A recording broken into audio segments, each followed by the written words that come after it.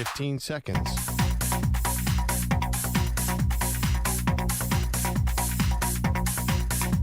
Break ends in 5 seconds.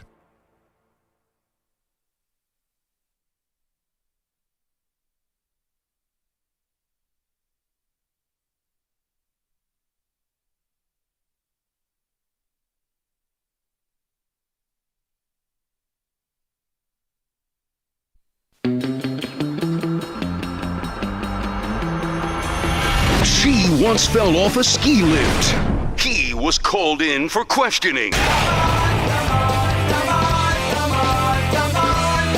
They are Maggie and Perloff on CBS Sports Radio. So much at stake in Week 18 of the NFL season. Hey, welcome to the show, Maggie Gray, Andrew Perloff. Nothing more than the Bills and the Dolphins, Perloff. They put it on Sunday night because they know this is a massive one. And the wild swing of where the winner of this game ends up is pretty unreal.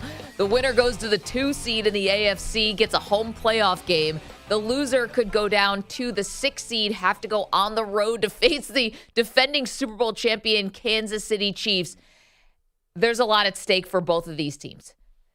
I think there's way more at stake for your Buffalo Bills. I mean, they could be the 6th seed or they could be home. Well, and Miami has already clinched a playoff spot. Right. So I think the incentive is much more on Buffalo's side. I just want to take this one step further. Okay. Because, of course, like whoever wins or loses on Sunday night, that's a big deal. However, there is more to the story here when it comes to the Buffalo Bills. If they lose this game and if they don't get help from Jacksonville or Pittsburgh to get them into the playoffs, there is going to be and should be whole-scale changes in Buffalo. And by that, I mean you have already done as much as you can do with this particular group. This is the kind of weird thing we wonder, how could a coach get fired if you just won 10 games or 11 games? This is how it happens because the bar is so high for this team, and they've done what they can do with this group.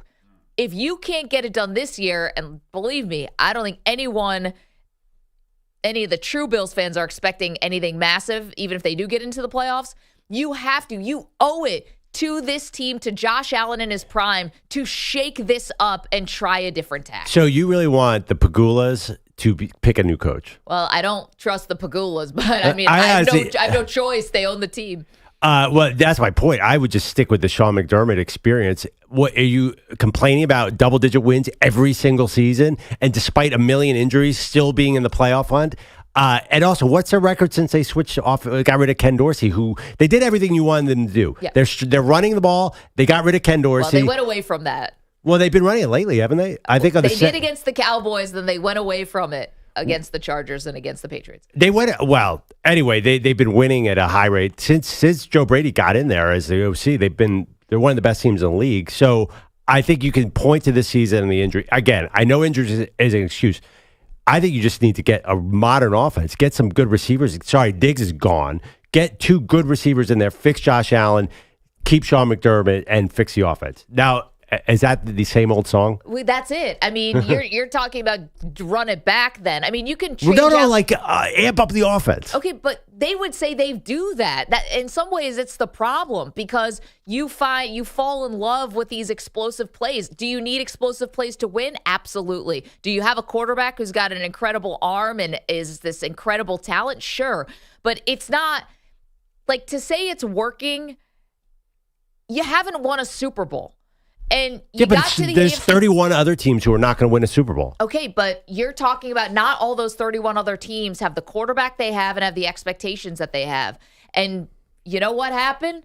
This team got old. And they got old on defense. And it's going to take a lot to sort of change this and recycle in some new blood here. And the defense, having a defensive-minded head coach, when you have a quarterback like Josh Allen, I think will always cause tension and friction. Okay. And I'm not saying that Josh Allen and Sean McDermott don't get along. That's not what I'm saying at all. I'm just saying the philosophies of Sean McDermott, I know they fired the offensive coordinator, but he's pretty set in his ways on a lot of things. And he's the head coach. He might deserve to be. But this thing, you got to shake up the snow globe here because Josh Allen is expensive right now. He's only getting more expensive. And I kind of liken it a little bit to, and forgive me for this one, because I know Josh Allen isn't Michael Jordan, the all-amazing, all-knowing guy who never missed a shot in his entire career. But they did have to make the switch. Even when they were a good team and the Bulls were going to the playoffs, they still had to make a switch from Doug Collins to Phil Jackson, and it ended up working. Oh, God. I'm just saying, teams that are good. But what about Magic getting Westside fired? What are you talking about here? You cannot bring up Jordan. Yes, I can. Josh Allen's good, but he's not that good. Listen, I get it. Maybe your Nobody expectations for ever Josh touches Allen Michael are a Jordan. little too high. I don't think so. He's not. I think he's a Super Bowl. Like you could say Josh Allen's a disappointment if he never went to Super Bowl. Maybe, but maybe I don't know. I watched him play this year. He's definitely not that great. See, that's the problem. He actually is that great. Is he? Yes. What is he? He's a great runner. I literally asked Maggie the same question yesterday. He's a great runner. No, you see, this is how I got to be honest. Like, you guys are tripping on this. Like, you're not understanding here. To blame this on Josh Allen, like, could he have a little more touch on the ball? Does everything have to be 100 miles an hour? You know, the interceptions. I get that, but you don't find this kind of talent all the time. And if you waste this in a place like Buffalo, where free agents aren't dying to go here, guys, it can at times be a hard place to make the Pro Bowl. There's things about this market that make it difficult. You have to play potentially a certain style because the next stadium's going to be outdoors. There's all these things that I'm paying for with my tax dollars, by the way. Anyway, so why are they making it indoors? Why aren't they? Anyway, I have no idea. But here's the thing about it. If you don't make the playoffs and if you don't win the Super Bowl this year, you've got to shake things up. And they'll say, double-digit wins. How could you? Talk to a Cowboy fan about this. Talk to a Cowboy fan about this. Talk to a Green Bay Packer fan who at least you got one with Aaron Rodgers, but you watch that team double-digit win, and it's a disappointment, that Rodgers era, because he only won one, and the Bills don't even have a Super Bowl appearance with Josh Allen. And I say that Patrick Mahomes is like Michael Jordan, where he's going to keep guys from winning titles. But here you have him in this weird limbo this year. You don't think the Chiefs are going to retool and get better on offense? Yeah. You don't think that Miami is going to be a threat next year? No, I don't. But I think the thing about Josh Allen is in the Lamar Jackson, Jalen Hurts. Like, he's going to be a threat while he's young and can run the ball. But that's now. Yeah, I know that's now. But those guys aren't winning the Super Bowl. Like, his style, I think you're overrating your quarterback a little bit. He's a very good quarterback. To me, and I might be in the minority here, he's not a Super Bowl or bust quarterback. He's not like Dan Marino. He's one of the faces of the league. Yeah, but there's a lot of faces in the league. Like, where I think he's actually this year, it's funny because he's in the MVP race and he does everything. He's the most valuable player on the team. He's obviously the entire offense, but I think he's slowly inching backwards in the quarterback rankings. See, I think that's the team's fault. That's because but he's led the league in interceptions basically every year. I mean, he's been the same quarterback. He's a big play guy. He's a real threat with his legs, especially in the red zone, but he's not elite, all-time elite. That has to also be on the team to figure out how to use this Scud missile in the right way. I mean, it's similar to me to Lamar Jackson. Like, you're playing with fire when you're running your quarterback that much, but you got to do it to win games, and it hasn't taken you over the top like Patrick Mahomes. Josh Allen and Patrick Mahomes are very different quarterbacks. Like, Patrick Mahomes, you know that dude's winning Super Bowls. Where Josh Allen, it's got to be the right time in the right place. I don't think they're wasting their opportunity. They're getting 11, 12, 13 wins and giving them a chance in the playoffs every year. If you get rid of McDermott, I feel like that could fall off a cliff and you could have 7 wins, 8 wins. You cannot be afraid of that. That is loser energy. It's loser energy. It's a loser lament to say it's good enough just to win have double-digit win seasons with Josh Allen. You're letting everyone off the hook there. But you get into the tournament. Like, you have a shot. They had a shot a couple years ago with a 13-second game. Like, they're in that mix. And last year, I mean, come on. You can't blame Sean McDermott. A dude died and came back to life, and all sorts of catastrophes happened. And then this year, you have all sorts of injuries.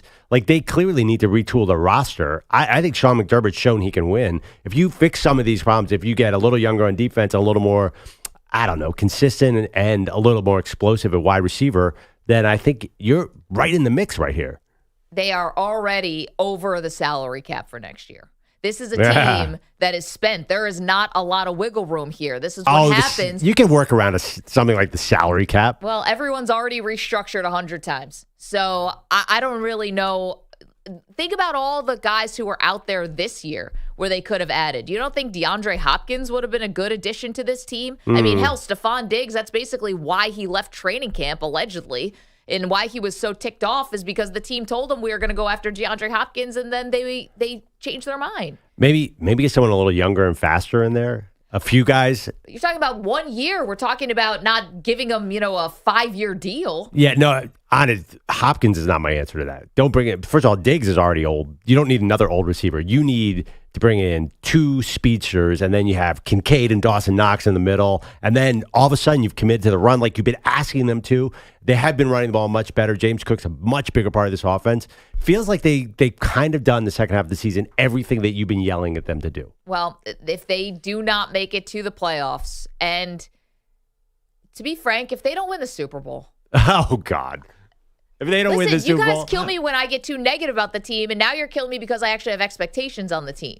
Like, you got to pick what lane you want for me, because to say Josh Allen is not an elite quarterback is false. He's an elite quarterback, but he's not like him not making the Super Bowl is a reason to fire your coach. I mean, to me. Yes, it is. Has he looked elite the last 5 weeks? I mean, look at those passing stats that he's been putting up. EJ, that's what I'm saying. He is an elite talent. You have to. This falls on the coaching staff. Elite. Well, what do you think Josh Allen's going to be? I mean, you say you bring in Super Bowl winning quarterback. You want to know why? Because I'm old enough to remember last year when the Bills were not only the Super Bowl favorite going into the year, but he was the MVP favorite. You can't just say all of a sudden now, he didn't have a knock on wood. He didn't have a catastrophic knee injury. He's the same. Yeah. Yet all of a sudden now it's just you guys, it's y'all.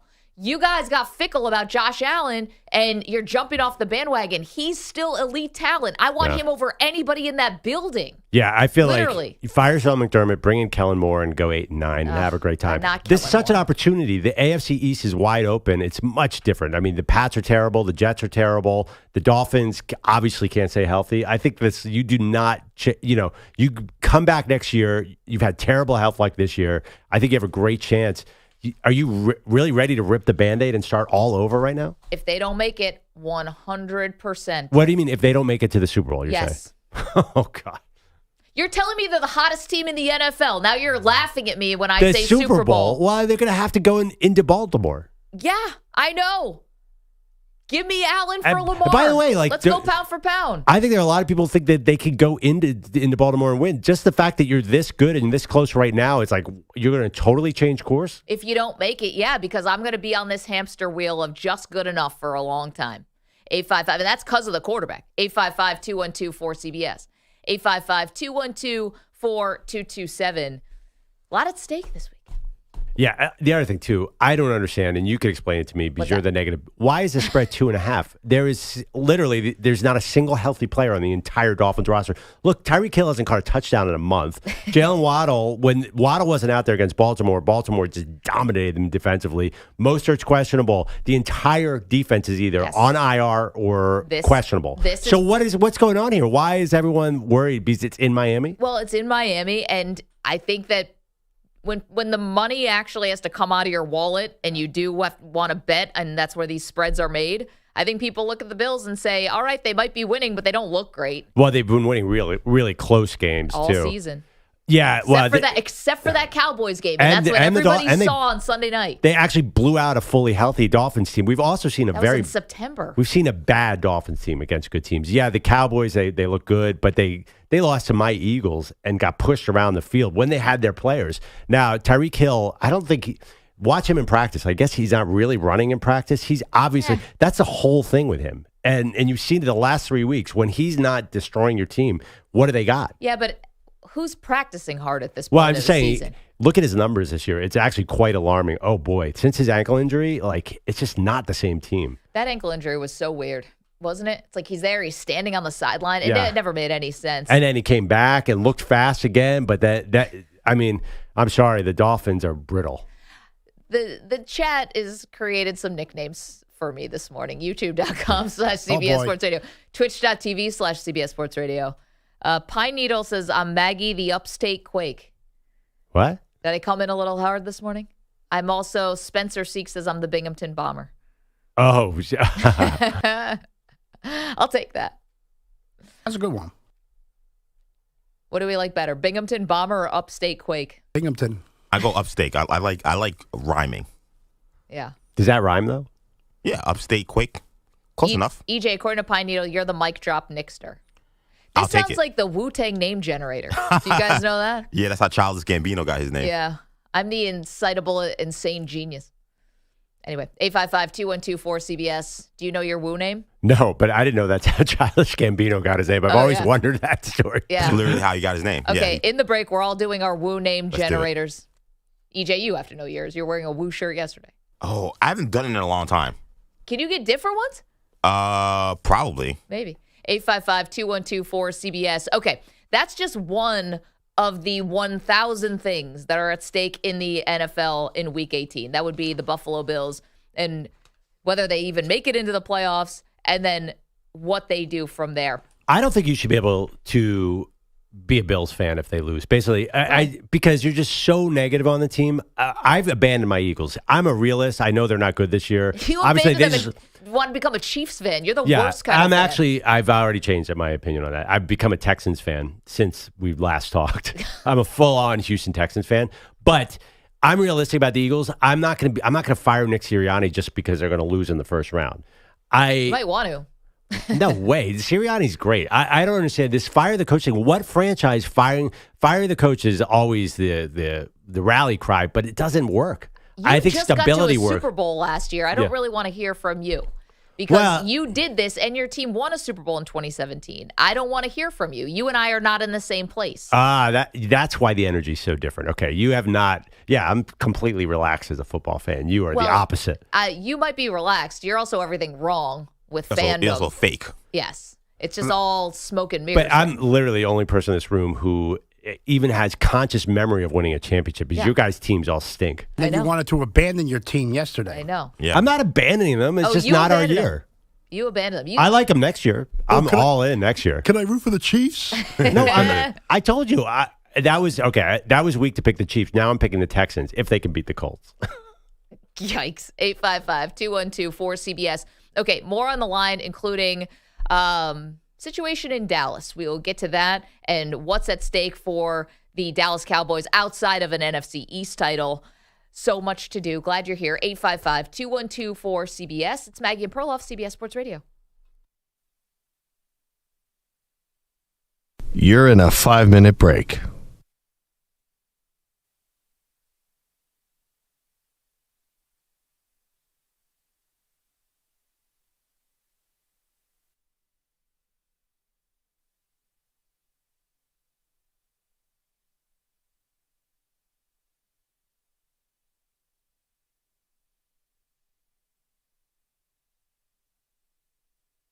Four minutes, 30 seconds remaining.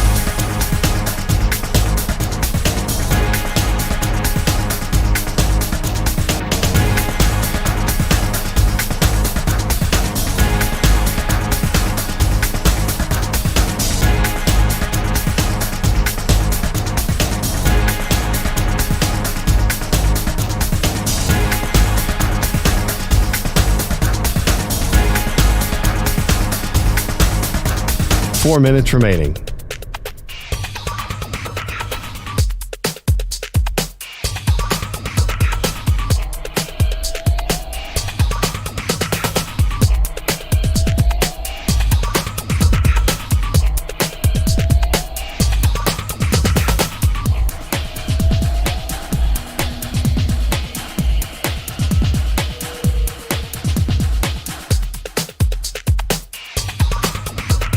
Three minutes, 30 seconds remaining.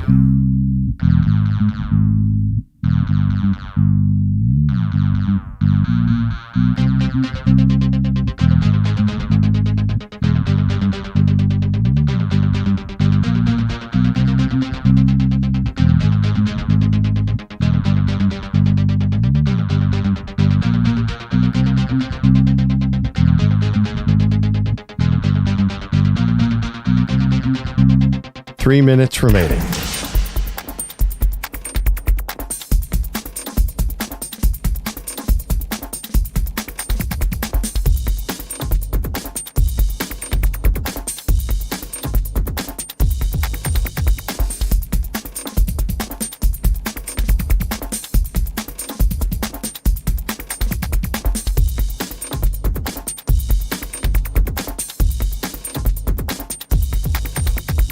2 minutes, 30 seconds remaining.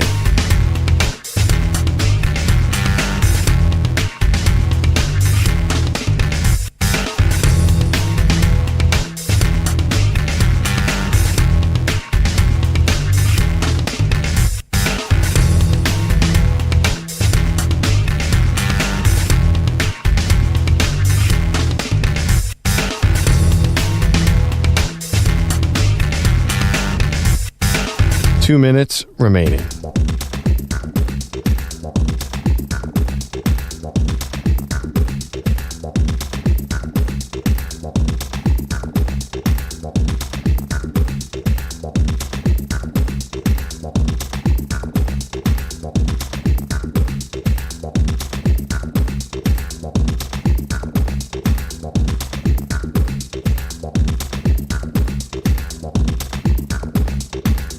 One minute, 30 seconds remaining.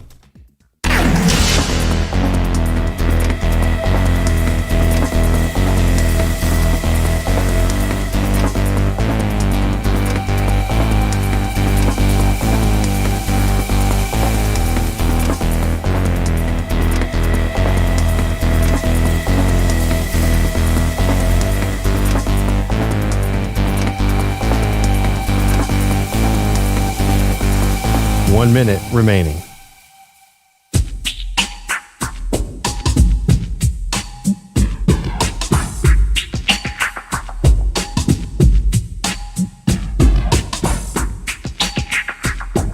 .45 seconds remaining.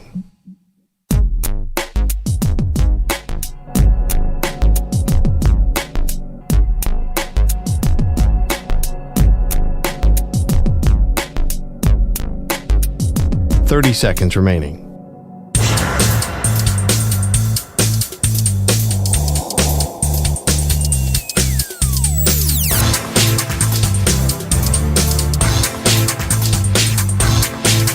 .15 seconds.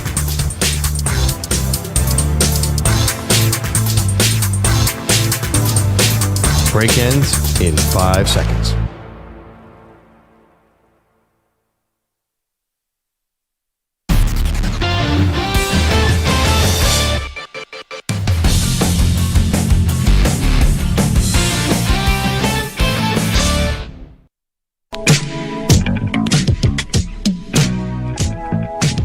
Stream the NFL on Westwood One for free, sponsored by AutoZone. All season long, you can listen to every Westwood One broadcast of the NFL live on the NFL app by asking Alexa to open Westwood One Sports, or on the Odyssey app. Get in the zone, AutoZone. AutoZone's free battery testing and charging is available for free at your local AutoZone. Get in the zone, AutoZone. Restrictions apply. This is now officially a Houston Texans fan show. Saturday night, Texans. Prime time, first non-1 o'clock game of the year for the Houston Texans. I think it's amazing we don't talk about this more. Did anyone think the Texans were going to be good? I was on the bear. I thought they were going to be the worst team in the league. I can't believe how good they are. I have D'Amico Ryans Coach of the Year, C.J. Stroud Rookie of the Year. This is my AFC team now. I'm losing. How big of you? I'm dumping the Chiefs. I'm dumping the Chiefs and picking the Texans. The Texans. But actually, and if the Texans lose to the Colts, then I might pick up the Colts, who are also a miracle. The AFC South and the NFC South keep delivering these odd results, these odd teams. It's going to be a wild weekend, mainly because of those two divisions, and I love it. We get the Saturday night. It's the Colts are a 1-point favorite. Yeah, Colts are favored by 1. I think it's in Indy. Crazy game, and whatever happens with that game obviously has a direct impact the next day when the Jaguars go to play the Tennessee Titans. Now, Tennessee has absolutely nothing to play for except for draft situation, like their draft slot. Sorry, the Texans are 1.5-point favorites now. I'm sorry. Yeah. So whoever wins that game needs help, right? Because they need the Jags to lose, and then they can win the division, that AFC South division.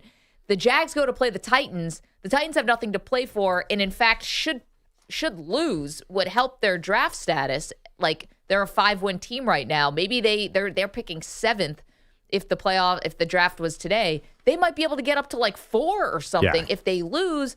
but you don't think Mike Vrabel is doing the right thing here. Good luck getting Mike Vrabel to tank. You kidding me? That guy would chew glass and beat up your grandma to win a game. And also, too, he's not on the hot seat necessarily, but it does seem like there's a lot of smoke that he's on his way out of Tennessee. They don't love him. He doesn't want to be there anymore. Maybe he'll go to New England, his former team. Jason Lockenford reported the Bears might trade for him, and he feels like the perfect Bears coach. And Vrabel came out and said, I'm going to have this team so fired up. It's a division game. Yeah, I don't think coaches think like that. I don't think that they look at the tankathon like we do, that website that lists the draft order. I don't even think it enters his mind. It might not for the coaches, and I certainly would admit it if I were a coach, because then you kind of call into question the whole validity of the league. But, I mean, the general manager has to be thinking about it. The owner has to be thinking about it. And what's funny about Vrabel is I thought he kind of won a power struggle because they fired the general manager and kept him last year. But now they do have a new general manager. Would that person want a new head coach? And also, if you're going to trade for Vrabel, if you're the Bears, you have a defensive coach in Eberflus. You're going to trade for another defensive coach in Mike Vrabel. Is he that much better than Eberflus? Think about the Bears, though. Who is the ultimate coach in Chicago history? Obviously, Ditka. Right. Who is the closest version to Mike Ditka? I would say either Dan Campbell or Mike Vrabel. Yeah, well, Campbell, I mean, they're both tight ends. Yeah, and he's big and loud and talks with a. But Vrabel has a lot of that tough guy, Midwestern, Bears, we're going to run down your throat. I mean, come on, we all know Vrabel is an upgrade over Eberflus. I think a big upgrade. I'm going to be honest, Mike Vrabel had the number 1 seed, and they lost to the Bengals at home. They had Ryan Tannehill at quarterback. They paid Ryan Tannehill. They were all on board with Ryan Tannehill. Well, just you talk about guys who tank. Watch any mic'd up Mike Vrabel. That dude is so intense, and he wants to win so badly. There's just no way he tanks. In fact, that game is so dangerous for the Jags because the Titans, I think, could go all out. So there's like 3 different scenarios where we're setting up what I want to call the Lovie Smith situation. Yeah, Remember last year, Lovie Smith knew he wasn't going to be back as the Texans head coach. They went all out. They won a game in overtime, right? And it was that crazy it was a comeback, and Davis Mills threw the Steve Young to Terrell Owens touchdown. It was a miraculous touchdown of all time. Yes, that's how I remember it as well. And it ended up knocking the Texans out of the number 1 overall pick spot and gave that to the Bears. Now, it ended up working out really well for the Texans because C.J. Stroud looks like the best quarterback from the draft so far, but still, it was a major, mistake, if you will, by the organization because, so we call that the Lovie Smith situation. There's 3 of those this weekend. One is what you talked about with Mike Vrabel and the Titans. They should lose, no, guys. Come on. Between 7 and 4 is not 1 and 2 in last year's draft. I'm just saying, it would probably help the team to lose, but you're not sure the coach is going to be on board. The Patriots and the Jets. No. And Ron Rivera and the Commanders. You've got 3 coaches who could be on their way out, and it would be better for the organization that's about to potentially fire them or trade them that they lose this game. But for the coach and them in their, for them personally, they want to win the game. But it feels like a much different scenario in the sense that the Jets-Patriots game, how bad do you have to play? Bill Belichick would have to use every power he has to get that team to lose to the Jets. I mean, it's so different. Lovie Smith beat a team that was way better than him. It's a totally different scenario. And Belichick doesn't even understand the concept of tanking. I mean, they're talking about Vrabel's the same way. These guys are, and Lovie Smith, there's just no way that the Patriots, even if they want to lose this game, how do you do that? How do you lose to Trevor Siemian? Well, what is the strategy? Are you going to run it into your own end zone? You go down to the 4th string guys. They're at the 4th string guys. Bailey Zappi's the quarterback. I mean, what are you doing here? They've also won, was it 15 in a row against the Jets? Is that it, EJ? 15 in a row. So you could say the Jets are due. And that's going to be a snow game too, right? Yes. So that should help keep the scoring down. That makes losing easier. I'm telling you. And Ron Rivera, same thing. They're playing against the Cowboys. Cowboys have a ton to play for, and this is a big spread.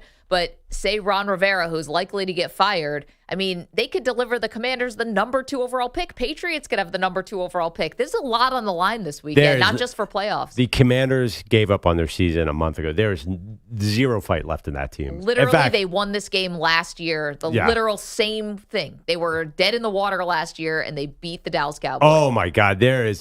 Talking about a game that's not a game. Washington, if you watch Washington lately, they have no interest in being there. I thought the first half against San Francisco, they played pretty well. Oh, my. Okay. First of all, and what's the latest on is Brissett? he's out, right? Yeah, it's Sam Howell. Yeah. Okay. Good luck on that one. This is not. And the other thing too, we're talking about the key thing here in this draft is number one. Then there's a cliff. To me, it's Caleb Williams. Like, who cares if you're 2, 3, 4, or 5? Is there a huge difference between Drake May, Jaden Daniels, Michael Penix? I think it's a crapshoot after Caleb. To me, it might be, but you don't want to have to use assets to trade up for any of those guys. Yeah. Say you do fall in love with it. Like, I'd rather be sitting at 2 than 4 or 5, and I can just do what I want. so if you're the GM, what would you tell Mike Vrabel? You know the drill, Mike. He does not. Andrew Bogish is here with Read headlines. the quotes. He could stop. He would curse out a reporter. Even suggested that they maybe take their foot off the gas. And what do you always tell me about coaches when they're talking into a microphone? Yeah, they not are lying. Not Mike Vrabel. That dude. Yes. This applies to everybody, but Mike There's Vrabel two. is No. above There's the two fray. guys who are Yeah. incapable of lying. Mike Vrabel and Dan Campbell. Those guys aren't lying. If you look like you could still put on a helmet and get out there, then you're probably not lying. So, guys, their first meeting didn't happen last month because they twisted ankles. So last night in San Antonio, the first time we had Giannis versus Wemby, the Bucks and Spurs tied at 121 in the final minute in San Antonio. Back to Giannis, left wing, tie game, 56 seconds to go. Giannis with a ferocious slam right in the face of Keldon Johnson with a foul as a cherry on top. Dave Kane on Bucks Radio, the three-point play put Milwaukee ahead, but Victor Wembanyama wasn't done yet. The screen, the drive. Oh, it's knocked away by Wembanyama! Knocked away by Wembanyama! Kevin Harlan on TNT. Didn't Wemby throw a dunk off the glass? Did he throw He it did to a lot himself? of things last night. He was doing things I'd never Wembanyama? seen before on a basketball court last night. Did he do it once or twice where he threw it off the backboard and then dunked it? Did that once. Another time, brought the ball down the floor himself, went behind his back, and then left hand dunked on somebody in transition. I think it's Brooke Lopez. Who's Yeah, it was Brooke one of the best Guys, shot blockers do in the you league. realize what's going on now? We're back. We're back on the Wembanyama Rookie of the Year train, and Yeah. Perloff having to drive to San Antonio to apologize to Some him. of us were never off the train. Well, it got a little dark there for a second. Well, I mean, No, you Holmgren's- listen to him. He makes it dark. Reality wasn't dark. Well, I said this morning to you, I'm like, you realize Chet Holmgren's a heavy favorite. You're like, what? And then we looked at the Vegas odds, and Chet Holmgren's still a heavy favorite. The Thunder can't lose a basketball game, and the Spurs are challenging the worst record in NBA history. What are we doing here? But we're talking about Wemby throwing it off the backboard to himself and dunking. Yeah, I know, better. but they're 5 and That's worth 29. like 5 wins. They're 5 and 29. Can you honestly give, if they have the same numbers and Victor Wembanyama has 10 wins and Chet Holmgren has 65 wins or whatever, I mean, it's going to be Holmgren. And I'm going to use the power of this microphone to reignite the injustice that is someone getting drafted, sitting out the year, and still being eligible for Rookie of the Year the next year when you've had NBA trainers, NBA lifestyle, all the things to get acclimated to the league. He's not a rookie. Chet Holmgren. This is year 2. Okay. And I'm going to say that once a day from now to eternity. Well, if you do say that, you can't get on that Oklahoma City Thunder bandwagon like the rest of us, because that's another Maggie and Perloff show team. Is there anyone who does not love that team? I'm on the Kings bandwagon still. I haven't abandoned them like you have, like the Beam. Are they still doing that? Sorry, Bogish, back to you. It's okay. Wemby had the block, but to prolong a loss only, a 125-121 Bucks win. Giannis finished with 44 points, 14 boards, 7 assists. Wemby had 27, 9 boards, and 5 blocks. Nikola Jokic banked in a 40-footer at the buzzer to get the Nuggets a 130-127 win at the Warriors. Denver closed that game on a 25-4 run to erase an 18-point hole. Perloff, if you don't mind, I'll be the transfer portal guy today. Ohio State just landed one of the best available QBs, getting a commit from K-State's Will Howard. 12-5 over the last 2 seasons as a starter, including the 2022 Big 12 title. A lot of pressure on that dude. Well, also, wasn't he going to go to USC? What happened Visited to that? USC, visited Miami, so the Hurricanes missed out again on a Well, look, frontline they're all QB. going to take that Miami trip.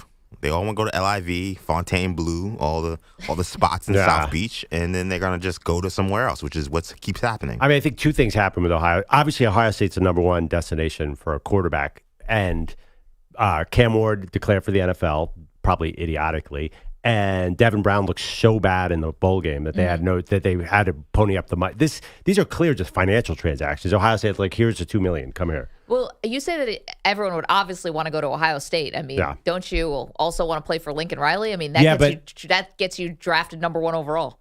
And I guess going to Ohio State gets you drafted number 2, but you know what I'm saying? There should be, in theory, competition there from USC. Yeah, but for some reason, I feel like Ohio State's the premier job because you have all those. I think Ibuka might come back to Ohio State next year, is the new rumor.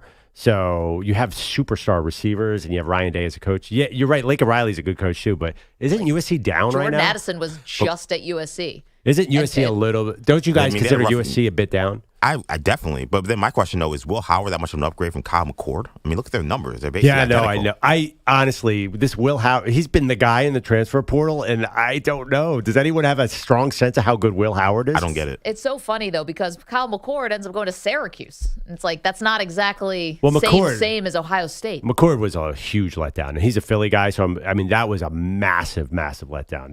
Throwing behind guys left and right, he just was not threatening. No, I get it, but if like Will Howard, I don't think he was choosing between Ohio State and Cuse.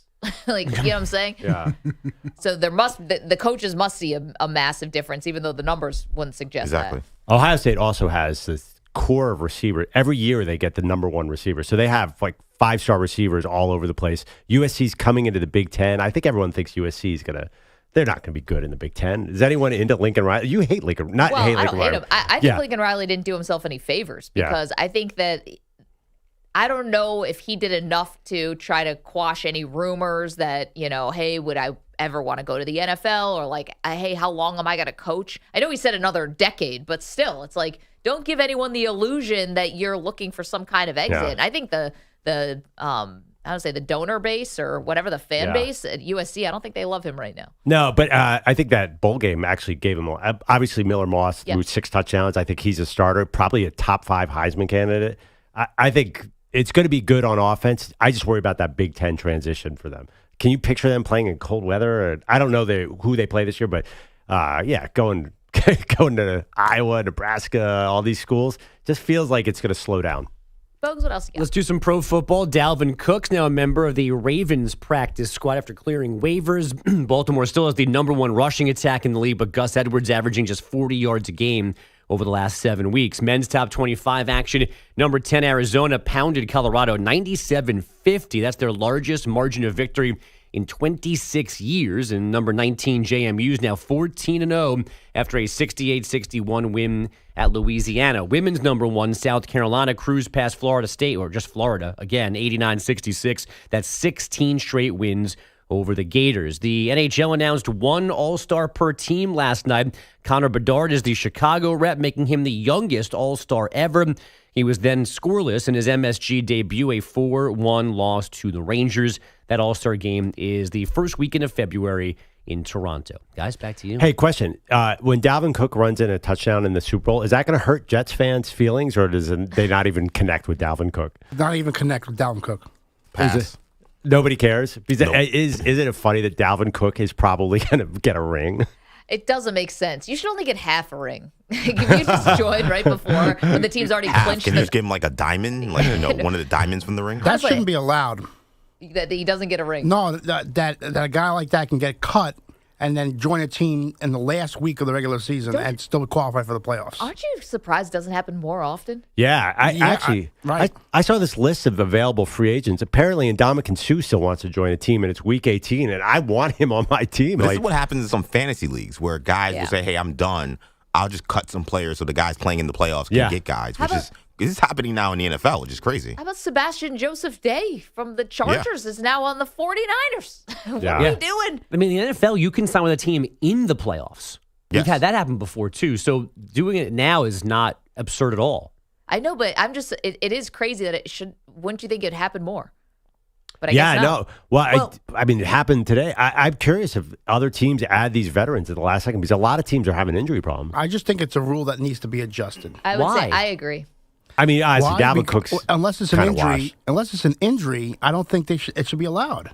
Yeah. Make your roster better? No, look at all the other sports. There's some cutoff when look at baseball. Yeah. There's a cutoff where, hey, you're on the roster, just joining the roster in September. You can't play in the playoffs. Yeah. There should be like some type of rule where you can't just drop a guy or cut a guy just so he can go play somewhere else. Strong agree. And Pete there. Also, let's go through our Wu. You guys are too connected. It's getting names. awkward between you two. I know. Well, we've realized that we are simpatico, joined together by a love of Rick Moranis movies. The Wu-Tang. I sail. The Wu-Tang name generator. This is something you need in your life. I thought I was the excitable, insane genius, because aren't I? Now, according to the new Wu-Tang name generator, I am the annoying warlock. And I shall heretofore be referred to as such. Perloff, would you like to know your Wu name? Definitely. You are musty tough. That sounds like a wrestler. Bogish? Lay it on me. Okay, hold on. Andrew Bogish. I just did this. Andrew Bogish, you are wacky Argus. Argus? Mm-hmm. Hi, Argus. Right. EJ, what do you have? Fearless mink. I love it. I'll take it. Pete? I am the undue leopard. Man, you guys are rocking That over on the wins. other side of the glass. We're all annoying and wacky over here. You guys are cool. I'm fearless. Yeah. I like undue leopard. That's amazing. Yeah, that's right. a good one. That's It one. doesn't really fit Pete, but Look out. Here I come. Now, I used WuTangClan.net's name generator, and I got Guilt Yellow Peril for myself. I don't know how that's any different. Would you like that or wacky Argus? I need to know what Argus means, and then I'll get back to you. is it Argus like a Greek thing? Is there a ship or something? Or? You were the English major. I feel like you should know this. How about we combine names? Argus Peril. Argus is a long-tailed pheasant, according to dictionary.com. Here we go. So I'm a You were wacky way pheasant. off, I love it. It's majestic. Yeah. No. Argus is definitely like a Greek mythology name too. Yeah. And then there's Argo with Ben Affleck. There is that. And there's Arliss with Robert Wolf. Friend of the show. And Arliss, yeah. Say All right. Argus, I think Suicide Squad. That's the Task Force X team that puts it together. Argus is the team. EJ's like the kind of person for a while that no matter what happened, they had like a Seinfeld quote for it, but instead yours is a comic book reference. I mean- everything applies in this world. I mean, Suicide Squad made what, $1 billion? Like, people watch that movie. I It's know. terrible, but Margot My Robbie? daughter made me rewatch it over Christmas break. The Will Smith one. You're yes, talking the about Will first. Smith one's the one that's terrible. Will Smith is in one of these? Oh my God, yes, he's so bad in he's this. awful. Actually, he's not that bad, but the movie's a disaster. And so they redid the movie with the exact, totally different people, and it was much better. The second one was good, right? The second one that James Gunn directing, the only one that was kept over was Harley Quinn, Margot Robbie, Margot Robbie, yeah. who was awesome in that role. So my Rick daughter Moranis? wanted to watch it, but she loved Barbie, and Margot Robbie was the star. And this is not Barbie. This is very different. Way What more tipped you violent. off when they called it Suicide Squad? Or Yeah, was that there was- some other thing. Yeah, I think it was a comedy. I'm sitting there watching with her. I'm like, is this violence level appropriate for a 13-year-old? Definitely not. Yeah, I don't think so. 855-212-4CBS. Bogish, thank you so much. I'm sorry, wacky Argus. 855-212-4227. Coming up, what's at stake for the Cowboys beyond just the NFC East? We've got that for you next. You're in a 5-minute break.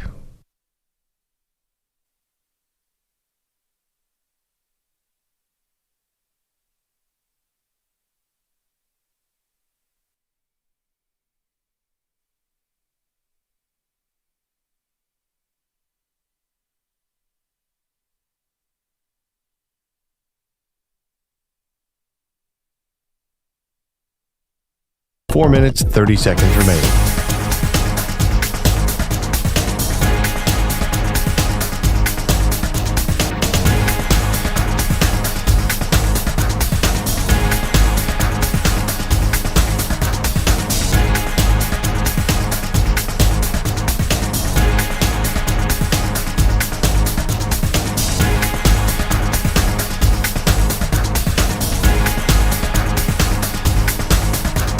Four minutes remaining.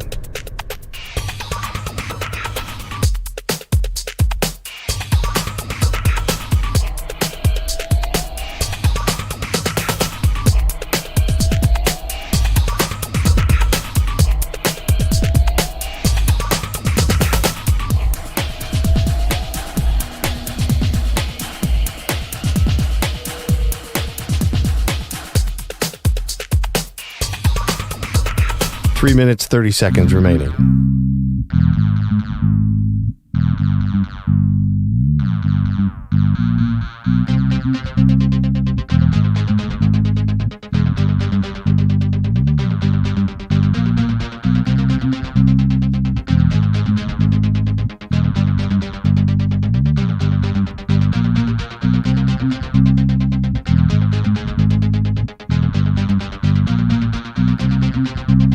Three minutes remaining.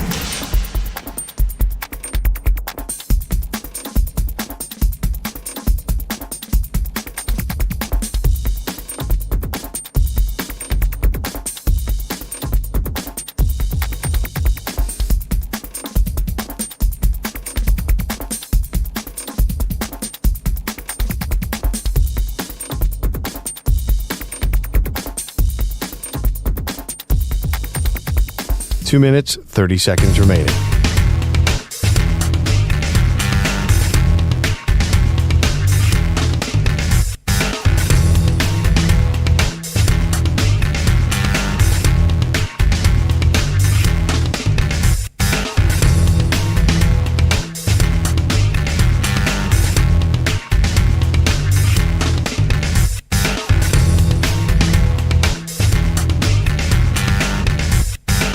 Two minutes remaining.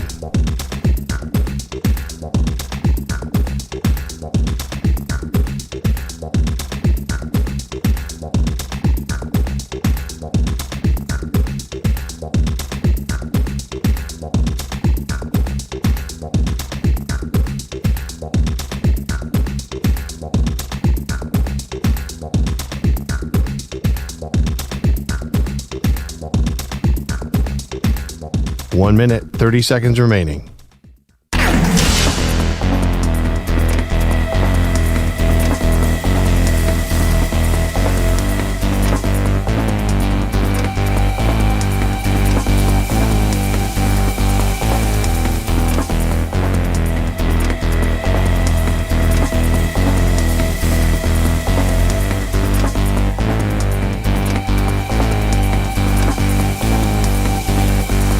One minute remaining.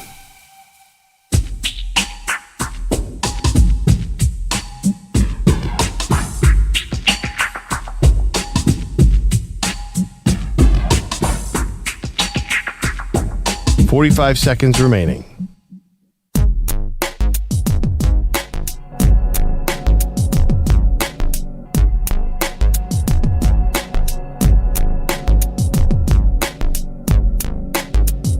Thirty seconds remaining.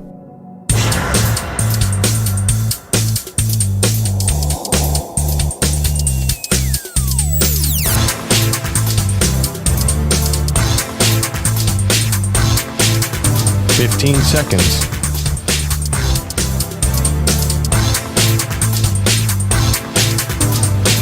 Break ends in 5 seconds.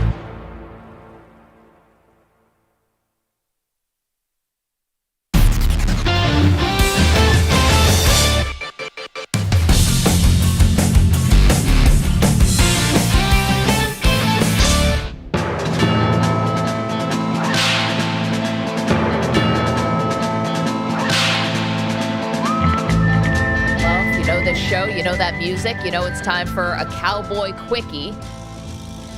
Here's something from CeeDee Lamb. Perloff, you've heard of him? Oh, unfortunately, yes. He seems to like playing against my Philadelphia Eagles. He says he wants to be the league's highest paid receiver. Ideally, yeah, for sure. At the end of it all, obviously, once again, I got a goal in mind, and that's to get a ring. So at the end of that, then we'll start talking about everything else. So I'm going to focus on this, and then we'll get on that. Okay. Listen, I think he's lined himself up here pretty nicely. Yeah. If you want to know about wide receiver in terms of who gets paid the most, let's talk about total cash. You're looking at Devontae Adams, number 1, Tyreek Hill, 2, Stephon Diggs, 3, DJ Moore, 4, and Chris Godwin, 5. And these are all guys who are making between $20 million and $26.5 million. Yeah, so he should pass probably all those guys because they're all old now. So, and What's Jefferson's deal? I can't remember. Well, they have to get to a new deal. There you go. Okay. So Amari obviously, Cooper is also a 23.5 million. Yeah, so it feels like the quarterback market. CeeDee's next. I mean, I think CeeDee, of the slightly younger generation, it's him and Justin Jefferson and Jamar Chase. Definitely, he's going to get paid. I mean, he should be paid. He's the entire offense right now. That's your Cowboy quickie. Why do you not double? I heard this stat. The Lions double team less than any team in the league. You don't have to be a defensive coordinator to figure out, CeeDee Lamb is killing us. How come they did not spend more energy on it? Why do people not double team CeeDee Lamb? Doesn't feel like there's another player on the Cowboys who's going to burn you. I get, is that a healthy respect for Brandon Cooks? I have no idea. But You're right. It feels like, you have two things here. Either cover everyone else and just let CeeDee Lamb go off, or is it cover CeeDee Lamb and you're worried about other guys killing you? I have no idea. Yeah, I mean, I think if you're playing the Cowboys in the playoffs, you have to have a CeeDee Lamb plan. Everybody else, I'd be Belichick. Take out your best player. Yep. Double team CeeDee Lamb, put your top corner on the other guy, and just hope for success. Okay, so who are going to be, let's think about what's going on for the Cowboys here. This is really more of an offseason topic. We've got more pressing things for the Cowboys. They are in a win and you win the NFC East game this weekend against the Washington Commanders. We'll get to that. We'll get to what a playoff run does for Mike McCarthy, or if a playoff exit, what would that do for Mike McCarthy? We've got a lot of Cowboys stuff going on in the immediate, but just for a second, the long term, how many highest paid players is this team going to have soon? You could have Dak Prescott, not total contract, but maybe per year, he might be the highest paid, depending on how this postseason goes. You could have Micah Parsons. Do we think he could be the highest paid? And CeeDee Lamb? I mean, Parsons is the first guy we make the highest paid.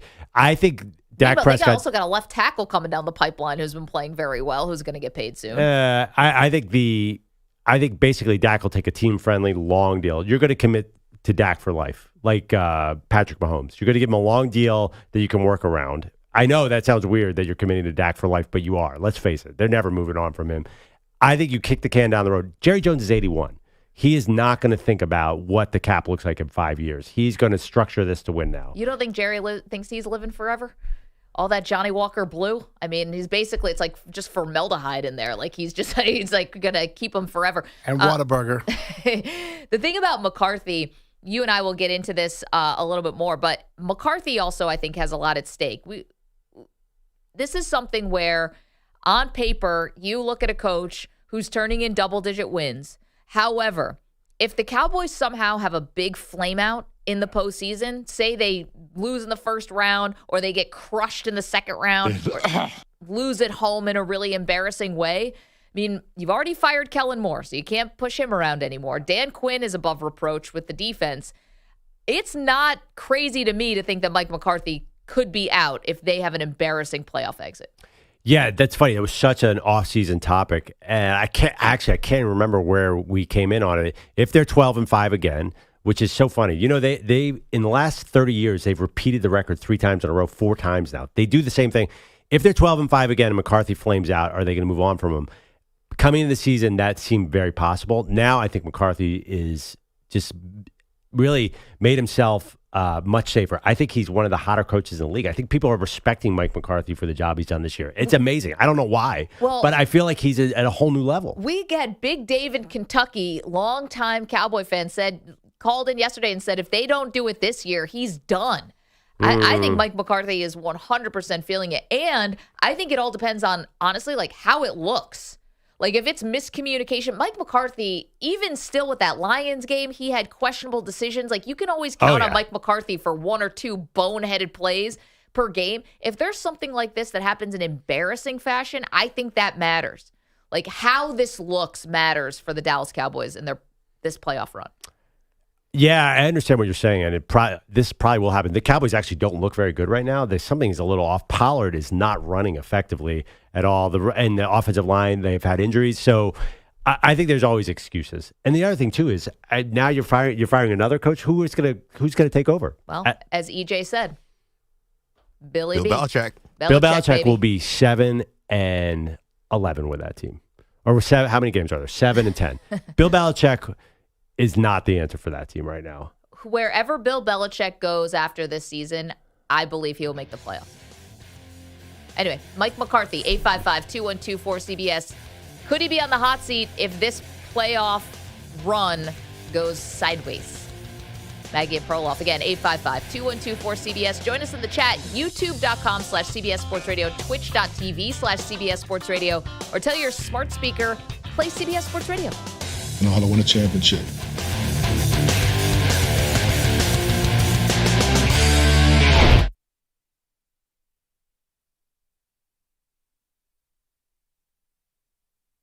You're in a 5-minute break.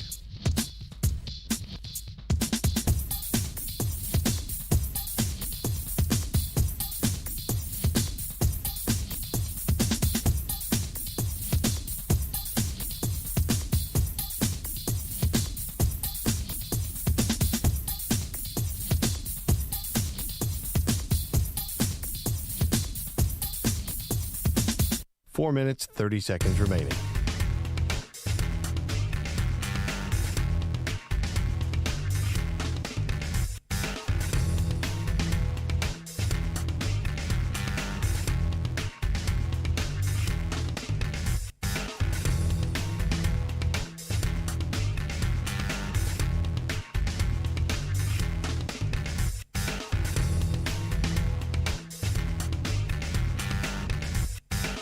Four minutes remaining.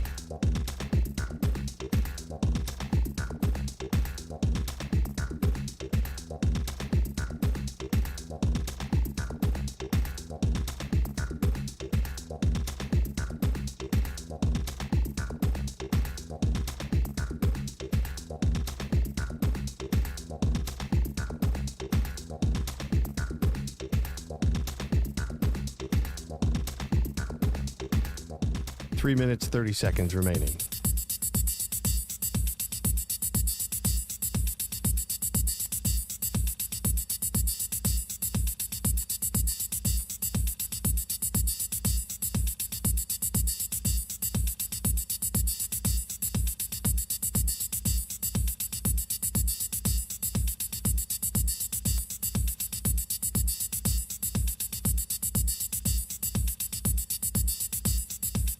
Three minutes remaining.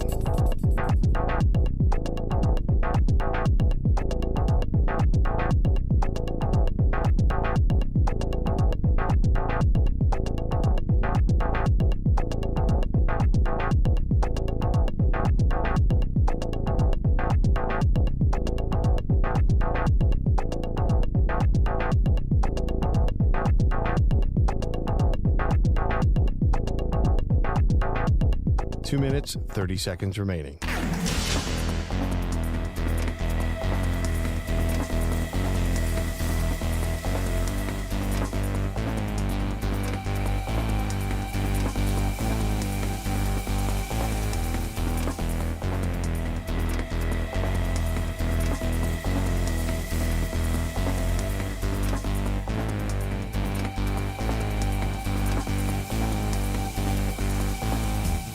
Two minutes remaining.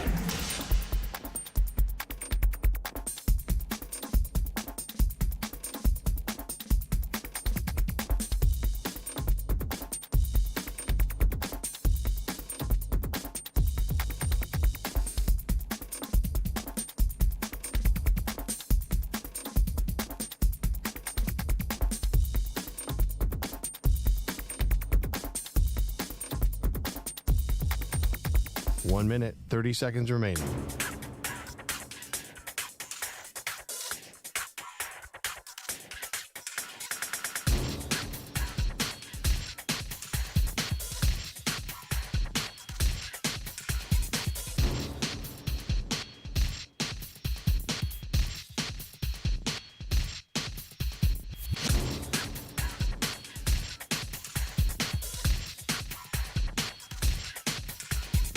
One minute remaining.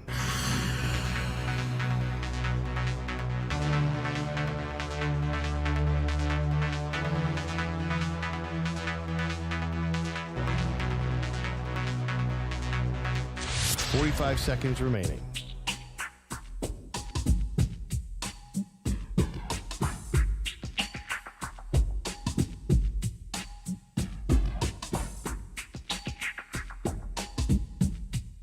Thirty seconds remaining.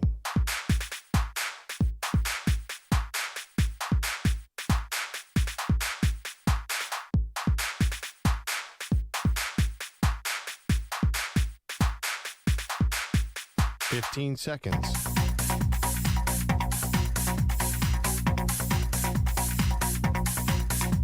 Break ends in 5 seconds.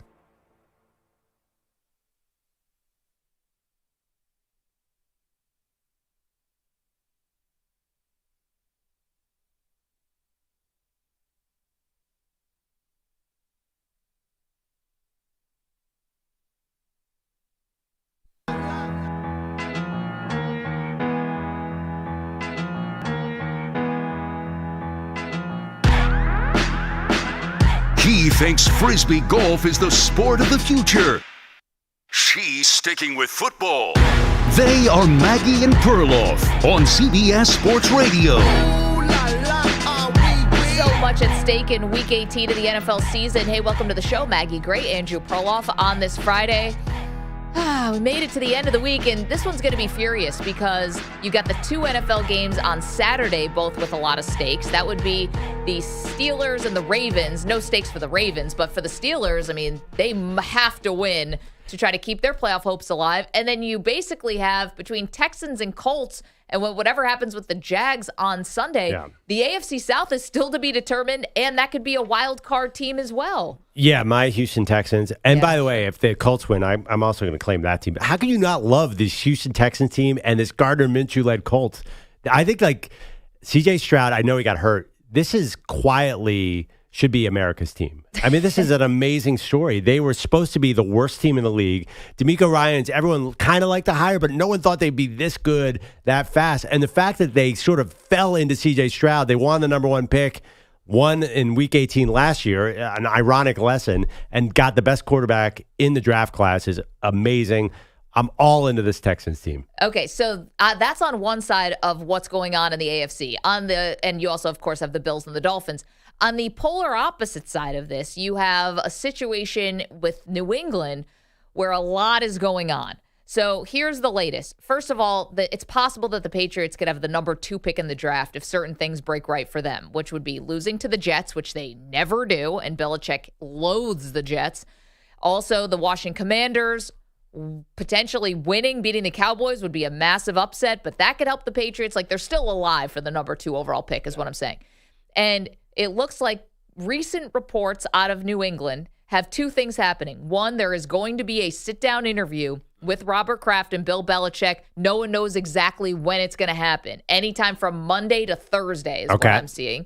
And then Tom Curran yesterday, a friend of yours, longtime contributor to the Dan Patrick Show, added some more intrigue to this yesterday.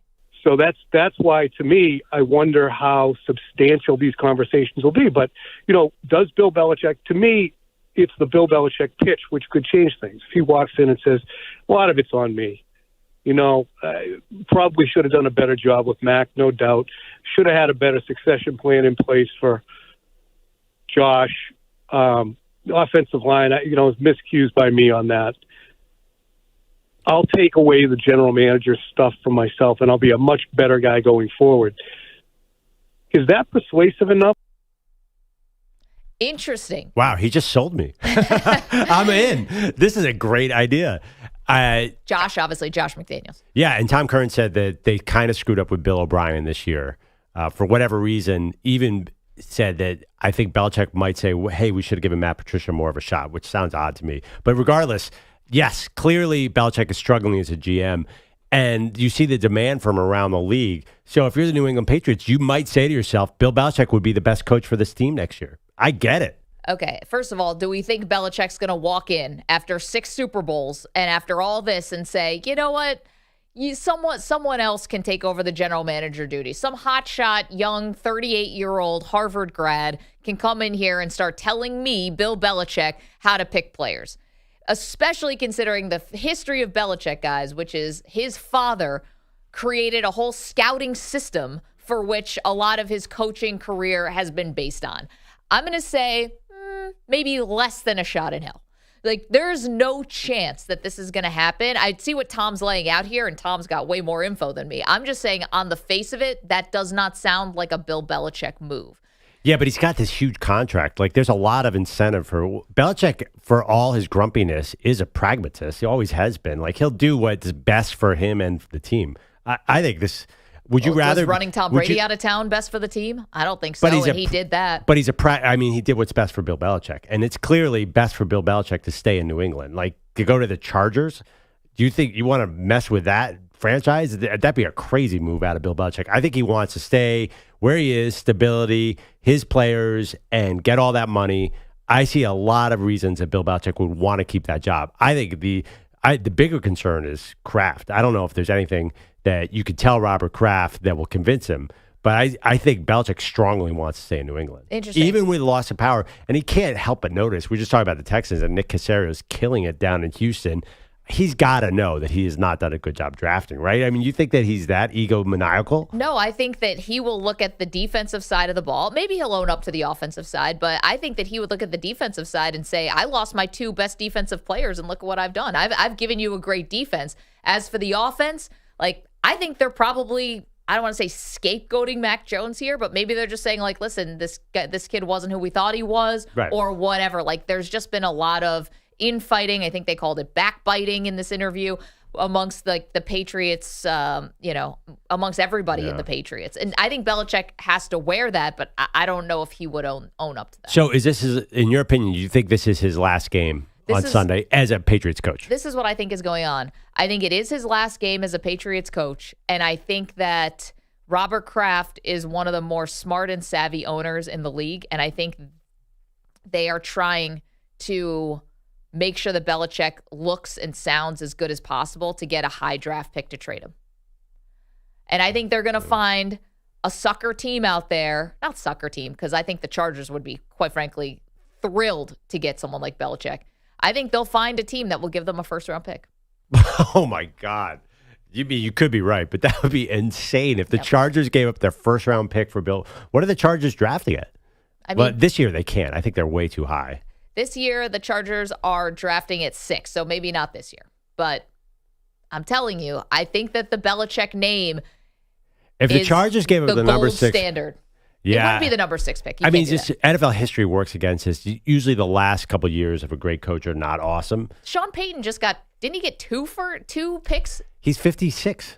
But still, the last couple of years with Sean Payton, what were they doing? I'm saying, this is not about Sean Payton. I'm talking about Tom Landry. I'm talking about Don Shula, all these guys. That's it. Marv, even at the end, I don't know how Marv Levy was, but older coaches at the end, there's never been anyone who's reinvented himself at this age and come in after all the success with one franchise and one with another one. Dick Vermeil is one possible exception when he came to the Rams, but generally, when has this ever worked? The Broncos traded a 2023 first-round pick and a second-round pick next year for Sean Payton, who couldn't honestly hold the clipboard for Belichick. But you understand the value of Sean Payton now compared to Bill Belichick. Well, just the age. Yes. Okay, but you're asking me if I'm a desperate franchise who has a quarterback ready to win now, and I'm a team like the Chargers or I'm like the Cowboys or whatever, and I'm ready to win. I don't need a 10-year solution. I need a 4-year solution. Yeah, but Bill Belichick is right now not one of the better coaches. Their team is terrible. They're terrible in all 3 phases. They're not. Their defense. They're one of the worst special teams units in the league. And that's Bill Belichick's specialty. People are going to notice that. Bill Belichick's certainly not on a heater coming into this. You just talked about him getting the number 2 pick. Honestly, you watch the Patriots, they are poorly coached from start to finish this season. Yeah, you think he's back. Yeah, I do think he's back. Okay, so you just laid out all these reasons why he sucks. He should probably go to Martha's Vineyard and retire then from your point of view. Well, the other thing, too, is look at the other options that they promote Gerard Mayo. Trade for Vrabel. Either you make a clean break and you start all over with a Sean McVay type, a young, out of nowhere who's going to bring his whole new thing, or you continue this. If you're going to continue this Belichick legacy, you might as well have Belichick. There's no reason to go to Gerard Mayo and just keep this going. Is it that big a deal to Bill Belichick say, bring in another GM? What does he care? He's going to have to work with a GM somewhere. If he goes... Why? Because, most teams that he's looking at, I assume, have GMs. Not the Chargers. They fired Staley and they fired the GM. Oh, God. You think the Chargers... Same thing with the Raiders. They fired the coach and they have an interim GM. Oh, there's no team that's going to let Bill Belichick pick their players after this year, is there? Well, that's why I think the Chargers makes the most sense. The Raiders, maybe not, because you need a quarterback. There's a lot of personnel moves. If you're the Chargers, you're already invested in a lot of these guys. You just need them to start playing better. You already have Justin Herbert. You've already paid Justin Herbert. But now you've got all these older guys on defense. Like, you just need a different voice and a different Are those guys motivator. all coming back? They can't. Is Khalil Mack still playing for the Chargers? Joey Bosa's coming back. Joey Bosa's it, though. Listen, Keenan Allen, he can't keep this up. It's impossible. At some point, that dude has to age. Mike Williams, I could outrun. I just don't think the Chargers would be a mess with Belichick. What about the Dallas Cowboys? Okay. 12-5. They're going to fire Mike McCarthy for Bill Belichick. I'm telling you, I think that McCarthy, it really has got to look a different way in this postseason run. It's got to look different. If it's embarrassing, if it's guys don't know what they're doing at the end of a game, if it's Cowboys losing at home in embarrassing fashion like they did 2 years ago to the 49ers, I think you are looking at McCarthy out the door. The other thing, too, I think the NFL owners are looking around at the NFL today and they're saying, who are probably the three best coach of the year candidates, maybe four. You got DeMeco Ryans, young defensive coordinator. You got Shane Steichen, 37. And you have Dan Campbell, who's young, too. I think that's what people are looking for. I don't think they're looking for 72-year-old Bill Belichick coming off a 3-win season. I would disagree. Four-win. Comes out, puts the rings on the table. And again, culture building, 855-212-4CBS. Let's go to the phone. Sean is in Oregon. He's up on CBS Sports Radio. Good morning, Sean. Good morning, you guys. How you doing? These owners are going for offensive-minded coaches. Yeah. They're not going for these defensive coordinator, these old, grumpy guys like that. They want these young, hip, offensive minds. And when it comes to the Cowboys, Jerry Jones will make the moves there. Bill Belichick ain't making no move going there or any move around there. And the Cowboys have their own way of doing things. Okay, but Sean, here's the thing, though. Number one, I get that everyone's looking for that young, hot coordinator, but I'm also hearing reports that Matt Eberflus could be back in Chicago, and I'm talking to Perloff about could Mike Vrabel be traded for. So not everybody is doing the offense thing. The other thing, too, is this is where the Cowboys make the most sense for Belichick, is because there's no question on who's picking the players in Dallas. You can't go in there and take that job and expect to, I'm sure you can have your input and your opinion, but we know who's picking the players. It's Steven and it's Jerry and whoever else in their office. And Sean, have a great weekend. So that part of it, it's like, that's the cleanest because that hierarchy and chain of command is already established. Also, by the way, and I've made the case for Belichick to the Cowboys. His mentor, Bill Parcells, went and did it, and it was pretty good. Yeah, but after Parcells was there, Jerry said never again. He never wanted to share the spotlight with a big-name coach. That's why they haven't had another Bill Parcells. That's why they brought in Mike McCarthy off the couch, because Jerry, he's absolutely right. Jerry does not want to share the spotlight. I totally agree. They do want the young offensive guy. Did you guys see the report that Ben Johnson wants $15 million per year? He's absolutely 100% going to get it because every NFL team wants that. Kellen Moore is probably going to get a job too. They want young offensive coordinators. Why wouldn't you? Well, because they're unproven as head coaches. I get you want that philosophy, but I also don't know if that person's going to get there and be, Rob Chudzinski or one of these other guys. But the fact that Shane Steichen made the playoffs and Kevin Stefanski's about to be the 2-time coach of the year possibly, I think the young, smart offensive coordinators with the quote-unquote big brains, that's the thing right now. Okay, but here's the thing about Stefanski. I get, you're on your fourth quarterback and you won 11 games. Don't you think the defense is really the story with Cleveland? This is a Jim Schwartz situation. No disrespect to Stefanski, but you couldn't do jack squat with Deshaun Watson. Still could look like maybe the worst contract of all time. And except for Russell Wilson. And Russ, well, Deshaun's got the other stuff too that makes it especially distasteful. But this is a defense first. How Stefanski, I made a case for him at one point for coach of the year. I've been thinking about him this is ludicrous. No, but I've been pushing the Stefanski thing, and I think to me, you got to remember, it's not just being an offensive coordinator, quote unquote. It's also how you rally your troops. And I think what we've seen from the Browns is they face basically all kind of obstacles that should have put their season to bed weeks ago, maybe even months ago. But we underestimated Stefanski's ability to rally these guys together and say, hey, this season is not over. And I've been watching a lot of these press conferences after games. He's saying our team has a will that is unmatched, and we're going to go out there and play hard, play 60 minutes. Yes. And I think that some of that stuff does weigh in. I don't think we should say, well, because he was an offensive coordinator and they're not a great offense, that he does not qualify. But they are a great offense right now because we are all members of Flacco's flock, and I don't even know where there's no. Is that why you were just if you're waving saying your Joe, arms? I at know the it's bird? the Eagles Flacco's flock. Eagles You're telling me bandwagon? the story of the year is not Joe Flacco? He's Not gonna yet. win. He's going to win comeback player of the year maybe now. I guess between him, Baker, and DeMar Hamlin, I think this Joe Flacco is putting up elite numbers. Oh. Joe Flacco is elite. I think the offense lately has definitely been the story. 20 years later, we finally get an answer to that question. Is Joe Flacco elite? Thomas is in San Diego. Hey, Thomas. Hey, how you guys doing? Fantastic. What's up? Personally, I don't want Bill Belichick as a Chargers fan, as a coach, not just based on his age. I personally think that throughout his run and everything, he's tired. I think he needs at least 1 year off to kind of regain that energy a little bit. The only reason I could see Spanos actually hiring him, even though I don't think they'd get along because just the two alphas in the room, but I think Spanos is that cheap that he'd be willing to hire him as a coach and a GM, kind of save a little bit of money on the back end. Oh, like 2-for-1 shampoo? Is like the perp Yeah, plus of this? Exactly. I mean, he'd have to give him a little bit more than a coach, a little bit less than a GM, but he'd save a few bucks in the end, and that's what Spanos is all about. I mean, me personally, I know that's what everyone's talking about now, but I've been screaming Jim Harbaugh since week 4. Yeah. I mean, he's turned around every single program he's ever been to, from the high school level, from the college level to the pros level, and he even played for the Chargers a little bit, in San Diego. But Captain Comeback, I remember that back in like '94ish. So I would love to have Jim Harbaugh, but I'll pass on Bill Belichick as a Chargers fan. Thomas, thanks for standing up, being counted. Harbaugh is a great fit for the Chargers, and you might be able to do the 2-for-1 thing with Harbaugh. Maybe he would be your sort of GM coach, save a little change. One thing I have a question about, if Belichick goes to the Chargers, does McDaniels come with him? What's a Josh McDaniels, Justin Herbert marriage look like?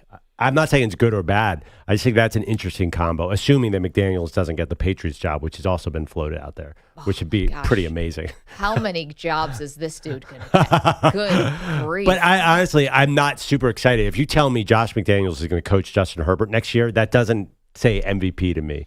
I feel like McDaniels has been good with some young quarterbacks and obviously was great with Brady. I don't know. It just feels wrong. I agree with you. I think Harbaugh is more exciting. Harbaugh would probably be the more exciting option, and who knows? I have a question for you. When's going to be the first team? Thomas just made me think about this, like the ownership group in LA with the Chargers so cheap, that they'd want Belichick just to save on like a GM salary. Who's going to be the first team that just has an AI general manager? And do you think that computer could do a better job than a human? Honestly, Tepper is big into tech. He'd be my first pick. He's so desperate right now. Right. Maybe he would just have like Watson. He also do your apparently draft. doesn't get along well with people. Like, seems like an easy fit for him. Listen, I'm not trying to put humans out of work. I don't want to get taken over by the machines, guys. I'm not on their side. I'm on our side. I want humanity to live. But to be honest, like maybe I would rather have an AI computer-generated general manager than a real dude. We've been doing it on Madden for simulating franchises for years, and I've been getting washed by AI for decades. I mean, exactly. What's the difference? Get that person from EA. I think I'm joking. I'm really not. Tony's in Eugene. Tony, how are you, sir? I'm doing good. I've been told that you have a nickname for our show. Yacky, Wacky, and Packy. Say it again? Looney Tunes, from the Looney Tunes characters. Wait, we're Yacky, what and what? Yacky, Wacky, and Packy. Who's who? Well, you guys figure out who's who, but anyway, my thing I was calling about is I was thinking, my thought is that all the awards and everything else for the NCAA should be at the end of the season, after the championship game. Did Perloff, did he put you up to this? Did Perloff, he wanted you to call in to say this? Yeah, that's a great point. If Penix wins this game and is not the Heisman, that's stupid. After the championship, all the transfer portal should open after the championship no game. doubt. Tony, you're right about that. I mean, it's so weird. Thank you for the phone call, the nickname. I still, Nacky. I don't actually know if you need to wait till the championship game, but you clearly need to wait for a couple bowl games to pass. For the transfer portal? Yeah, I don't even know. I mean, just move it back. I was talking to Bogus about this. One thing he did note, which is true, is that the issue is kids enrolling in January. If you move it back, you kind of can't, right? Like, so move it back to December 20th. Can you do that? I guess maybe that's not enough transferring. time. Yeah, kids are transferring now, and that's the problem. Yeah, that's the same thing. Yeah. You're basically having free agency before the bowl season. No, I'm just saying, will you at least get a chunk of the bowl season done? Whatever, December 25th. I think to realistically get most of these games in, you're talking about there's probably 20 bowl games before Christmas. None of those guys I don't want to say we don't care about, but the bigger teams, their bowl games are December 30th, December 31st, January 1st. Well, how about this? Get rid of the bowls, as I suggested, and then you don't have to worry about this because we already have a 12-team playoff. But here's the crazy part. You're right. Spring practice, air quotes, for college starts in January. Exactly. But here's the thing. If you're good enough to play on New Year's Day, then you're probably not losing a bunch of guys to the transfer portal. Like the transfer portal guys go from disappointing, like your team, Miami, 500 teams go out there. Well, what about A.D. Mitchell? Two-time national champion at Georgia and then left to go to Texas. Yeah, didn't Tate Rodemaker who's it? Yeah. The guy, yeah, exactly. He left too. Yeah, Florida State quarterback. Florida State backup quarterback. I mean, Florida State lost their quarterback. I don't think it didn't matter if they had transfer portal did not kill Florida State. That's Injuries killed. And also, too, if Jordan Travis could play, he obviously would. It's a big, big day around here on the Maggie and Perloff show. Not just as we're going through what's at stake week 18 of the NFL season, not just because we got a national championship game on Monday, but today is a huge milestone moment in our show. We're all quite proud of it. We'll get to that in just a moment. Maggie and Perloff, CBS Sports Radio.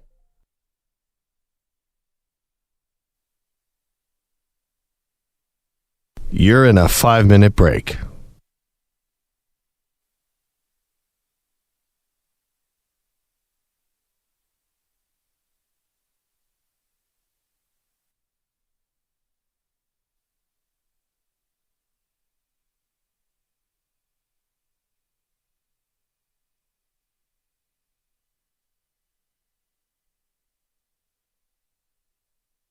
Four minutes, 30 seconds remaining.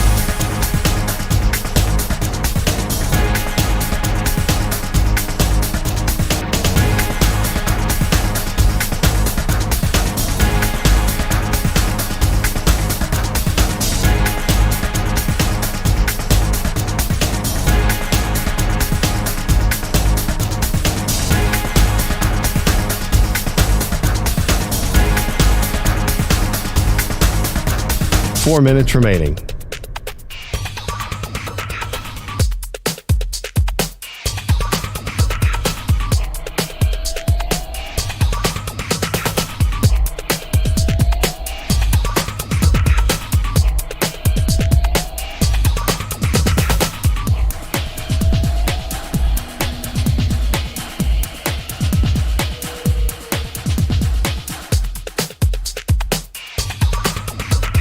Three minutes, 30 seconds remaining.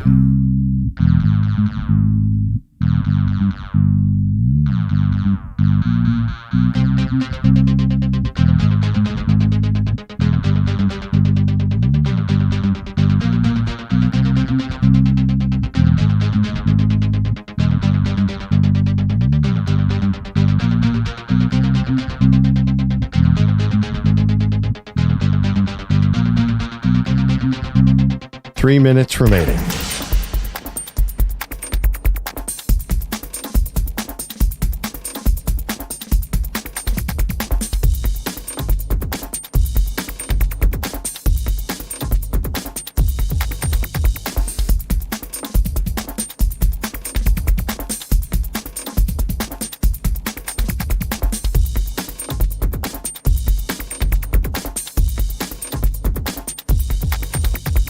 Two minutes, 30 seconds remaining.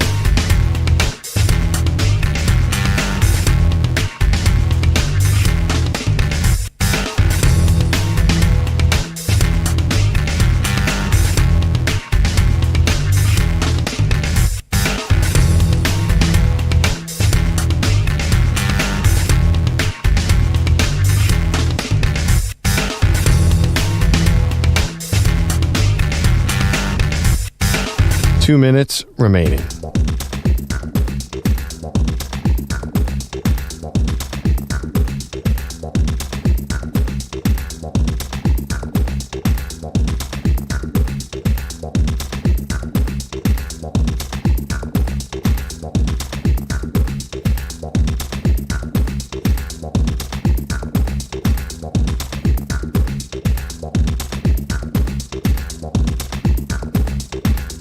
1 minute, 30 seconds remaining.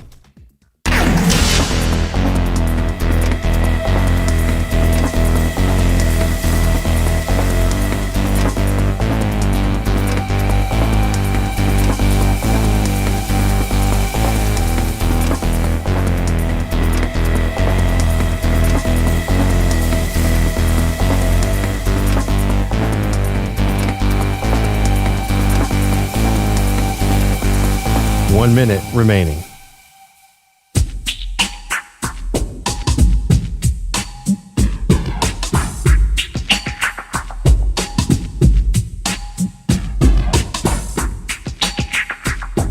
"45 seconds remaining.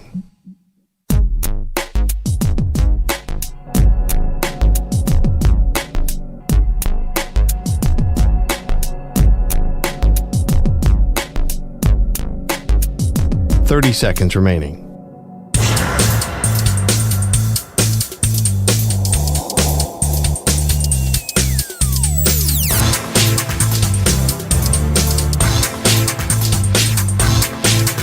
"15 seconds.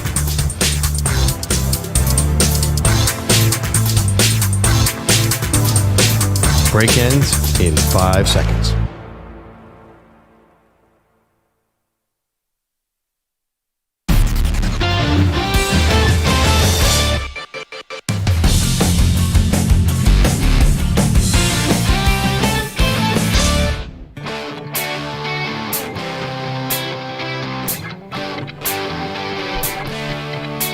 Welcome back to Maggie and Perloff.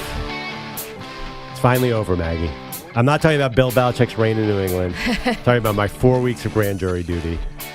Thank goodness. This is such a huge day for the show. We've made it. This is your final day of jury duty. I know. You did it.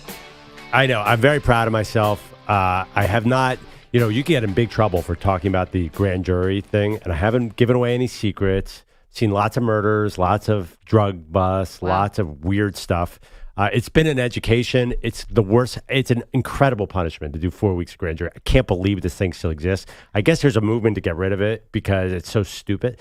But I did have plenty of free time to sit and doodle in this notebook they give you, where you're supposed to be taking notes on the cases.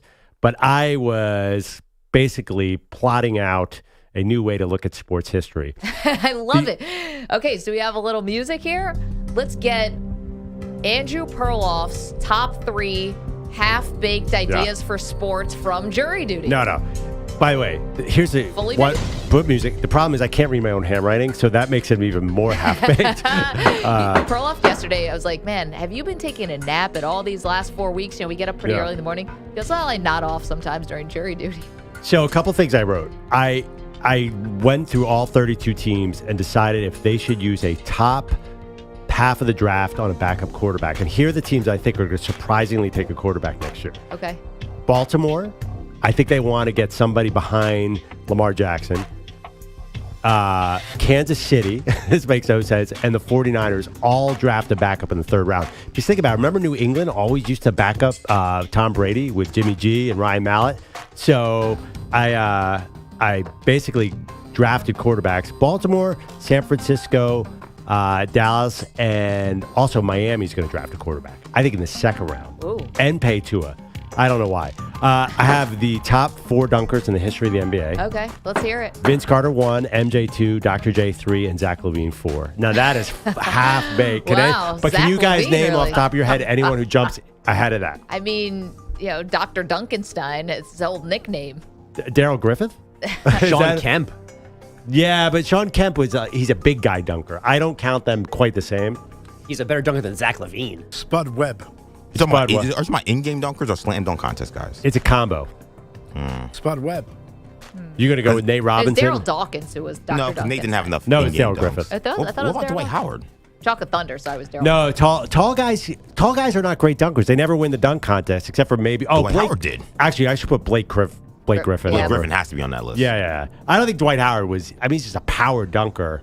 Yeah, I would put actually Blake Griffin. I told you these were half baked. Yeah, you definitely forgot Blake. And then I have a mock draft, and I won't tell you.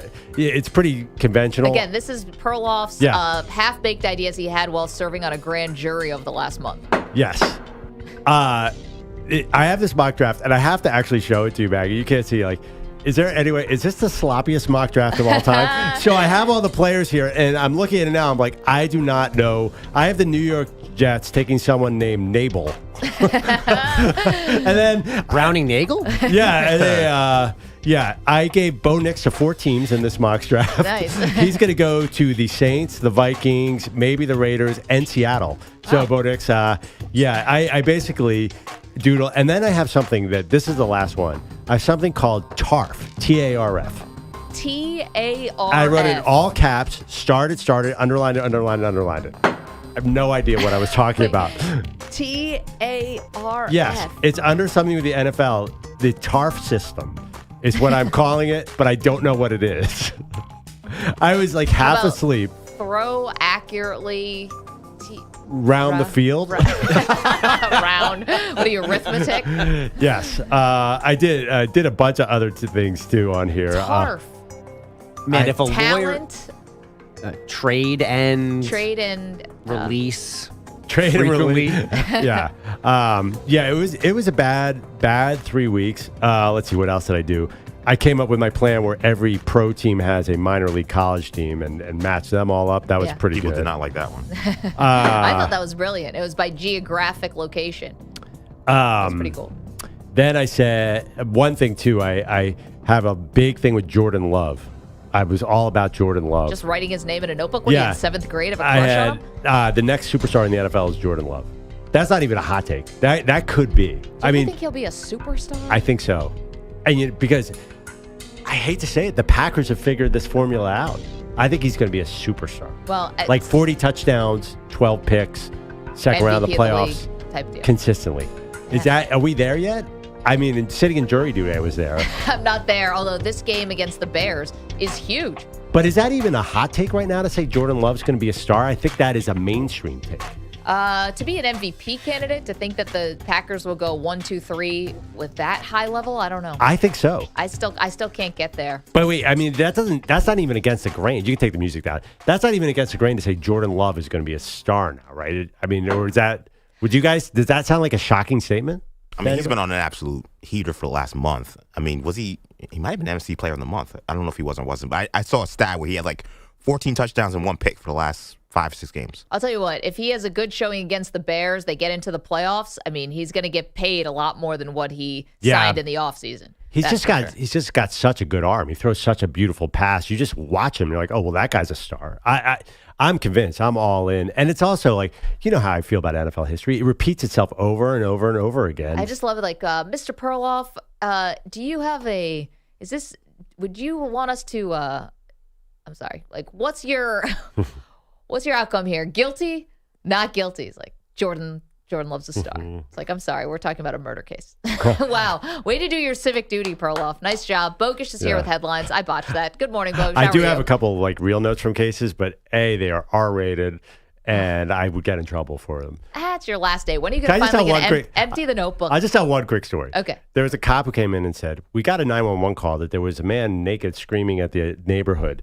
And what happened when you arrived? There was a man naked on the 5th floor balcony screaming at the neighborhood. Apparently people... Seems like an open and shut case. People like to get really high and take their clothes off. That is something that you learn in jury duty. And speaking of, here's Andrew Bogus. Hey, thanks, guys. Apparently, this is exactly what the Denver Nuggets wanted on their last possession last night in San Francisco. Aaron Gordon looks in, throws it off over to Jokic. 2 seconds. He's across the timeline from 45 feet. Got it! At the horn! Nikola Jokic buries the Golden State Warriors. For the second year in a row, Denver stuns the Warriors with a last-second three-point shot. That's Jason Kosmiski on Nuggets Radio. Jokic was the third option on the play drawn up by Michael Malone. Great players make great plays. And, Nikola catching the ball there and then making something happen behind that is just incredible. And then Jokic with Charles Barkley postgame on TNT.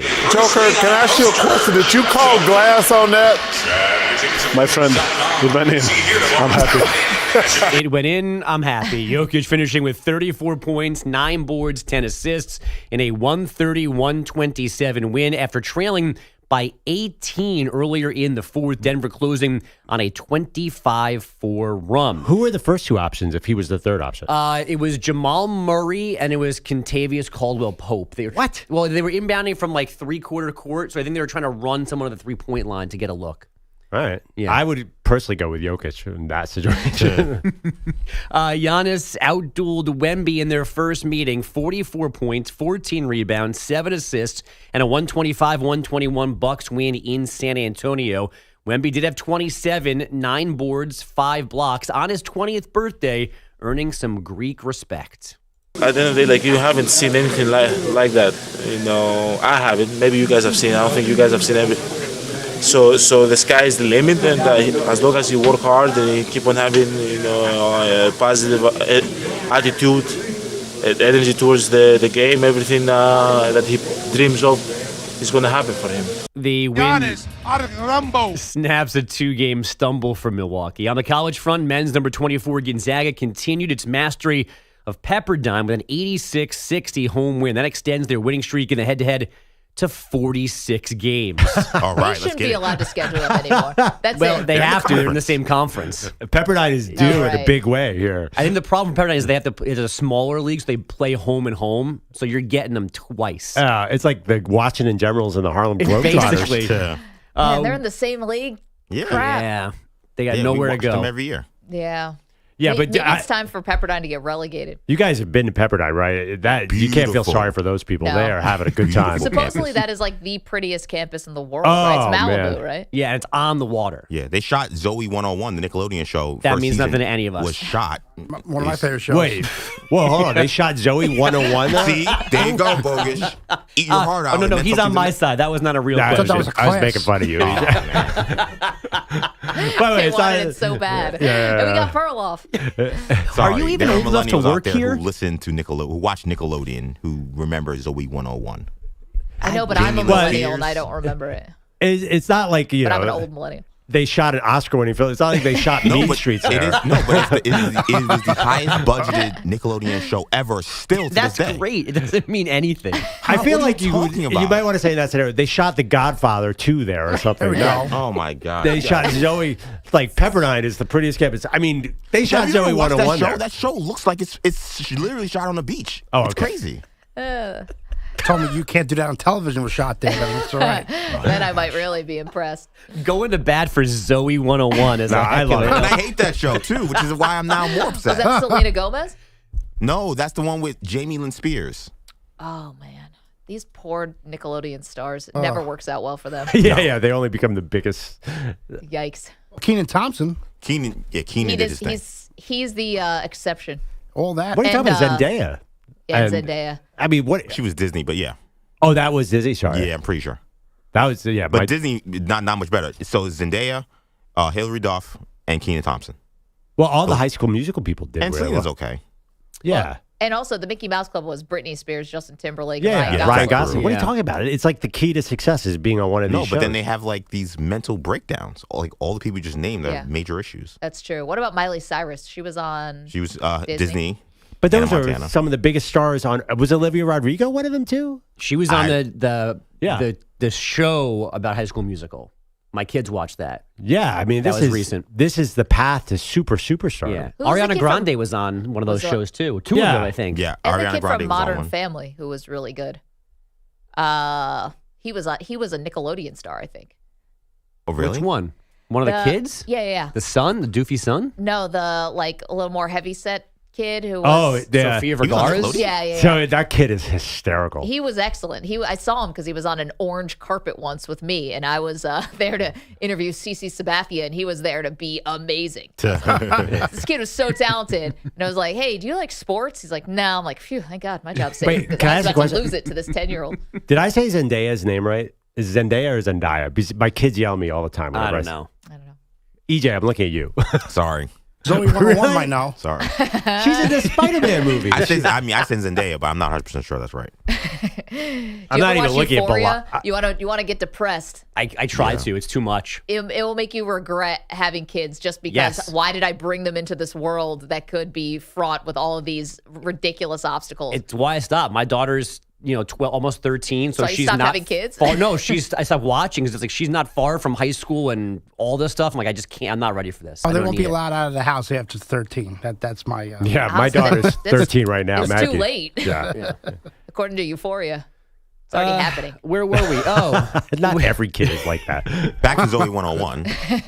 Happier days. Women's number 7, LSU down Missouri 92-72. Angel Reese put up 21 and 13 boards. And now we get to Dr. Alan Bowman, Esquire, Ph.D., the Oklahoma State quarterback, just granted a 7th year of eligibility. You know, a lot of people go to college for 7 years. I know. They're called doctors. Or they're called quarterbacks. Bowman will be 24 when next season starts. It'll be his 2nd year with the Cowboys after multi-year stints at Michigan and Texas Tech. Apparently, it was Cliff Kingsbury that recruited him to the Red Raiders. That's how long ago that was. I think he was in Elite 11 with Lamar Jackson or something. It's insane. It's utterly insane how long this guy's been around. And it's not like he didn't go do like a Mormon mission. There's nothing like that. No, he just got credit for a medical red shirt in 2019, coupled with a red shirt year and his COVID year, and that's why he can still play. How long is this going to go on? Well, we're almost done with COVID year. Are we sure about that? Yes, 100%. Because I feel like we're kind of a little bit done with the actual COVID virus, and we're not done with the COVID years. I think it might only be one more year of students that has the COVID year. They're going to say that next year and the next year. No.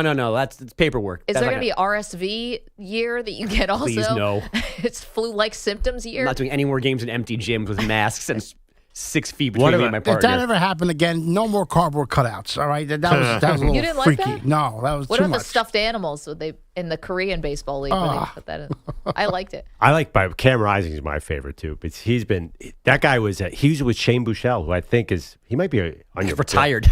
Yeah, he's getting Fox's number 2 job. They were recruited together. They came into Texas together. He's got 4 car dealerships. It's amazing. It's not good. It's not good that these guys are 25 and still playing football, right? But I mean, do you want to go and be, working at a car dealership or doing, whatever? Or do you want to play quarterback at Oklahoma State? It's probably more cool to do that. Oh, we know what they want to do. Right, what about so the they're going rest to keep of doing us? it. Yeah. Car dealership, I don't know. That seemed like a fun place to work. Yeah, but if he shows up at the frat party, I think people are like, oh, God. You're still Dad's here? How about the kicker from Colorado State was 30? Yeah. He had a wife and 2 kids. At least, though, in FBS, everyone can do it. When I do FCS games, there are leagues and schools that have different rules. So some schools can have, grad students and guys who are 23. Other schools, you're a senior, you're done. So it's 2 different sets of, roster rules. At least everyone's doing this on FBS level. So you get some much older teams against much younger teams. Yeah. Not good. I find that 7-year broadcasting degree. MetLife Stadium here in the New York, New Jersey area will remove roughly 1,700 seats so it can widen the playing surface. So maybe it can host the Men's World Cup final in 2026. And Oscar Pistorius has been released from jail on parole. He served 9 years of his 13-year sentence for killing his girlfriend back on Valentine's Day of 2013. Guys, back to you. You're really going to give it back to me off an Oscar Pistorius? Just go right to break.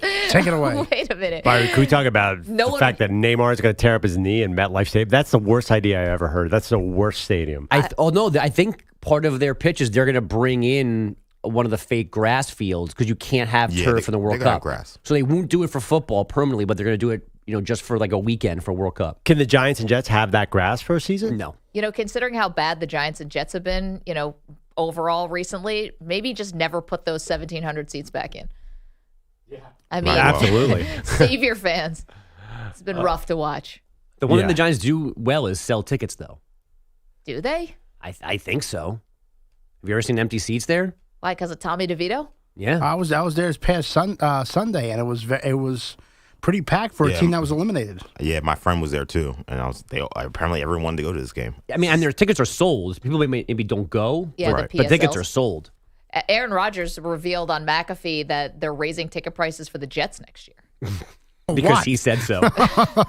Yeah. Because he needs more money to pay for more. Are fans going to play too? Is that part of it? Aaron Rodgers needs, more psychedelic drugs. So please go buy your Jets season tickets. Bogusch, thank you. 855-212-4CBS. A lot more to do, including the one coach who could be on the hot seat that you're not thinking about. We'll do that next. You're in a 5-minute break.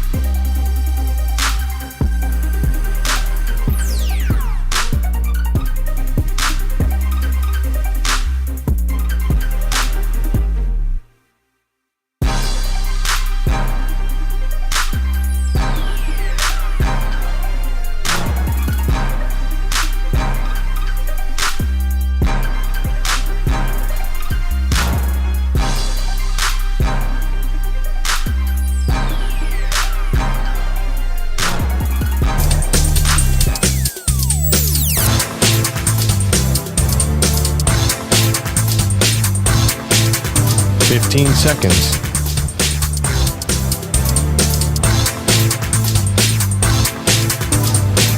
Break ends in 5 seconds.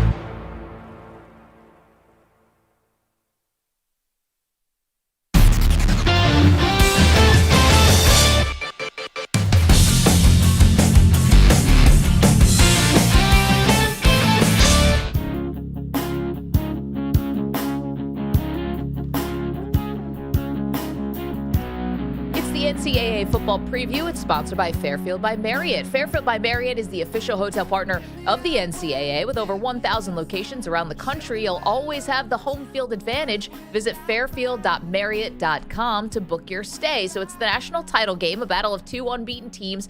Top-ranked Michigan facing off with Washington on Monday in Houston. The last time these two teams met, 2021, where the Wolverines came away with a convincing 31-10 victory, but times they have changed. And time could be ticking on Jim Harbaugh's stay in Ann Arbor. It's a fascinating title game. It really is.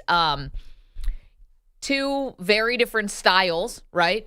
Two incredibly talented teams and so much at stake personally for Jim Harbaugh. You know, I think he has gotten Michigan as far as they can go. Whether he wins this game or not, he's gotten them to the title game, and this is the perfect exit for him to go to the NFL. As far as this game in particular, I think Michigan definitely has the advantage in the trenches. The question is going to be, can Michael Penix rise above, handle the pressure that's likely coming on him, and still find those incredible wide receivers he has in the face of what's going to be a lot of Michigan pressure? Yeah, it's a great matchup. My favorite stat is that Penix has beaten Michigan more recently than Ohio State has because he killed him when he was in Indiana. That 1 year that Indiana was great. Yep. So I don't think I don't think there's any moment that's too big for that dude. He just seems oblivious to everything that's going on. I honestly understand why Michigan's a favorite. They're clearly better on the trenches. But to me, I always come down to quarterback play, and I feel really nervous. I'm so glad we don't have our singlet bet. By the way, is there any update on that?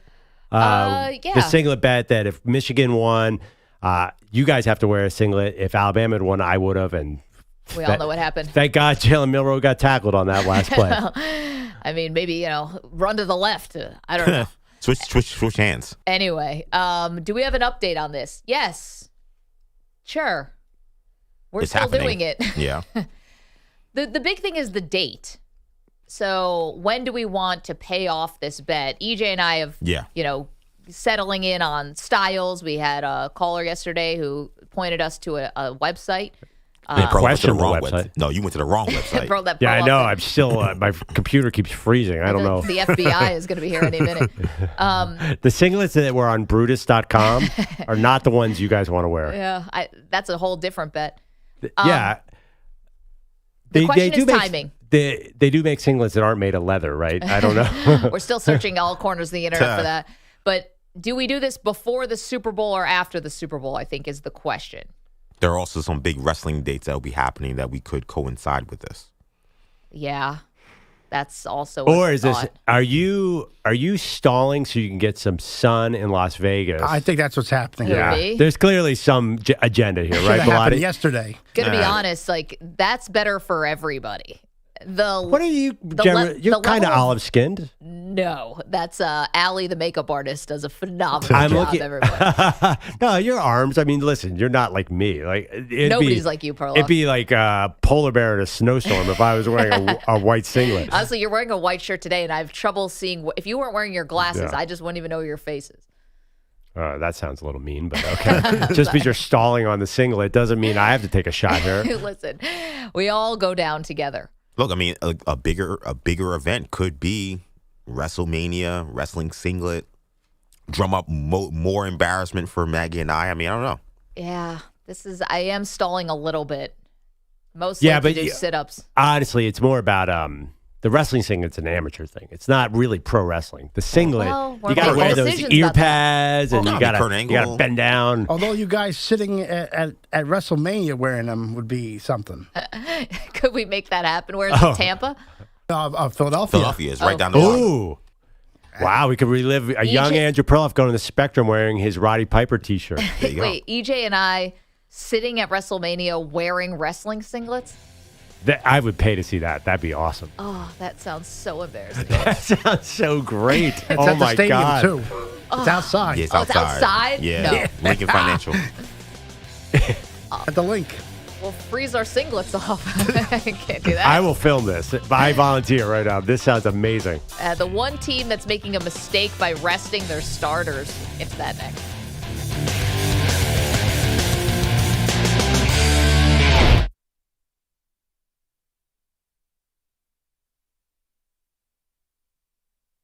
You're in a 5-minute break.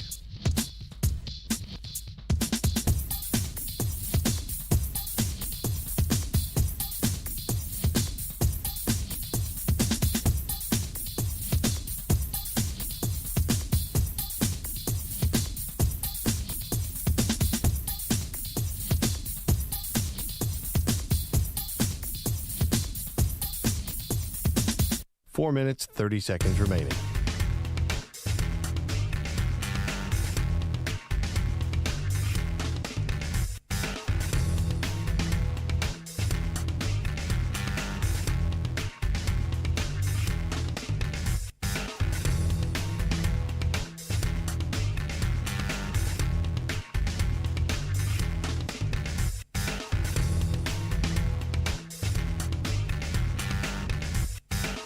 Four minutes remaining.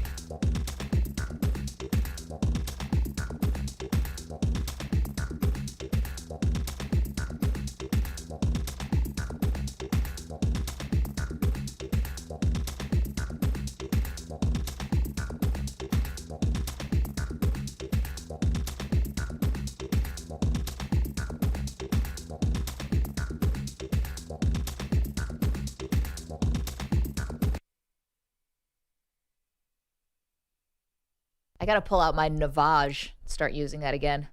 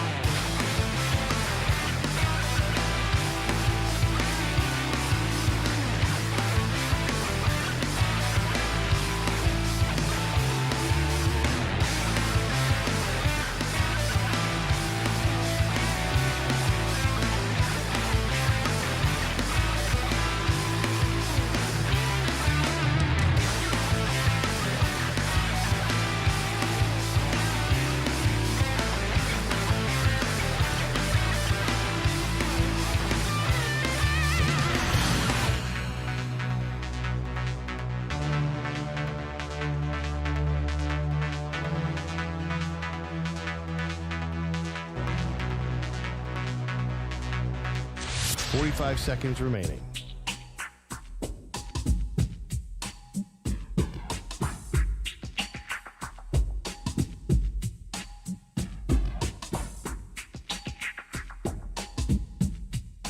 30 seconds remaining.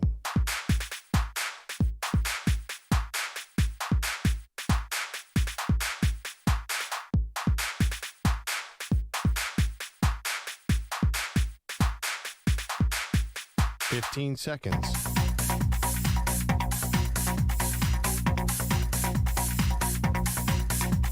Break ends in 5 seconds.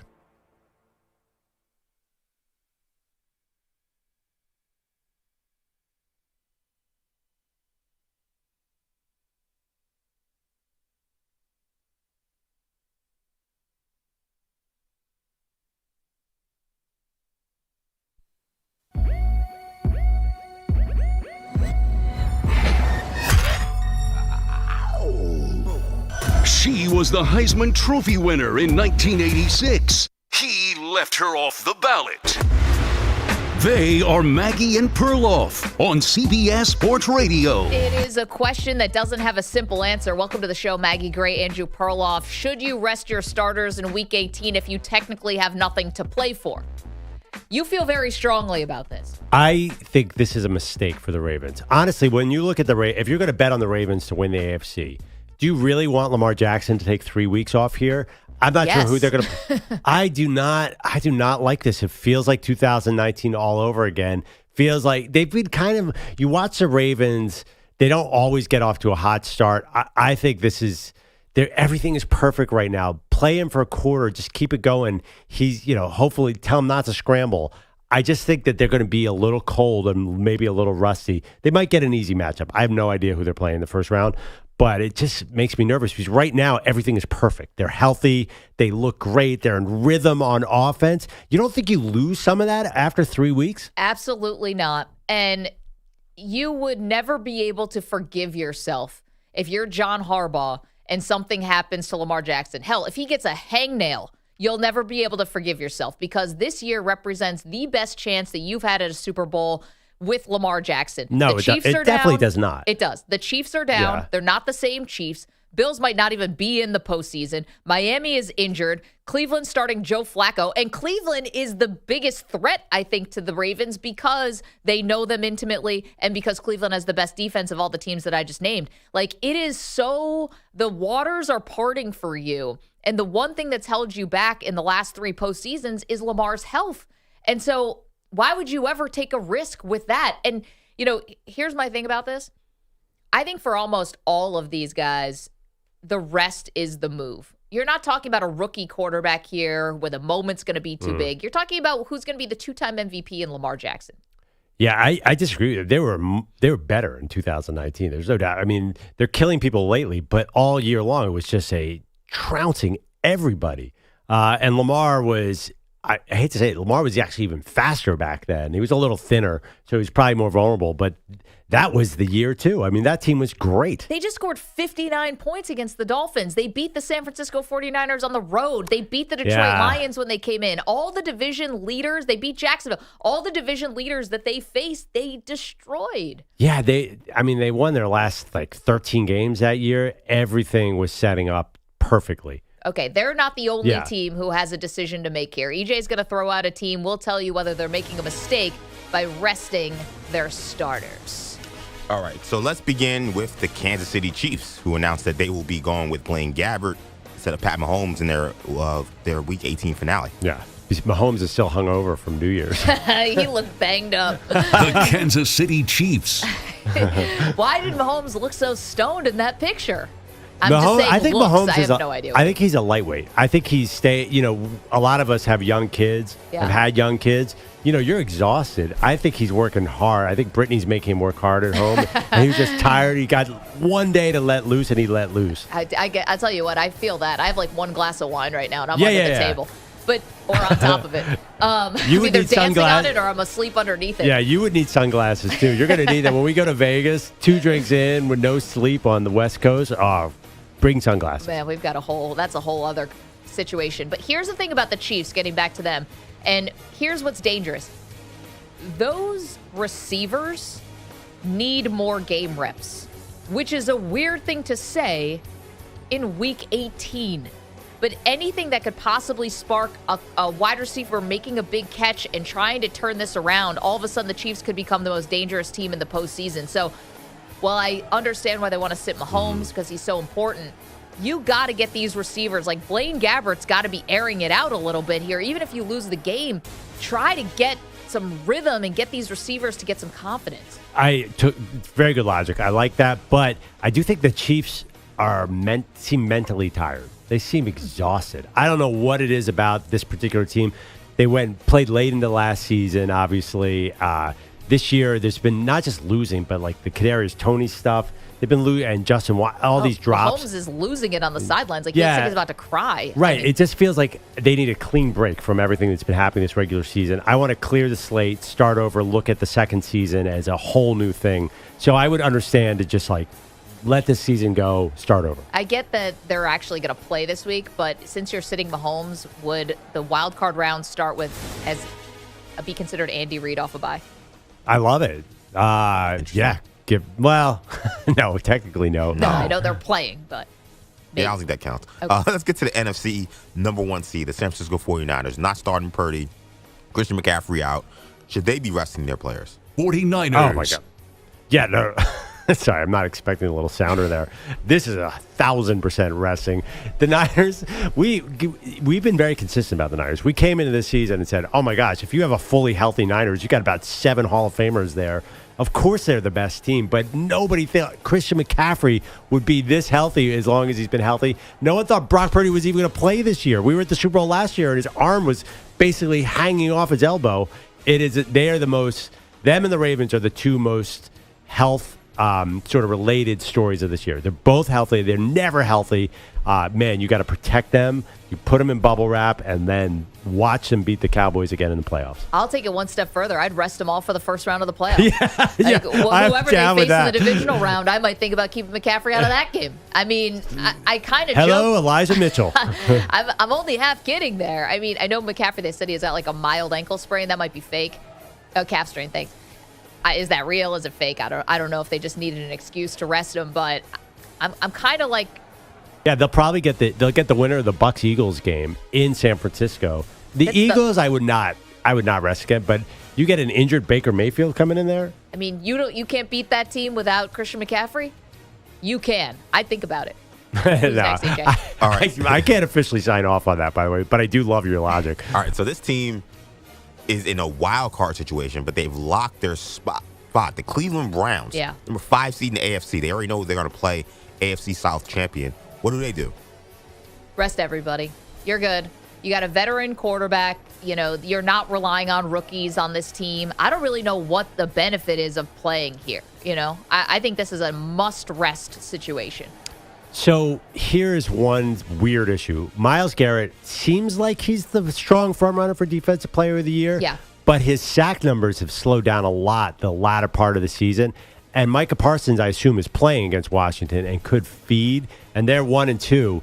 Does that play into your mind at all that Myles Garrett run out there and sack the quarterback a couple times? Honestly, it would make me feel differently about Myles Garrett, who I think is all about winning. To do something like that only for yourself when you have this opportunity in front of you, despite all the odds, the long odds that were stacked against you at different points during the season, you can't be thinking about yourself and your sack totals there. That's crazy. You got to be thinking about the greater good. I don't. Why do you say that about Myles Garrett? Myles Garrett's all about winning. Based on what? Well, I hope he is. He should be. He shouldn't be about the sack title. It's not even the sack title. It's the Defensive Player of the Year. Defensive Player of the Year. Yeah, he's not going to get the sack title. But you're right. It doesn't make any sense. But if I'm the coach, I would go up to him and say, hey, do you want to go out there? Could be financial implications. Yeah, there are. Well. That's different. There are a ton of financial things going on this Here's weekend. The thing about the financial implications, and we'll talk about that later in the show because we're going to make our picks, and that's going to play in.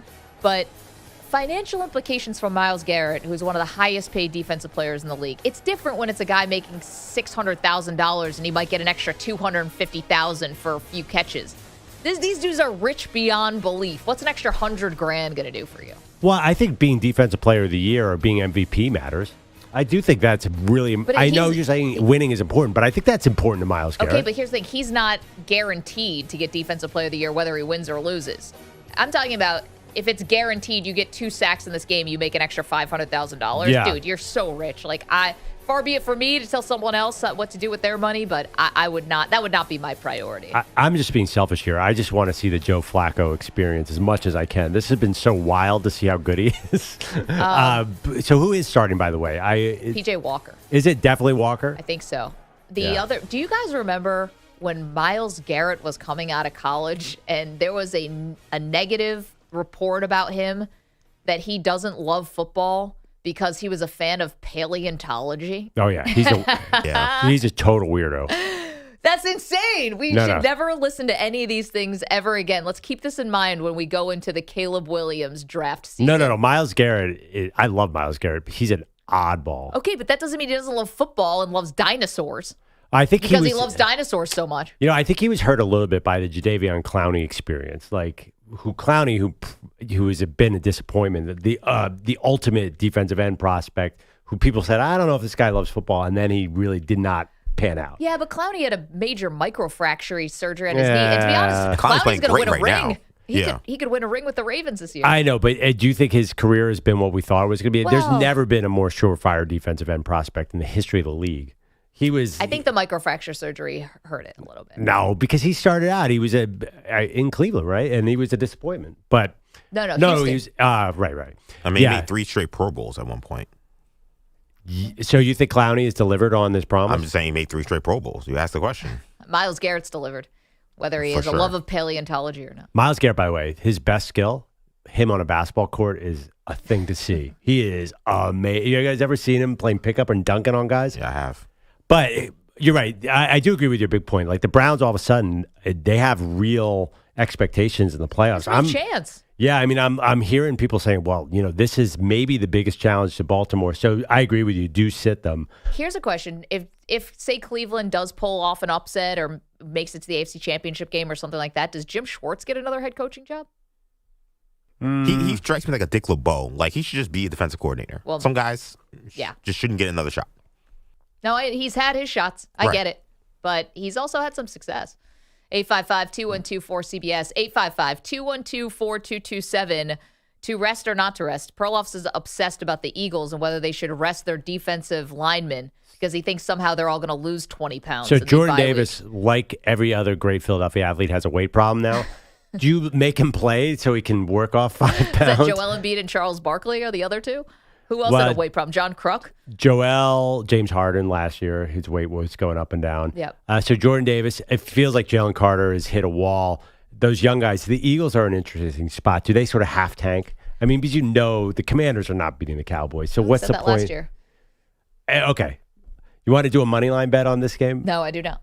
The Eagles are 5-point favorites and the Cowboys are 13-point favorites. That's all you need to know. Why have we not figured this out? We talk about New Orleans with Zion and cities that athletes live in where they can't keep their weight down. Yeah. Philadelphia. It's been the cheesesteaks the whole time. Go back to Barkley. Yeah. It's you. I don't even think of Philly as a great food town. Yeah, Barkley lost his weight toward the end before he left for Phoenix. Philly's a great food town. A lot of restaurants you like in New York came from Philly. Han Dynasty, awesome. I would say Philadelphia is like probably the one thing they do great is high-end restaurants. Okay, but let's think about it. Barkley, you just mentioned Joel Embiid. Now we got Jordan Davis. Have there been other guys? I said John Kruk. There's been other guys with weight problems. Jaleel Okafor. Yeah. He had a lot of problems. Yeah, but food one was of them one was of them. weight? Yeah. I see what you're saying. But you're really blaming New Orleans, the food in New Orleans for Zion? Well, I mean, it can't help. I feel like if Zion came to the Knicks, there'd be a lot of pizza around. So that's an issue, but I mean, New too. Orleans has maybe the best food in America. Yeah, I see what you're saying. The other thing about food in New Orleans, it's like you can really do a lot of damage in a short amount of time, you know? Oh, yeah. Like if you let yourself go, all of a sudden you could put on, 8 pounds in a weekend or something. So what's a team that it lives in a city where the restaurants are not good that would help? Well, I'm just thinking L.A. Like L.A., you can get everything kind of healthified. San Francisco, too. It's like, would you like that on the side? Would you like egg whites? Yeah, I mean, Aaron Donald has done a great job of keeping in good shape. Probably in L.A. Seattle. If the Saints, Seattle with all the fresh fish. Yeah. See, DK eats candy and it still looks It doesn't ripped. matter with that guy. Andy is in Michigan. He's up on CBS Sports Radio. Good morning, Andy. Good morning, guys. Thanks for taking my call. Hey, I do completely disagree with the Browns sitting Flacco. Dude, this guy was just off the couch 2 weeks ago. I mean, there's a difference between being in shape and being in football shape. I think you got to at least play him. Getting him familiar with the Browns system. At least play him a half. He's only played 5 games. Andy, it's not 2 weeks. I mean, okay, well, this will be his 6th 5 game. weeks. I mean, you got. I just think. I mean, just to get some more camaraderie with the team. I get the whole injury thing. I mean, that's valid, but I mean, I'm just thinking you need some more time with your team. Well, you could argue you don't want to give the future opponent more tape on Flacco with the Browns team. But keeping him a mystery might be better. Wait, more tape on Flacco? He's been in the league for 15 years. Andy, thank you for the phone call. Joe Flacco off the couch, it turns out, is the best place to get him. Yeah. This is the career renaissance for Joe Flacco. You want him off that couch. Yeah. You need him off that couch. I don't want him playing an unnecessary game. Turns out this is the sweet spot for Flacco. Yeah, although the interceptions are insane. And the drop, I mean, you got a good defense. He's got 8 interceptions in 5 games. I don't know if that's going to work in the playoffs against, they could face Baltimore. I mean, just keep throwing to David Njoku. The guy made the Pro Bowl basically off of the Flacco stuff. Yeah, but listen, you can't throw the ball into double coverage against Baltimore. So Listen, Flacco does need to clean it up a little bit. If anyone knows Baltimore, it's Joe Flacco. Yeah, but I would say I still like my line that he's going to complete more passes to the Ravens than or he's just going to go back to completing passes to the Ravens. So Flacco's been a little sloppy, but I don't agree with that. I don't think Flacco needs more chemistry with his team. It looks like he's fine. It's fine. The guy's now a journeyman. But here's the thing. Also, if you lose Flacco, say he sprains an ankle. This guy's 38. He's not healing up overnight. Who are you going to? You're going to decide between P.J. Walker and DTR? Woof. 855-212-4CBS. And I think DTR could be good in the future. Yeah, EJ. By the way, it's Jeff Driscoll starting this week. Oh, I'm sorry. Yeah, Jeff Driscoll. They really don't care. Yeah. 1, 2, 3, Jacksonville. Yeah, exactly. Could be Jacksonville. Could be Houston. 1, 2, 3. Indy.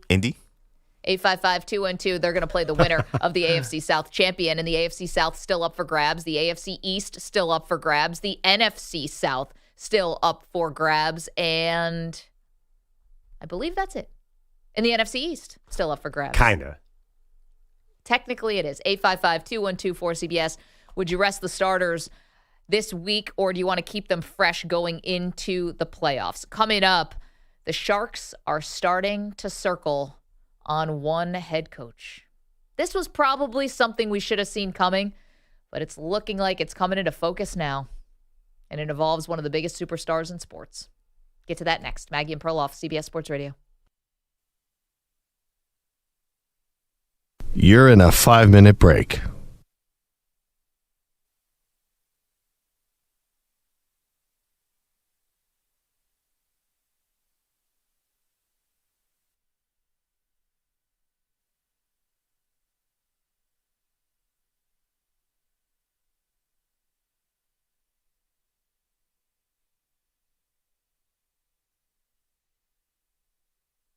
Four minutes, 30 seconds remaining.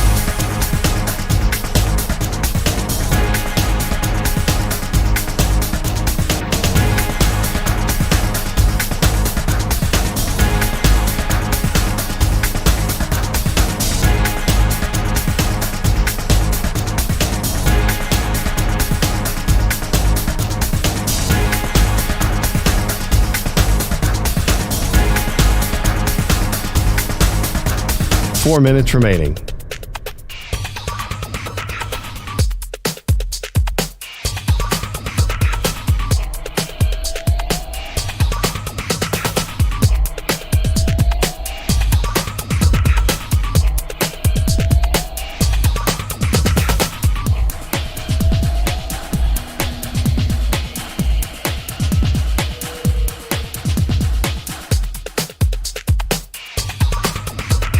Three minutes, 30 seconds remaining.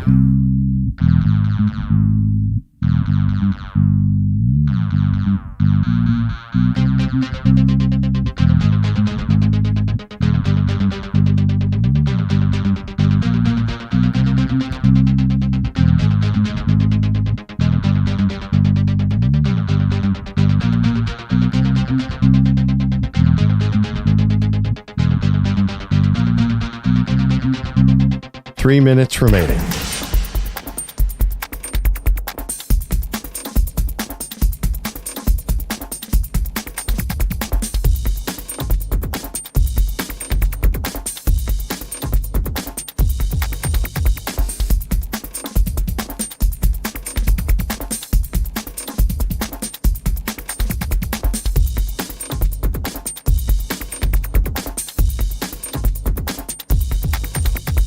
Two minutes, 30 seconds remaining.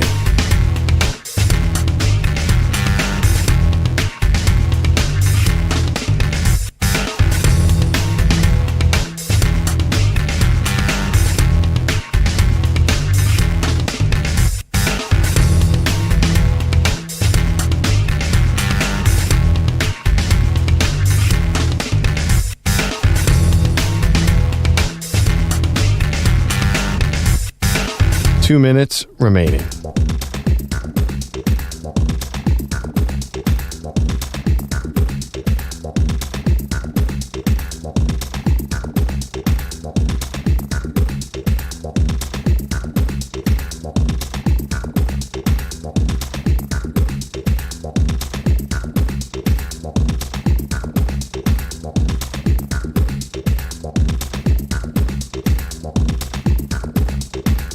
One minute, 30 seconds remaining.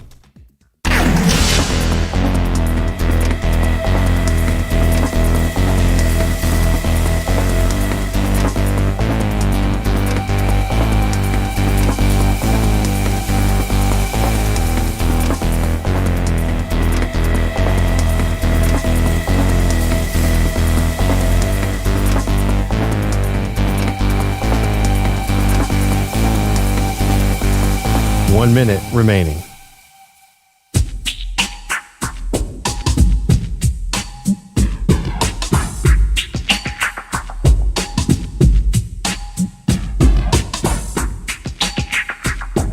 .45 seconds remaining.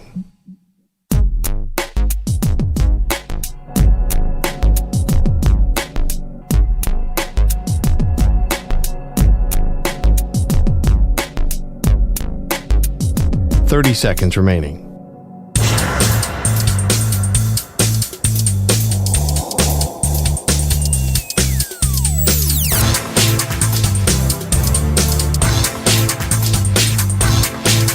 .15 seconds.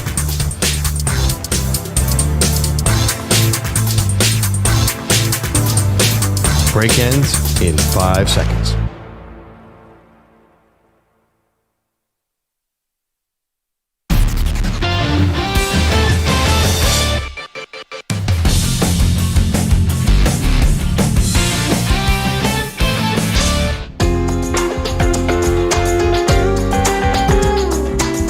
Stream the NFL on Westwood One for free, sponsored by AutoZone. All season long, you can listen to every Westwood One broadcast of the NFL live on the NFL app by asking Alexa to open Westwood One Sports or on the Odyssey app. Get in the zone, AutoZone. AutoZone's free battery testing and charging is available for free at your local AutoZone. Get in the zone, AutoZone. Restrictions apply. Does this make me a hater that I was happy watching the Lakers lose to the Heat the other day on TV? Like, it was a big stage. The Heat weren't even really playing everybody, and they whooped them. It is funny to me. It has to do with EJ, who's for some reason not right there now. It has to do with EJ loving the in-season tournament and the Lakers winning the in-season tournament. To see them struggle so badly since then has been totally enjoyable as an NBA fan. Well, you're wondering, why would we be talking about the NBA the Friday before Week 18 of the NFL season? Here's why. The latest from Shams Charania from The Athletic has this. There's currently a deepening disconnect between Darvin Ham and the Lakers' locker room. 6 sources with direct knowledge of the situation say LeBron, Anthony Davis, Rui Hachimura, Austin Reeves, D'Angelo Russell, and all their agents. Magic Johnson, everybody. It's raising questions about the head coach's standing, according to The Athletic. Those sources have described that the disjointedness between the coach and the team has stemmed from the extreme rotation in starting lineup adjustments recently from Ham, leading to a fluctuating rhythm for several players across the roster. The Sharks are circling. Darvin Ham's going to be the fall guy here for why the Lakers are struggling. Mm-hmm. And the big question is, who would they replace him with? And I thought Pete came up with a phenomenal candidate. Doc Rivers. It's right there. For what? Why? Because he's available. They're going to go big name hunting. They're not going to bring in a coach no one knows. And the Rivers connection on the team. And I could see him getting along with LeBron. Oof. Man, I feel bad. Isn't that the perfect kind of mistake that the Lakers would make? They would definitely do it. They would definitely do it. Doc Rivers? Is he a LeBron guy? I don't even know the history. Actually, I don't know if he's a LeBron guy at all, but can't you see them like, oh, it's Doc and, you know. Meshing. And by the way, obviously, if you're Doc, anyone is giving Doc Rivers advice, do not do this move. Because it's, even when Vogel won there, they were just like, oh, you're just a shadow of LeBron. Yeah, but so there's nothing to gain there. there. There's only something to lose there. And what more does Doc Rivers have to lose? He just got fired by the 76ers. He might never get a head coaching job again. Doc Rivers has one title with a bunch of great teams. I think if you're looking at a guy who can win in the playoffs right now, Doc Rivers is not the one that jumps to my mind. I don't think Jeff Van Gundy is walking through that door, and I don't think that would be a good fit with LeBron. Yeah, I honestly, Mark Jackson? I would just, if they hired Doc Rivers tomorrow, I'd be like, I love Doc Rivers. I think he's a great guy. I like him as a commentator, but there's no way that team's winning a title. I don't know. It doesn't even matter because it's the same thing with Vogel, Ham. They're just using this as an excuse. The truth is LeBron's getting old. Anthony Davis is limited in his ability to win basketball games. And you could bring in, I don't care, Phil Jackson in his prime. Any coach is not going to win with this team. So you're just looking for a scapegoat, right? That's all that's going on here. Right, but the question is who's going to take over now? Because who's going to be the next guy to take the blame? Well, I think what's happened here, too, and I think you can tell by this particular criticism, we're talking about a new report from Shams Charania that Darvin Ham has fallen out of favor or is disconnected with the team. You can tell what happened. Guys like Reeves, Hachimura, D'Angelo Russell maybe always had a little of this. They started really feeling themselves after last year because they got a lot of praise. They went to the Western Conference Finals. No one really remembers or cares that they got swept. All these guys were in the starting lineup. Then Ham started messing around. He started taking guys off the bench. And I think these dudes are pissed. They think that they're the next hot thing for the Lakers. And egos. That's so weird that D'Angelo Russell is not working out chemistry-wise. I know. Well, I mean, the truth is, the Lakers... Russell is their draft pick. No one should know Russell better than the Lakers. The Lakers have always been pinned in. They don't want to have these guys. They don't want to have Rui Hachimura and D'Angelo Russell. And Jared Vanderbilt. That's all they could do with the amount of money they had. So, of course, they got guys who have this loser energy. Because they weren't. No, I think they liked what they saw from them last year and then paid them. But it was all a matter of, okay, this is the best we can do, and we have to have these veterans around LeBron and go for one more run. But it's not ideally no one wanted to build a team the way they built this team. Basically, they've been like, LeBron's getting older. We gotta have these veterans in there. We gotta take one more shot. Obviously, at a certain point, LeBron is actually old, and his numbers are going down this year. That it's not going to work. And you could bring in any coach. There's no coach is going to get out of the West with this team. Do you guys think there's any genius here who's going to be able to do this? Are you telling me that the Lakers won the IST in spite of their head coach? Yeah. They won that vaunted trip through all of those brackets and rounds without a head coach, ignoring Darvin Ham, doing it on their own? I don't know. It was already impressive. It'd be much more impressive now. But LeBron's getting older, so I have this question: does he really have the energy to generate blame around someone else for when he loses, Always. like he's done his entire career? Yes, definitely. Isn't he? I mean, come on, he's exhausted. He just wants to watch Bronny. Is he really going to have energy to find a new coach? He's constantly chasing that ghost that is MJ. So yes, he will always find something. This is why. That's why I say Doc is perfect here because Doc has been around. He understands the game. He's been around so many locations and been around so many superstars. This might be the connection. I think the entire town of LA's had enough Doc Rivers. Yeah. I don't think he's coming back there. Guys, I'm telling you, I think Mark Jackson could be somebody, but I don't know. Him too. He's been out of the game for a long time. Style-wise, Mark Jackson's perfect for that team either, right? Because isn't he kind of like a grind the ball down kind of coach?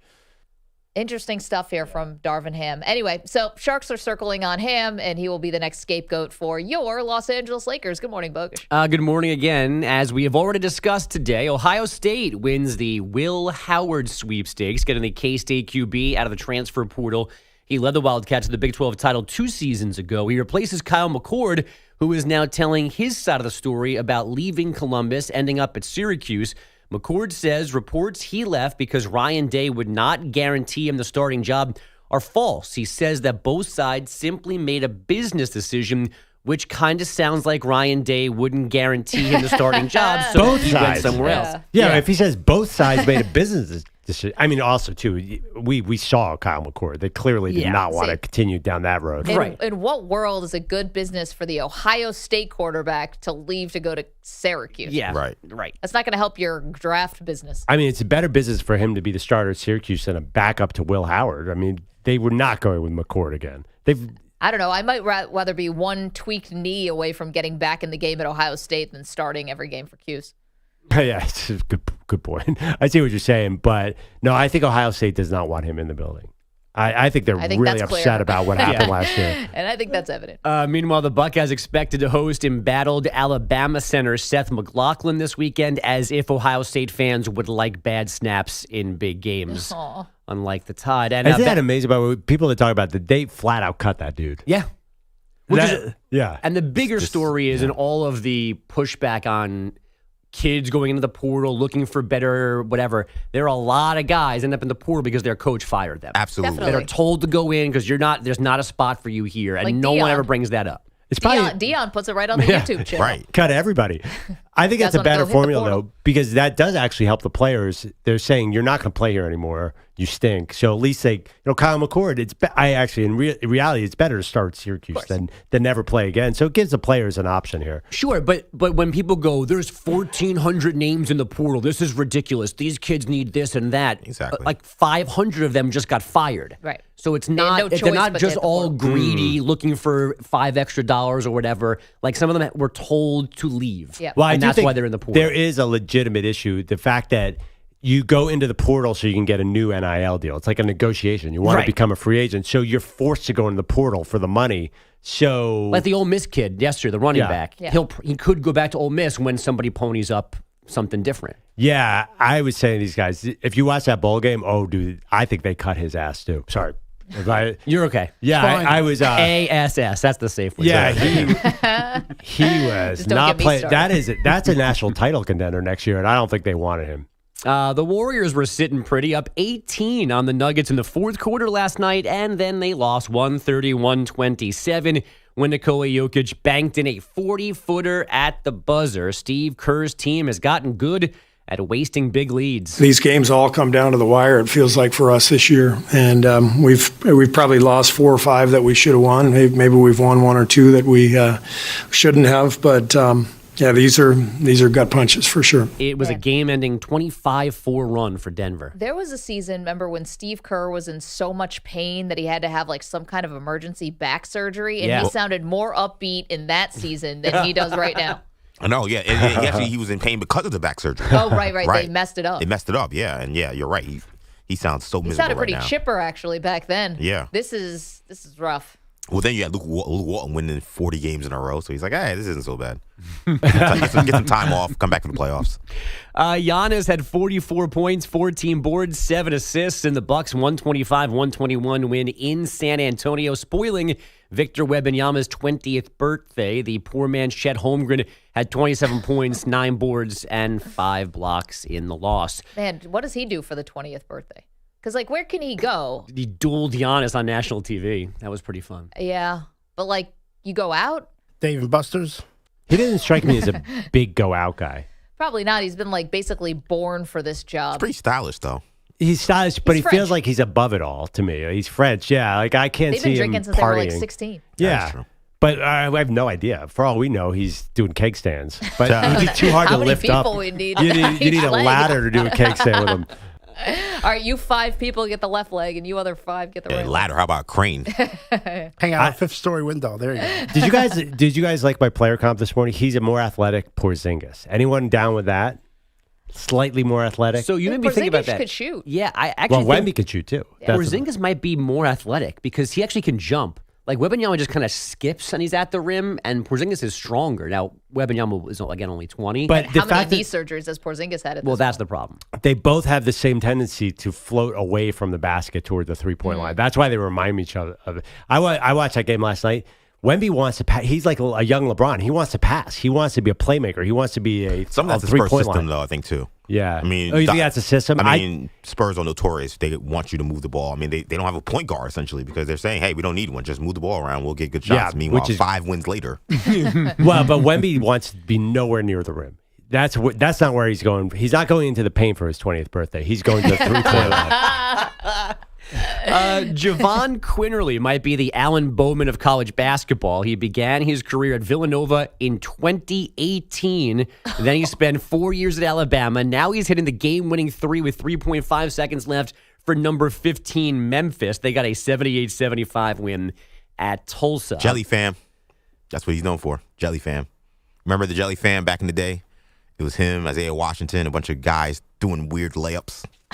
Somehow he's still in college basketball. Did you watch that in black and white? Because that's how long ago. It might as well been. I mean, I'm not cool enough for Jelly fan, but I did one of his high school games with Scotty Lewis, who didn't do anything in college either. They were two high-end kids. They were huge recruits. What high school? Something in Jersey. Yeah. What was? Oh, St. man. Benedict's? No. It doesn't matter.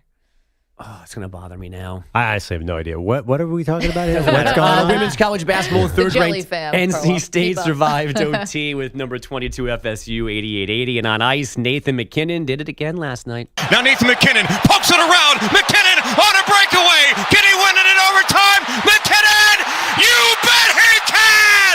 The Mac attack is back, Jack! For the second straight game, Nathan McKinnon ends it in overtime. And you don't have to go home, but you can't stay here because this party is over! Is the call over yet? That was Avalanche Radio. McKinnon's second goal tonight got Colorado a 5-4 win in Dallas. Listen, it's a great call. It's not the Stanley Cup, though.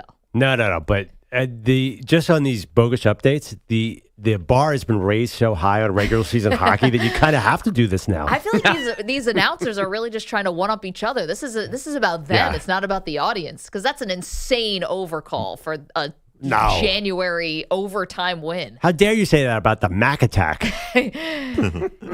Yeah, okay. I'm a huge Nathan McKinnon fan as of right now. What teams he play for? I was waiting until the end. I guess Colorado. Quebec Nordiques. That'd be great. 855-212. Thank you, Bookish. 855-212.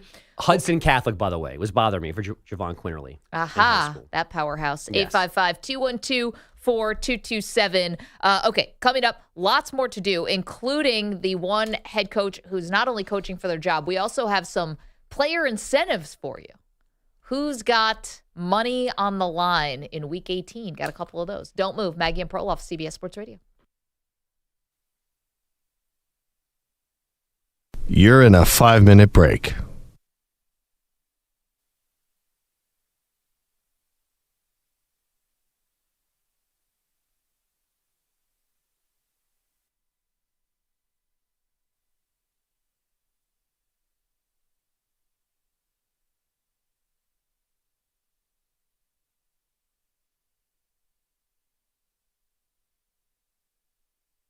Four minutes, 30 seconds remaining.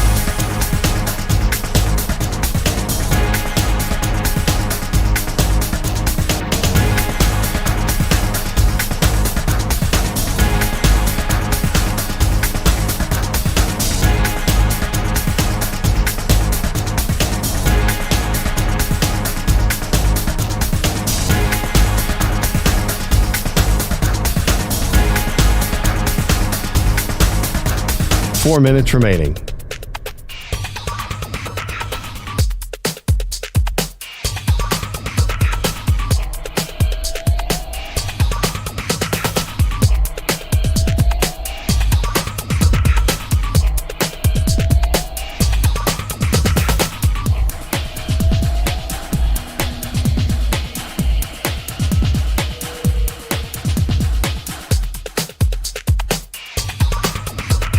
Three minutes, 30 seconds remaining.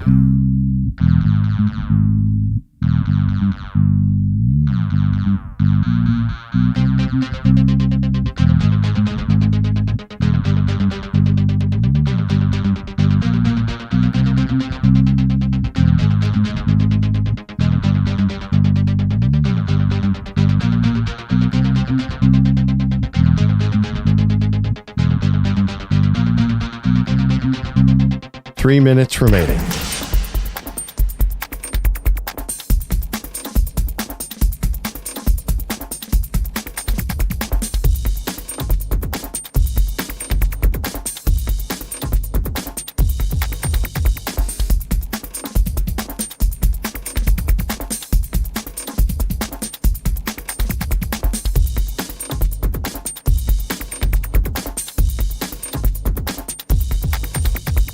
Two minutes, 30 seconds remaining.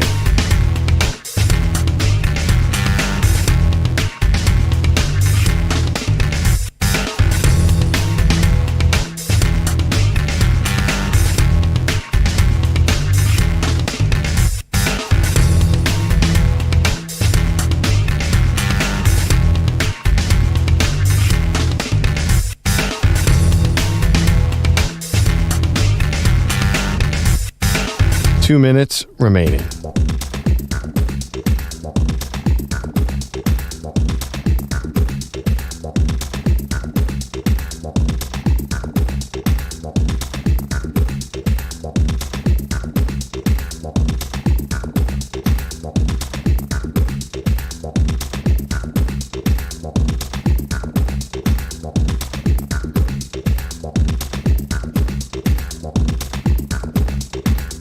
One minute, 30 seconds remaining.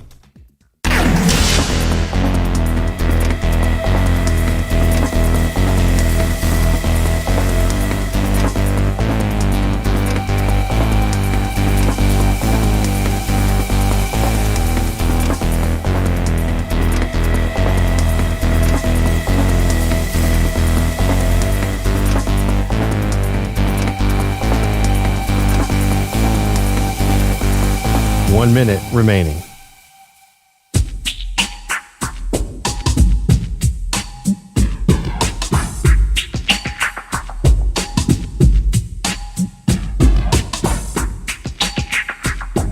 $45 seconds remaining.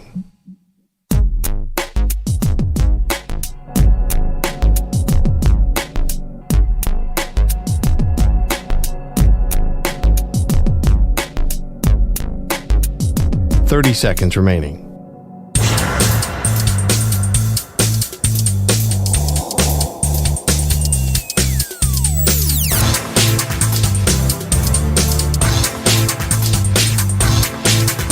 $15 seconds.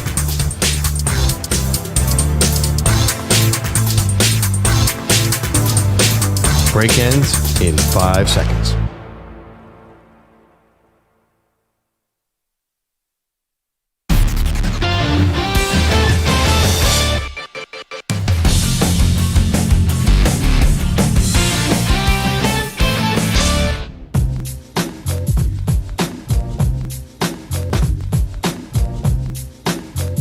Welcome back. Maggie Gray, Andrew Perloff, mornings here on CBS Sports Radio. We love personal player incentives, Perloff, when it comes to Week 18. We want to know a couple of them. Hit me. About who's got things at stake personally this weekend. So you've got Jordan Love, probably got a lot more money on the line, but he gets a $500,000 bonus if Green Bay makes the playoffs. Ooh. Well, obviously wants to make the playoffs anyway. He might end up getting a huge contract restructure if they do make it. How about DeAndre Hopkins? Yeah. So Titans could play, little spoiler, against Jacksonville. He needs 49 yards for $1 million bonus. That guy's made a lot of money, but still $1 million for 50 yards. You got to throw it to him. I mean, so I tried to look. You can't even get a receptions prop for him on DraftKings Well, right actually, now. I heard somebody talking about this. A reception prop for him is usually in the 50s anyway, so he could hit that number and then come out of the game. Oh. So you might be scared of that receptions prop anyway. I got another one of those for you later. He also needs 7 catches to cash in another $250K. Ooh. So there we go. Okay, you've got Geno Smith, a $2 million bonus if Seattle makes it to the playoffs. Now, they need a lot of help. Wait, how much money? $2 million. That's a lot. No kidding. $2 million is a lot. I mean, Geno's another guy who's probably made surprisingly amount of money, but I think he's done well. So Seattle will clinch a playoff berth with a win plus a Green Bay loss or tie, a Seattle tie plus a Green Bay loss plus a Tampa Bay loss or tie, a tie for Seattle plus a Green Bay loss plus a New Orleans loss or tie. Got all that? No. Okay. Dalton Schultz, the Texans tight end, needs 4 receptions for $250,000 bonus. Now, the reception prop on Dalton Schultz, 4.5. Now, they have a lot to play for, the Texans, but that's one of those situations where do you do 4 catches and then take them out of the game? No. The Texans are full on. They can't pay any attention to this. They're desperate right now. You have the Texans running back Devin Singletary needs 165 yards for a $125,000 bonus. Wow, that's a big day. That's going to be tough. Yeah. Alexander Madison of the Vikings needs 125 rushing yards for $650,000. That's funny. I haven't thought about that guy. He used to be my go-to backup running back on my fantasy team. Now, Minnesota. By the way, Vikings are still technically in the playoff race, aren't they? I was just about to tell you, Yeah. Minnesota right now with a win, a Green Bay loss, a Seattle loss, and a Tampa Bay loss, they get in. Or Minnesota wins, Green Bay loss, Seattle loss, and a New Orleans loss, they will get in. So they're certainly fighting. Meanwhile, they're starting Jaron Hall as their quarterback, though, right? Wait, no, I think they went back to Mullins. They went back to Mullins? Okay. Yeah, because that was a disaster last week. So those are some of your props for this week. Yeah, no, that should be fun. Bonuses, rather. This is a tough week. We're going to do our picks later. Mhm. It is such a weird week to try and bet these teams. I got to tell you, I'm looking at it too. One of the most popular bets out there is Baltimore to cover against the Steelers at +4. Now, would that be amazing if Ty Huntley beat the Steelers and somehow Buffalo lost and the backups at Baltimore knocked Pittsburgh out of the playoff race? That would be one of the big epic fails of all time in the AFC North. Well, and play that out one step further. Yeah. And what if the Jags lose to the Titans? Then you have probably, I think in that scenario, don't you have Indy and Houston both making it into the playoffs? Yeah, that could be. I believe, right? Wait, but then Pittsburgh Indy or loses- Houston has to lose. I couldn't follow what you were saying about the scenarios.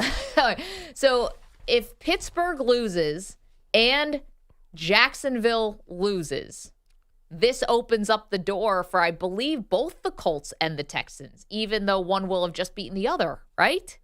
Wait. But isn't there, we're going to sound totally unprofessional here. Isn't there a situation where Buffalo wants to be in a 3-way tie and not a 2-way tie? If Buffalo loses and they get into a 3-way tie situation, they're in good shape. But if they're in a 2-way tie situation, they're in a bad shape. Well, I think it probably just depends on who they're in the tie with. So They do not own the tiebreaker over Pittsburgh. Right. They do not, but I think they have a tiebreaker in a 3-way because that goes to the conference record. So what I'm reading here, it looks like Indy and Houston have to win to get it. They can't. They can't lose. They can't lose. Okay. Right. Even if But- Jacksonville loses? But Jacksonville can win, and I believe they can still get it. No, if Jacksonville wins, they win the AFC exactly. South. That's it. Right, exactly. Oh, so if Jacksonville loses, they still get in as a wild card? You're telling me if Pittsburgh loses and if Buffalo loses? Correct. Maybe that's it. Because Buffalo does not own the tiebreaker over Jacksonville. The Jags beat the Bills.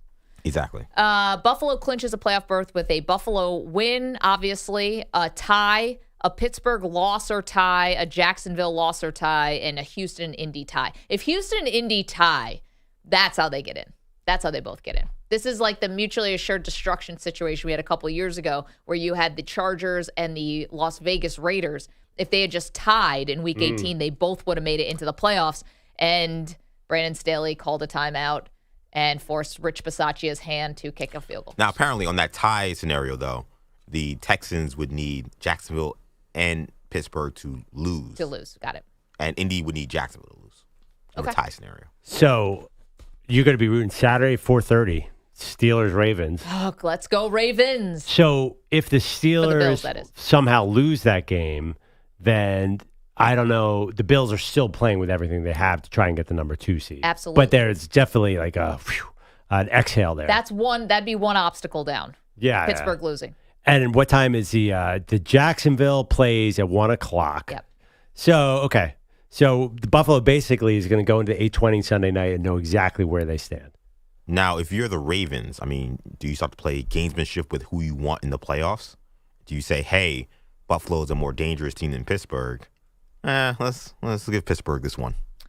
Yeah, that's not a bad but- idea. But think about it. But Pittsburgh beat them earlier in the year, and there's that I division know they ate rivalry. them, but would you rather face Buffalo or Pittsburgh in a potential second-round matchup? I don't think that's so obvious. Do you? Also, it's a little harder to play God there because a first-round playoff game has to happen. Right. Right, yeah, you're It's jumping not like, the gun. yeah, you're But jumping to the me- gun a little bit. Yeah, but still, it's just who do you want in the tournament in your bracket? There was a moment, I have to tell you, as an Eagles fan, that I wanted, and maybe I still feel this way, I'd much rather see Tampa Bay or New Orleans in the first round than the LA Rams. So that, and it's not going to work, it probably won't work out that way, but Dallas, I don't think anyone wants to see Matthew Stafford on the Rams. So whoever gets them in the first round is kind of screwed in the NFC. Maybe you play God in that situation. Buffalo, Pittsburgh, I don't see that. Let's get to some coaches who could be coaching for their jobs this weekend. EJ's going to throw out a coach. We'll tell you how hot is their seat. So this guy actually somehow got a vote of confidence. But what about Atlanta's Arthur Smith? Things have not gone well pretty much since that vote of confidence he got from Arthur Blank. Yeah. I think he's out. I think he's out. I don't think they're going to make the playoffs. And you just never solved your quarterback situation. So are you going to let him pick the quarterback or be a part of that? Or are you going to rip the Band-Aid? Thoughts are, to me, I think you're going to rip the Band-Aid and you're going to get turnover with the Falcons. What about you? You know, there's a lot of reporting that they are, it doesn't matter what happens this week, but I agree. I mean, there'll be third, you know, he's not getting anywhere with this team. I understand he's a pretty good play caller. You can even see it with this team. He's doing the best with what he has here. How can you possibly build around this guy? 7-10 every year? No, I would definitely say he's out. But there is like a lot of reporting out of Atlanta. They already made their decision. He's already coming back. How do you not fire the GM too? Who's it, Terry Fontenot? I mean, again, we love Bijan Robinson on this show. You're taking Kyle Pitts, Bijan Robinson, Drake London, all these skill position players. Meanwhile, you're getting pushed around in the trenches. It makes no sense. They've had some of the worst losses of the season. They lost to the Pastrant on 3 days' notice. They lost to the Bears last week. I mean, they have some ugly ones. Who's next? Let's stay with the Bears. Matt Eberflus. Looked like he was toast months ago, but now maybe he's back. Is he coaching for his job? Oh, we did this earlier in the week. I think there's so much positive momentum around the Bears. Matt Eberflus and Justin Fields seem like they're a package deal right now. If they lose to Green Bay, their ultimate rival, it's going to look bad. But if I had to bet right now, sitting here with Maggie, I know how she feels. I would bet Eberflus is coaching week 1 next year. Out and out. Eberflus out, Fields out. It's too tantalizing. You had the number 1 overall pick last year, and you traded away. It ended up being a very smart move. You gave Justin Fields another season. He looks good, not great by any stretch in terms of like being a passer. I think Eberflus is out. I think Fields is going to be traded, and I think Caleb Williams is the number 1 pick. Let's not overcomplicate this thing. Caleb Williams has been talked about as the number 1 overall pick for years. That's ultimately going to come into play here. You can't pass him. But let me ask you this. If they win against the Packers, is that the same case? Yeah. If any team out there is honestly making their evaluation on 1 game or 2 games or 3 games, then you're a terrible franchise. Yeah, but you know the reality is if they beat There's so many crappy teams in the NFL. It's this short-sighted, instant gratification. I only remember the last thing I saw front offices. It's ridiculous. But this is the hot team in the league. There's no way to win as many games as they've won late in the season that they're going to give up on that. And who exactly did they beat? Okay, so they've won 4 of their last 5. They beat the Falcons in the snow, so congrats, and the Falcons stink. You beat the Arizona Cardinals, who 27-16. You beat the Lions, okay, you beat a division rival, and you beat the Vikings. You lost to the Cleveland Browns. You lost a close game. You lost a close game that That wasn't you actually really- that close until the very, very end. Yeah, that you probably should have won that game.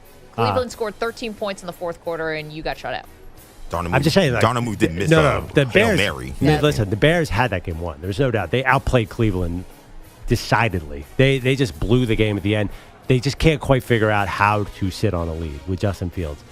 I mean, I'm sorry. They're the Detroit Lions from last year. I think they're not only if they win this game, they bring everybody back, and I think a lot of people pick them to go to the playoffs or even win that division. Okay, they might have that feel of the Lions. But if the Lions had been sitting there with the number 1 overall pick, it would have been a much different conversation around Jared Goff. Like, this is the thing.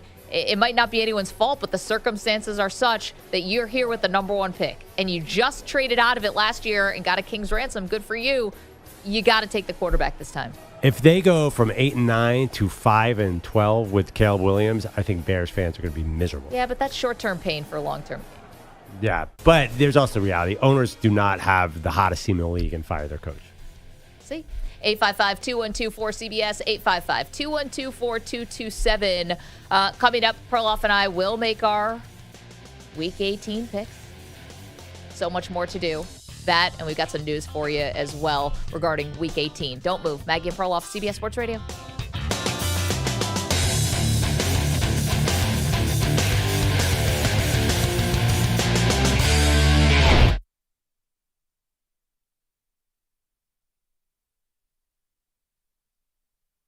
You're in a 5-minute break.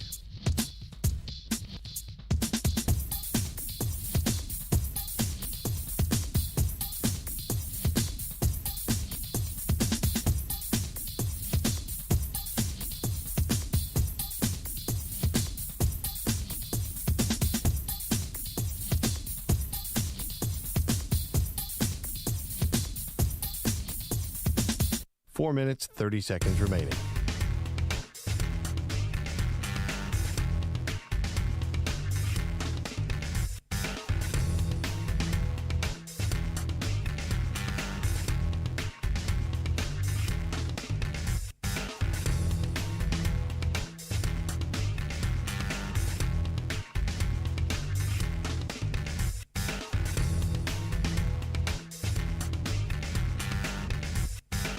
Four minutes remaining.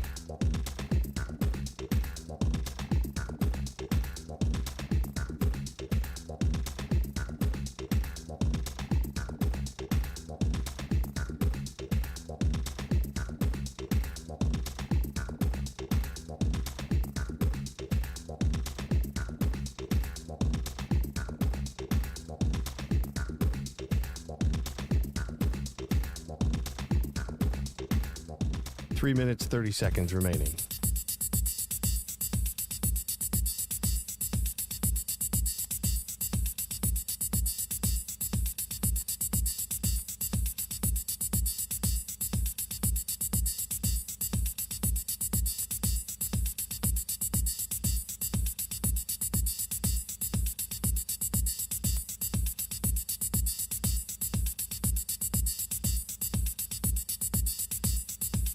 Three minutes remaining.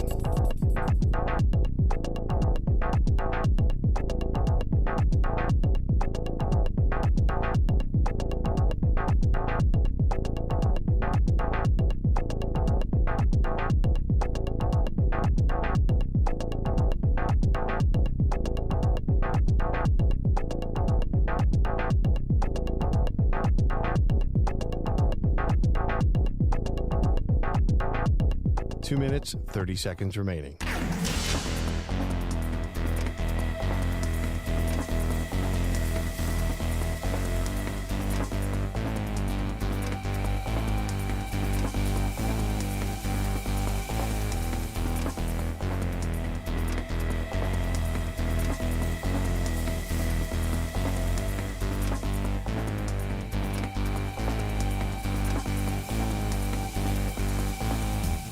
Two minutes remaining.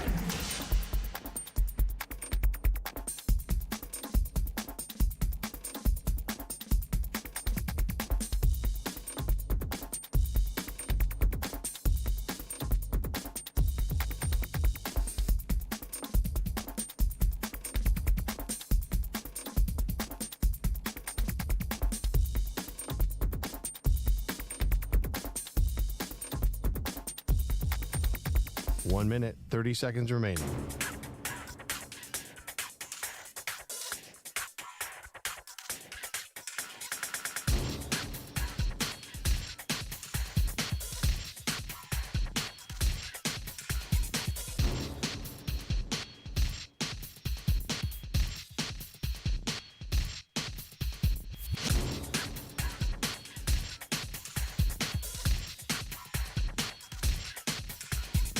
One minute remaining.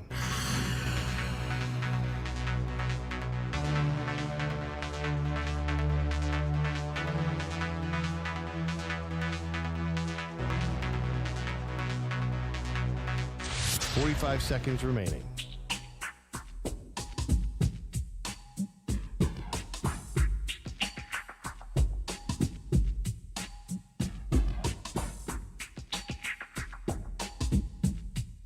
30 seconds remaining.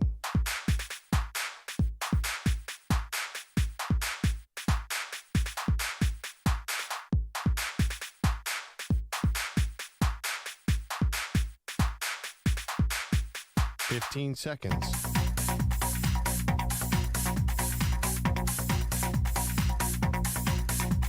Break ends in 5 seconds.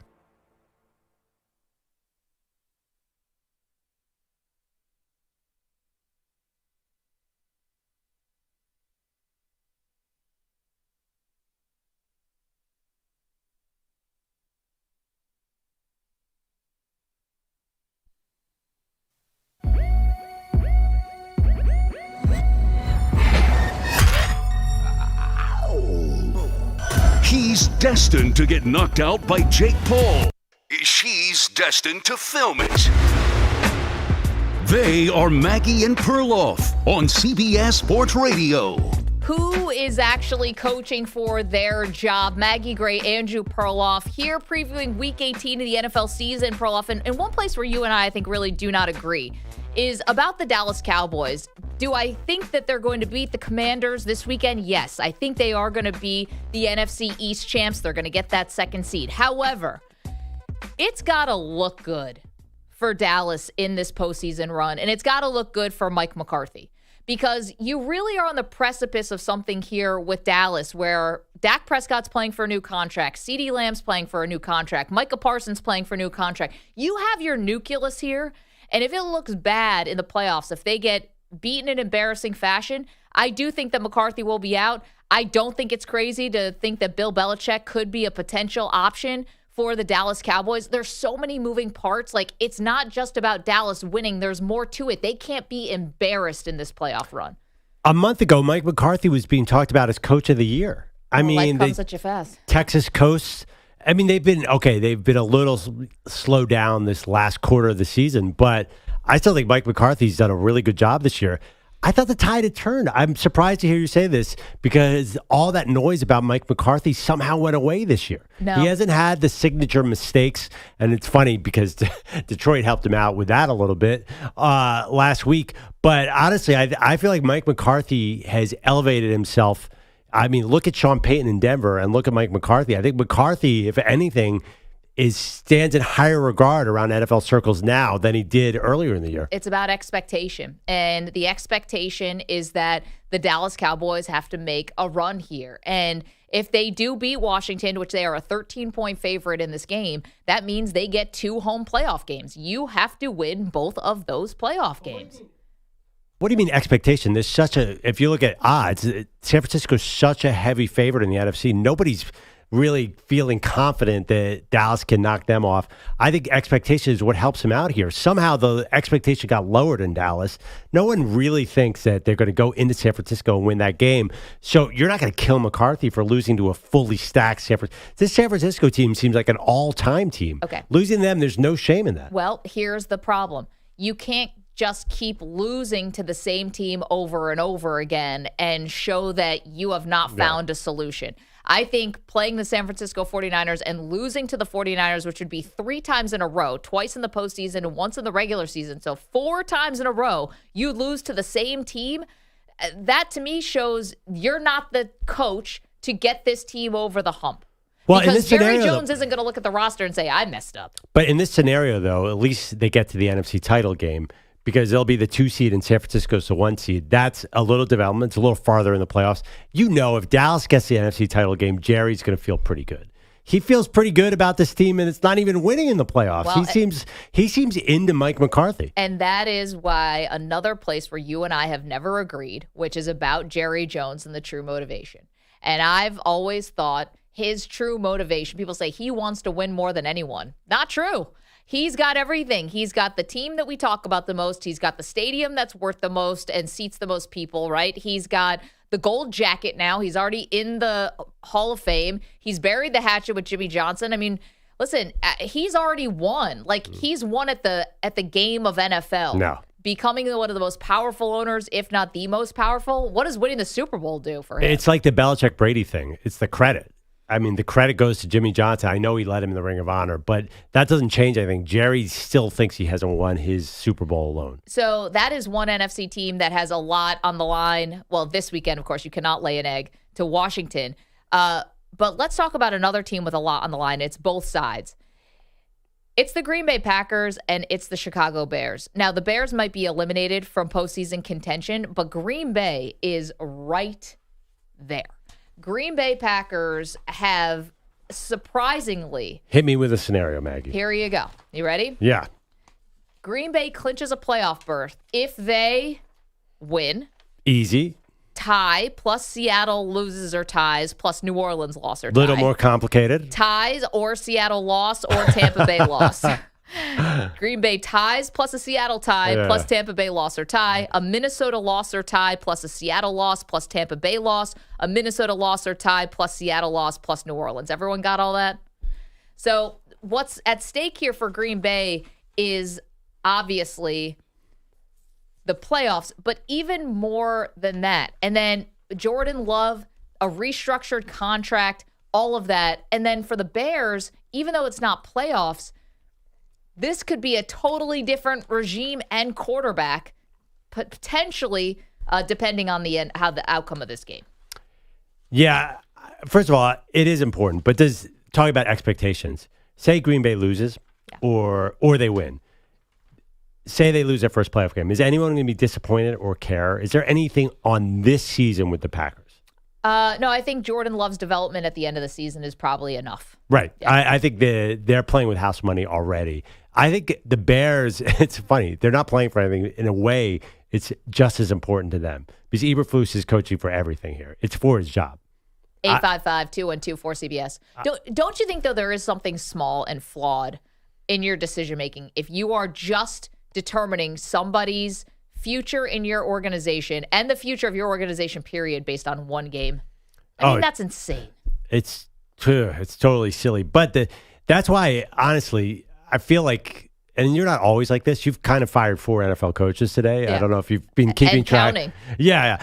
The reality is I think owners do want some stability. It's not as easy. I think the fact that the Bears have won 5 or 6, I think the Bears ownership group, which is, I don't even remember where they are right now. They're sort of in flux. I think you can't turn away from that. It's been a long time since they've been this good. As good as they are right now, momentum matters. And if you keep on winning and improving, even McCarthy, if he gets to the NFC title game, there's no way they're going to move on from him. If you're an owner, all you want to see is baby steps.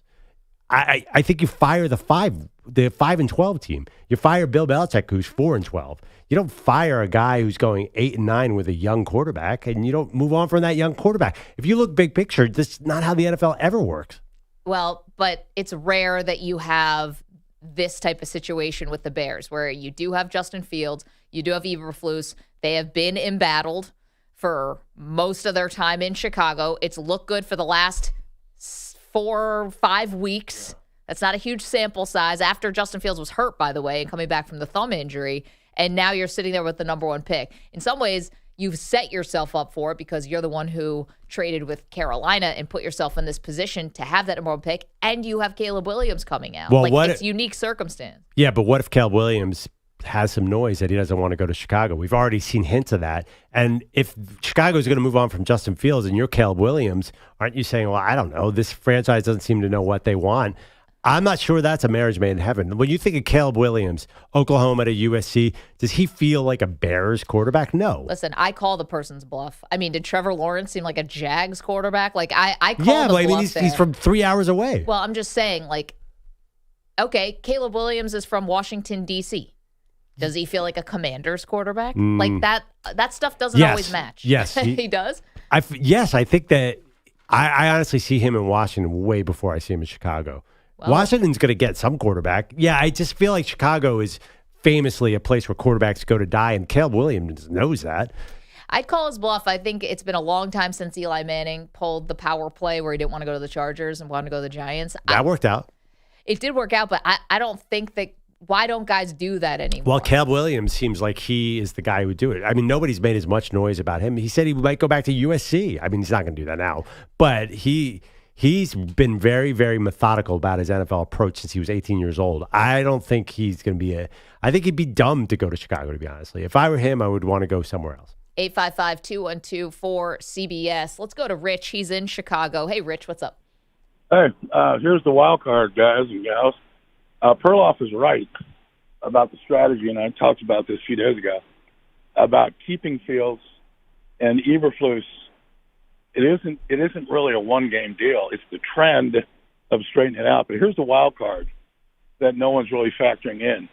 Luke Getsy was Jordan Love's coach at Green Bay. Yep. As a quarterback coach. He was the offensive coordinator for the Bears. You don't think he knows how to game plan against Jordan Love? Oh, that's interesting. Yeah, the familiarity there. We just saw, we see that happen quite a bit.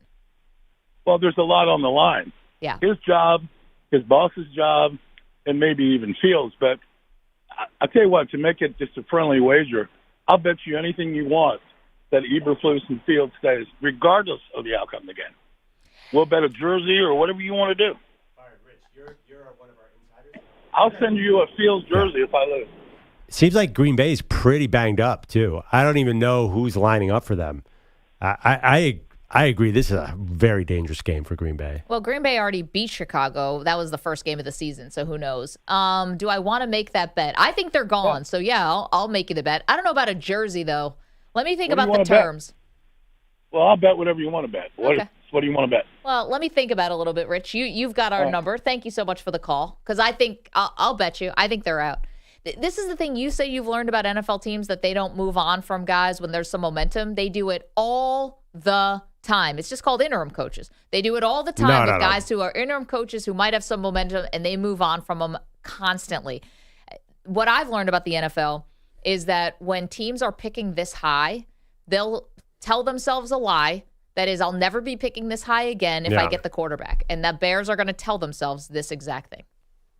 If they beat Green Bay, forget it. Then there's not even a conversation. They're going to have a parade for Eberflus. If they beat the rival Packers on Sunday. Yeah, it's not Aaron Rodgers back there. I mean, it's different. It's not like when Rodgers owned you as a franchise. They are the hot team. And trust me, if they bring this team back, they add Marvin Harrison and a lot more talent.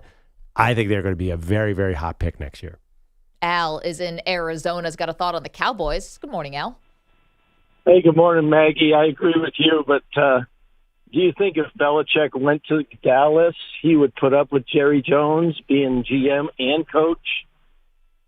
He would know that going in, right? So you couldn't get there, Al, and say, wait a minute, I had no idea that the owner was going to be this involved in picking the players. Like, that's part of the deal if you go to Dallas. Same with Parcells. He knew it was part of the deal. I wouldn't think he'd even go there knowing that. That's where I just disagree with you. I agree with you on everything else about McCarthy, but I just don't think Belichick would be a good fit.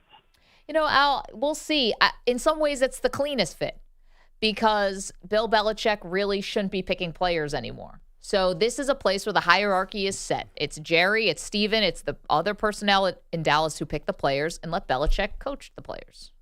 I disagree a little bit in the sense that it is the uncleanest fit. Jerry Jones and Stephen Jones telling Bill Belichick who his players are going to be? That doesn't sound like an odd scenario. All right, Bill, here's what we're going to do. That's insane. Bill Belichick's going to sit there and let Stephen Jones tell him who his left guard is going to be? Do you think that makes sense? Jesus M is in the chat, said, Maggie, the Bears have talent and have something cooking here. Yes, but you also can't delude yourself, right, into thinking you've got something more than what you have. Well, their defense has looked really good. So that's Eberflus. It's improved. I understand ever since they got Montez Sweat. I totally understand. That was the front office. Yeah, I understand your thinking. But, I mean, the reality is owners like wins. And you can't, if you win this many games at the end of the season, it helps. I think this Green Bay game is big. I know you're saying that rivalry it's not Aaron Rodgers there. I think those teams go way back. To be able to brag to knock Green Bay out, that would be a huge accomplishment. You don't see the good vibes building in Chicago, aren't you? Into this? 855-212-4CBS. I'm just into Caleb Williams more.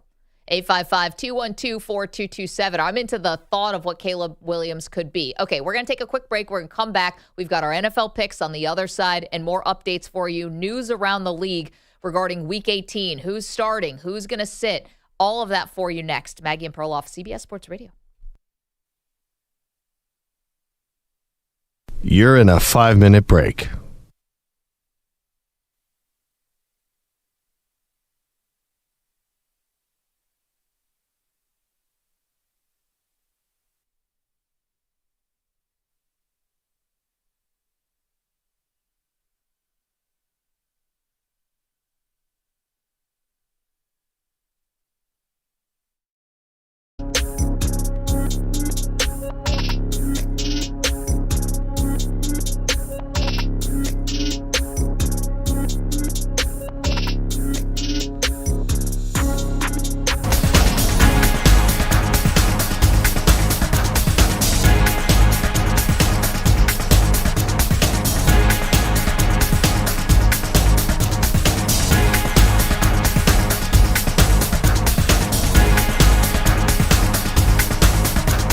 Four minutes remaining.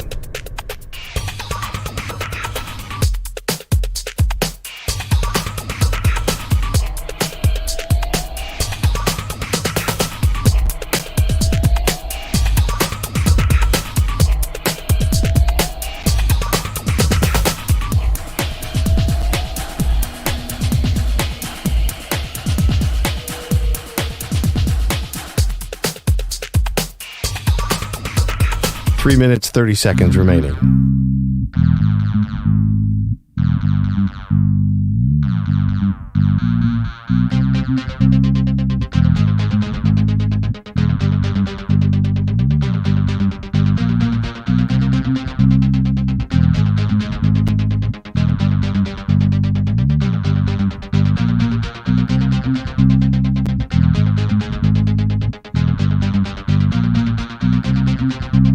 Three minutes remaining.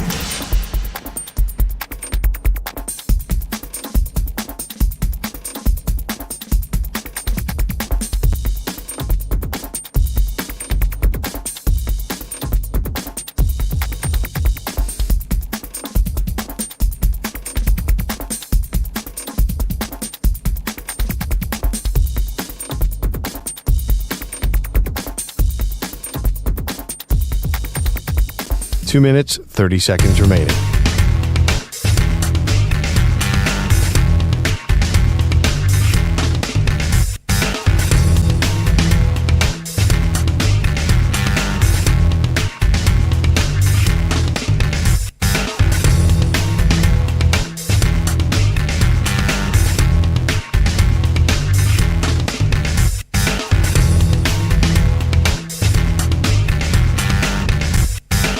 Two minutes remaining.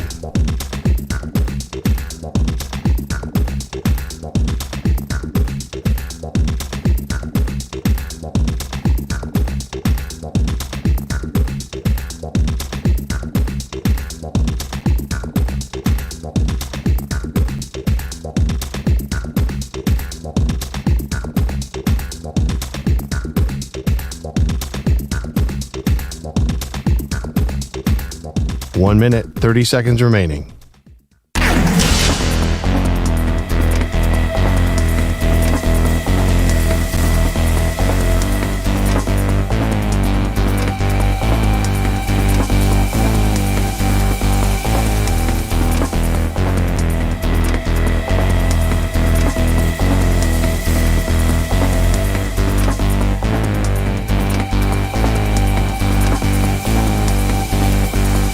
One minute remaining.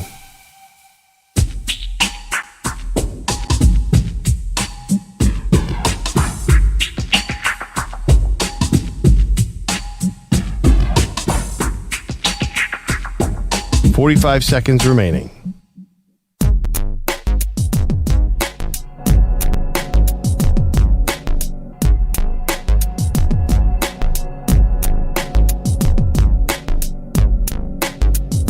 .30 seconds remaining.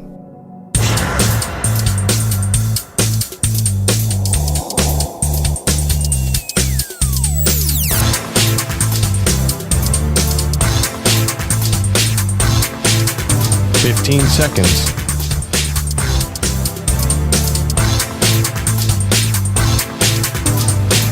Break ends in 5 seconds.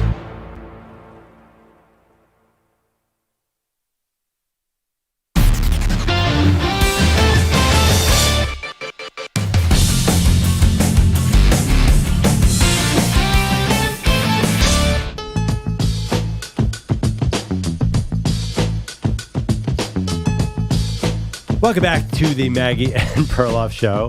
If you're watching us on YouTube, CBS Sports Radio YouTube channel, you'll see Maggie is... Can I put my hair back again? Yeah, is wearing a white shirt and a poorly tied tie and glasses, as am I. Should we reveal why we're doing it, or should we wait and make people go on social and check it out? No, it looks like, if you watch us in the chat, it looks like I dressed up as you. But I don't really usually wear that, but okay. No, but let people decide for themselves. Are It we looks like I'm Spider-Man meme right now? like doing I came for you as Halloween. Yeah. Oh, really? Is that what I look like? Yeah. This is what you look like. It's like holding up a mirror. Am I wrong? No, I don't. No, you sort of look like... Slightly. I think I'm a spitting image. I think I look just like you. It's like the episode of The Office when Jim comes in looking just like the Okay. This is going to come off as wrong. And I hope HR turned off.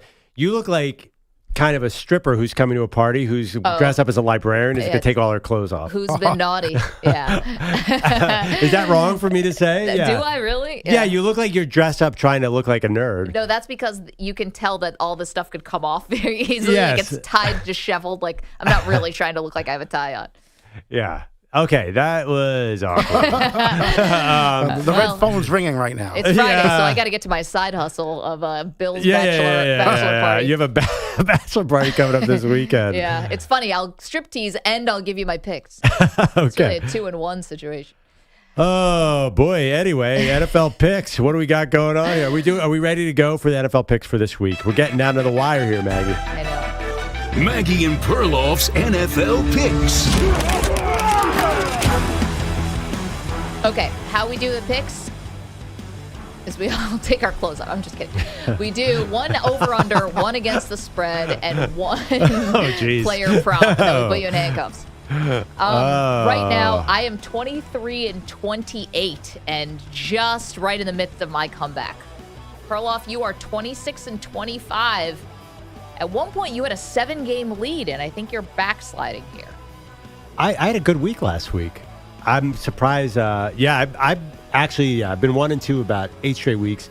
Then last week I went 2-1. Okay, I'll go first then. Okay. I am actually going to put my money where my mouth is. I've been saying all show long that the Buffalo Bills are going to beat the Miami Dolphins, and the spread is down to 2.5. I'm going Buffalo in Miami Sunday night, 8:20, 2.5. Go Bills. All right, I can't tell. Circle them wagons. I can't tell if this is some kind of weird emotional mind game hedge, Well, something that you're doing to me. The only thing is, I'm a little worried if Pittsburgh loses to Baltimore, which a lot of people see happening, then Buffalo doesn't have to win to get in. I'm assuming this is a fully desperate Bills team. Yeah, the Bills have to be careful because the Jags still matter with them as well. The Jags have to. If the Jags win, they're also in a tough spot. Right, but does So it's still the easiest path is winning they're in. But if the Steelers lose, then aren't the Bills in? And they need the Jags to. Yes, they are in. Yeah, so if the Steelers lose, it's over. But do you think the Steelers? Well, anyway. No, I know. That's funny. A lot of experts are picking the Ravens and Ty Huntley to win that game. Anyway, all right, you're up. Okay. Back to picks. Against the spread for me today, I am going to take the Tampa Bay Buccaneers, and I'm going to lay the 4.5. Carolina is awful. Like, they are awful. They have nothing to play for. Completely checked out. Buccaneers win, and they win the NFC South. I know Baker Mayfield's a little banged up, but this is an incentive pick, and the incentive goes with the Tampa Bay Bucks. I'll lay the 4.5. Okay. Both kind of going incentive picks, which makes sense in Week 18. Okay, over-under. You can't bet enough unders on the NFC South. I'm going to do it one more time. This one makes me a little nervous, but Falcons at Saints set at 42 for the total. I'm going under 42.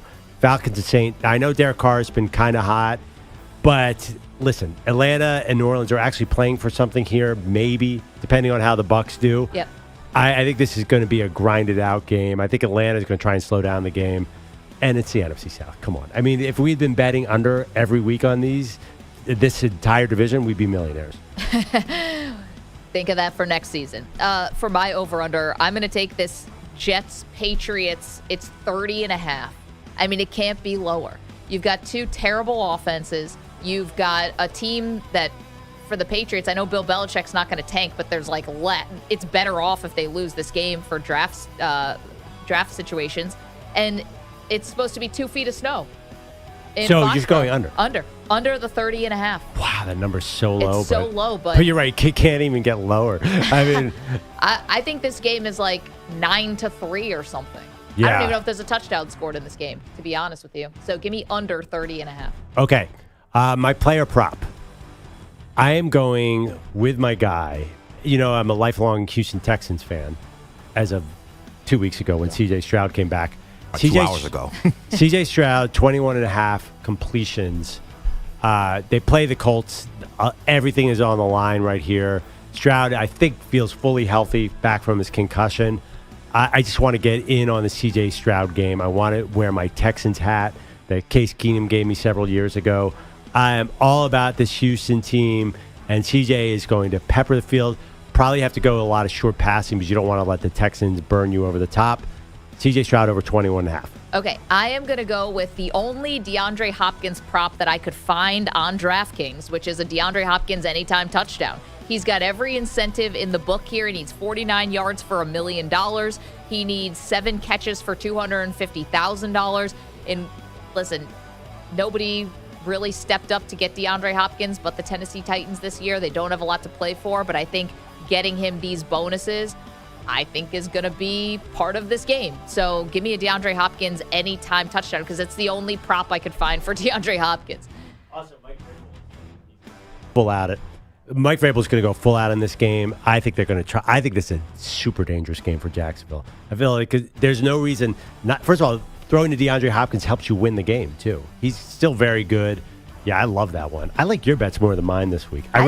You convinced me on that. Jets Patriots 30.5 come game time. It's probably going to be 28.5. I mean, the weather on the entire East Coast is supposed to be just terrible. I mean, look at this total, weekend. by the way. If you're looking at the totals, the Steelers and Ravens are 34.5.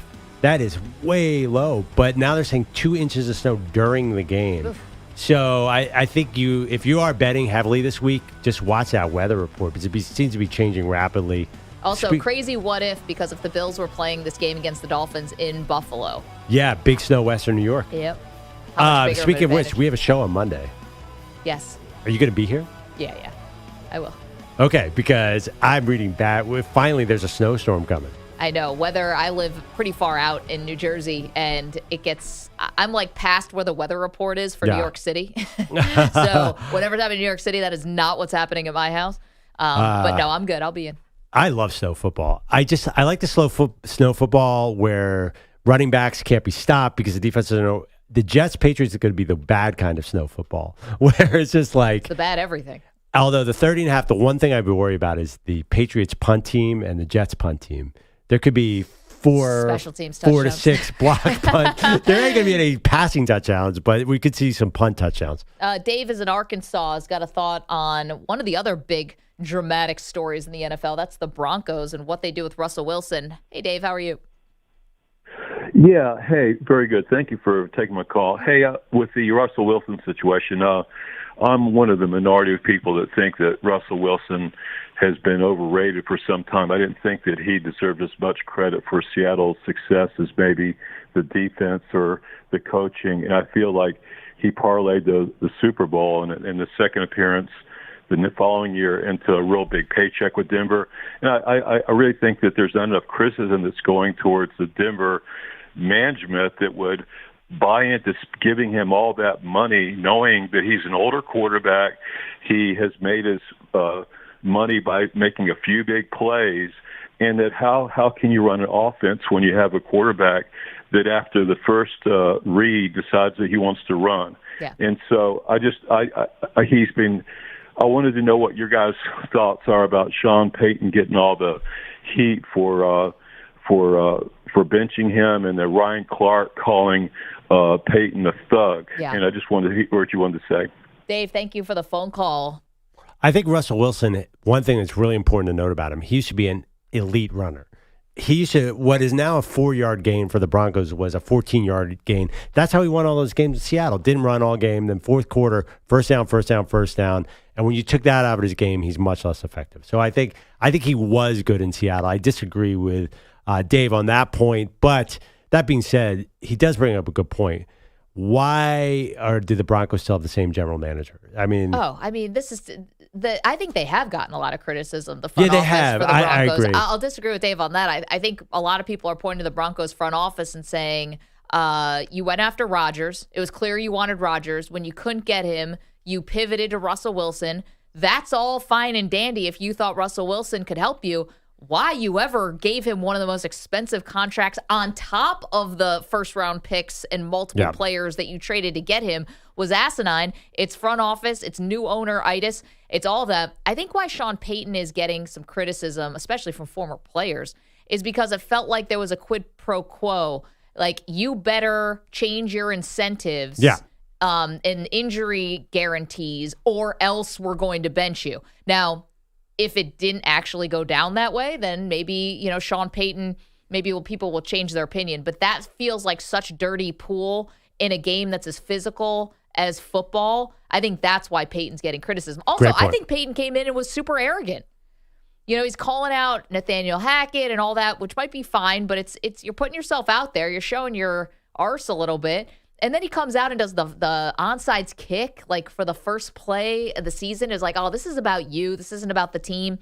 I think that's why Peyton's getting criticism. But listen, if he wins, they're going to love him. Well, here's the thing. I think Peyton misjudged the team he was taking over. Like, watch Judy and watch Cortland Sutton on a week-to-week basis. And Sean Payton said it. He kind of summed it up. He said, I can't sit my entire receiving core, my entire offensive line.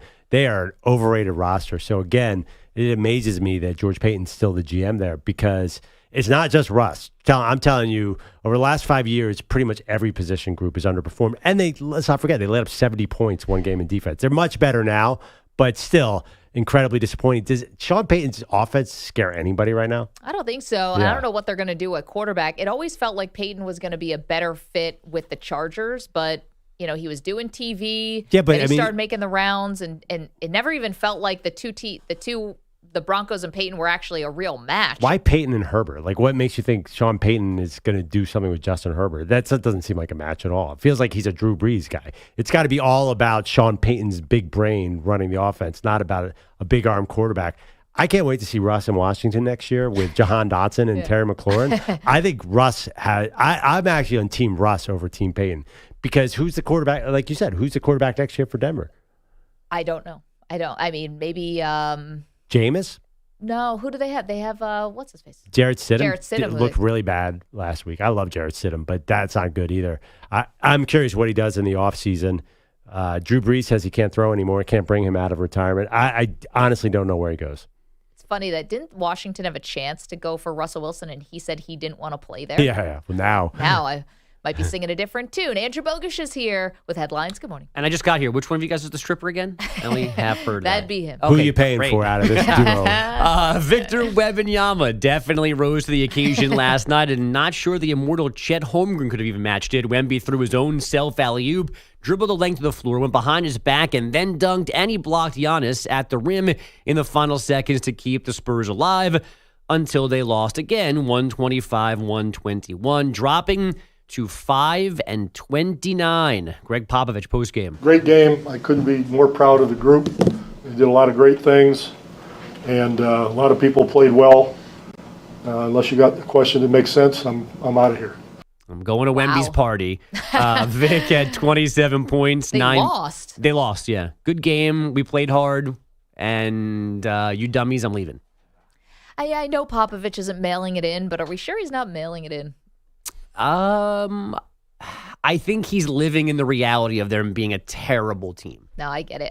Westland Vlogs is in our chat. If you want to watch the show, youtube.com/CBS Sports Radio or twitch.tv/CBS Sports Radio. Perloff has a Wolf of Wall Street vibe today. Oh, like cheesy boiler room kind of stockbroker guy? It's not that far off. Not really. I just rewatched that movie. I don't quite look like those guys. They're like it's like the meathead stockbroker guy. I feel like I'm more a legit this guy knows quants. Yeah, or things like that. The cool guy brings you in to back up his arguments. Yeah, I'm the nerd who supports the Wolf of Wall Street guy. Yeah. Thank you, Bogusch. No, I mean I'd be in the same group. Yeah. You think Perloff's getting you an 8% return year over year? Perloff and I work for guys like Pete. Pete walks in the room, makes the pitch, and Perloff and I have the spreadsheets and the flow charts. I mean, Perloff looks like the guy who comes in and says, "What do you do around here?" You're auditing everyone, getting rid of whole departments. Yeah, you celebrate Michael Bolton's full catalog, don't you? Oh, yeah. But I mean, to be honest, like, if I was going to be in that world, I'd probably be already retired after being at Morgan Stanley for 20 years. I don't know why you're here. Yeah, because I was an idiot. I didn't go into finance. Aren't we all? The Denver Nuggets closed on a 25-4 run, capped by Nikola Jokic's 40-foot off-the-glass buzzer beater for a 130-127 win on the Warriors' floor. You don't see that happen to that team in this building very often. Michael Malone's team has now won 6 in a row on the road, 11 of their last 13 overall. Back to the Warriors for a moment. Draymond Green expected back at their facility in the coming days to get back into game shape. He has been on indefinite suspension since December 13th. Adam Silver has the final say on his return to the court. One of you guys mentioned this morning that Lions offensive coordinator Ben Johnson might want $15 million annually to be your head coach. But what would he ask for if he was a top 5 OC in the league? Over 1,700 players participated in an NFLPA survey about many things around the NFL. The full results come out post-Super Bowl, but the union gave us the top 5 coordinators on offense, defense, and special teams this week ahead of the coaching cycle. Miami's Frank Smith, Thomas Brown in Carolina, the Cowboys' Brian Schottenheimer, Cincy's Brian Callahan, and Kellen Moore at least all got more votes than Ben Johnson. Detroit's Aaron Glenn picked as the best D coordinator, and Dallas's John Fossil got the special teams nod. Okay. Honestly, I didn't even know who the offensive coordinator was for the Miami Dolphins.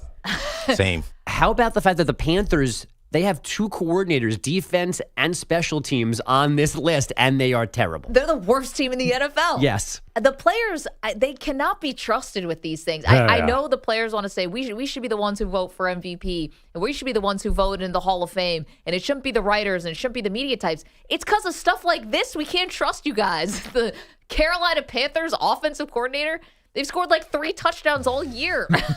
I mean, Bryce Young looks like he could be out of the league. We've all known and worked with former players. Has been stunning to me at times how little they know about what's going on outside of their position on their team.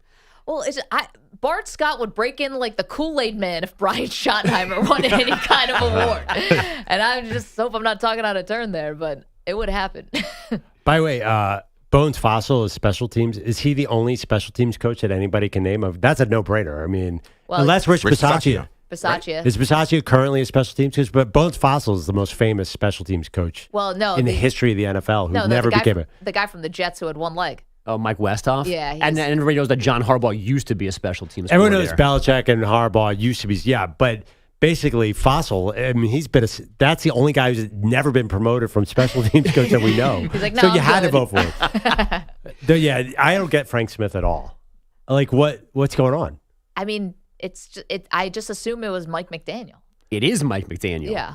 Yeah, Frank Smith doesn't call plays. So what's the deal? I don't even think Frank Smith has been on the Hard Knocks show yet. Is Frank Smith an actual person? It kind of sounds like a made-up name.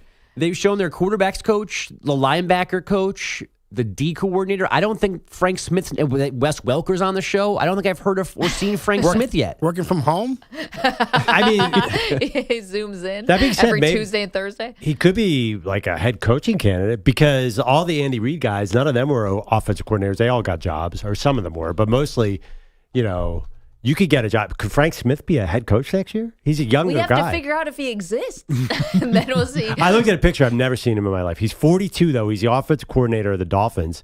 I'd hire that guy. I've heard enough.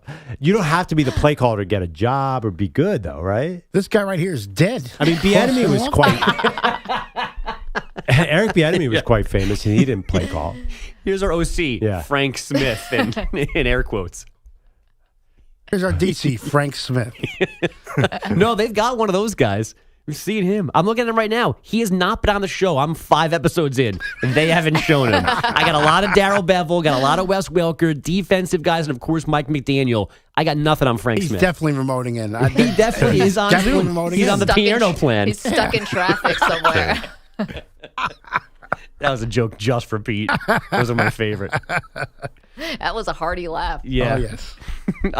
Former K-State QB Will Howard's transferring to Ohio State. All right. The 10th-ranked Arizona men pounded Colorado last night, 97-50. That's their largest margin of victory since 97. Women's number 1, South Carolina, beat Florida for the 16th time in a row, 89-66. And the San Jose Sharks need our help again. Their losing streak is now 10 after a 2-1 home loss to Winnipeg. This 10-game skid following their 0-11 start to the season. So thoughts and prayers all weekend long, guys, for the Sharks. So Frank Smith came into the league in 2005. He's already been with the Saints, the Bears, the Raiders, Chargers, and now the Dolphins. So that's how he won this vote. God. He's coached pretty much 70% of the league.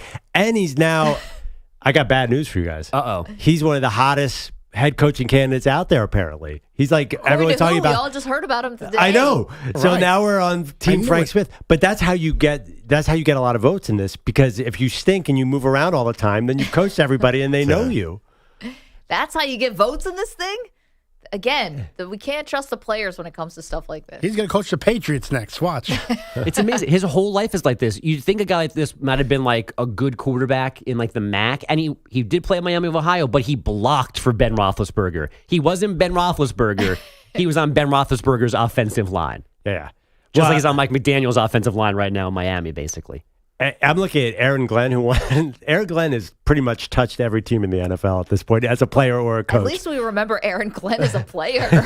Yeah. So I think if Also, you get the around. Lions' defense is terrible. Well, not terrible, but they're definitely not the strength They're of that improved. team. They went from 32 to 18 or something. No, I know. It's bizarre. I think this is it's all an inside gag by the players. I have a feeling. Oh, you think that they're messing with us? Yes. I can see that. The more and more we're going through this list, Yeah. It's just It's not Steve Wilkes. No. Yeah. No, they're not. That's not a gag. It's like, oh, we'll show them. We'll make Aaron Glenn. I mean, everyone likes Aaron Glenn. Honestly, if it was a real gag, they would have said Joe Judge.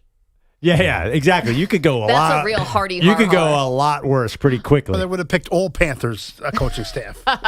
It would be hilarious. You know what it is? It's players go, oh, the Dolphins are good on offense. Their coordinator must be good, and they're not thinking that Mike McDaniel runs the whole thing. I actually wonder if they literally wrote in Frank Smith, or did they just write Dolphins OC? Like, do these guys even know? No, I bet it was a it's list Frank of Smith? names, and they just check a box next to a Like, name. Dolphins maybe. offense looks like it'd be fun to play in. Right. I mean, it's funny because when they did this kind of survey with players about head coach, it was Mike Tomlin who won far and away, right? Guys only want to play for Mike Tomlin, yet none of his coordinators made it. Partially because they were getting fired. None of these guys want to play for him either. Right. Well, Dude's not blocking. Matt Canada is definitely not going to make the list. If you were making fun of people, Matt Canada would have won offensive coordinator. Matt Canada and Ken Dorsey together, just all the fired coordinators. Ken Dorsey is basically Eric Parseghi. I'm trying to think. Who's the guy? Don Coryell compared to Matt Canada's the worst Should we offensive. say Ara Parseghi, the former Notre Dame coach? Yeah. I meant Don Coryell and I said Eric Parseghi. I have no idea. It's Friday. I've been on jury duty for a long time. Today's your last day. We're wearing a tie. How are you We're gonna go both out with wearing ties, which Wait. is restricting the oxygen. How are you going to go out with a bang today at jury duty? The same way they I may always rush you. Bleep So you, there's- bleep you, bleep you. You're cool. There's 23 of us on the grand jury duty. Oh, my God. There's an unsaid agreement that we are all going to part ways and not know each other's names when this is all over. I will never see those people again. Wait, are you all going to like a happy hour or something tonight? And are you kidding me? Not a million Separate years. towns. Should we be waiting for you outside the door with like balloons and stuff like the last day of school? Want to go to Like we're Friendly's later? graduating. Yeah. Congrats. You did it. You should read the Dr. Seuss, Oh, the Places You'll Go. A single tear rolls down your eye. By the way, if you're accused of a crime, you do not want to go in front of our grand jury today because we are not even deliberating. You're guilty. Throw away the key. Let's move on. Get out of here. So again, you're going to get me in trouble. Like there's going to be a mistrial because of this idiotic conversation.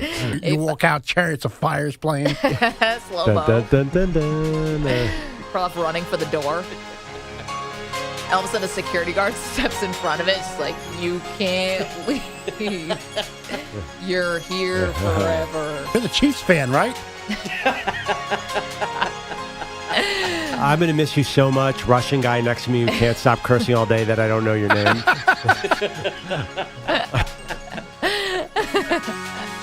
But on the flip side, you now know all 15 Russian swear words. No, they're You're English. bilingual. They're English swear words. The only English he What the knows. bleep was that guy doing? I'm like, God, we're in grand jury. I mean, he's a criminal. What do you expect? He's naked on the balcony, screaming. What do you think he's doing? Partying. 855-212-4CBS. It's called partying. It's called Friday. Yeah. Look it up. All right. We've got a fun exercise we're going to do next. We're going to give you the biggest things at stake, Week 18 and beyond. Don't move. Maggie and Perloff, CBS Sports Radio. You're in a 5-minute break.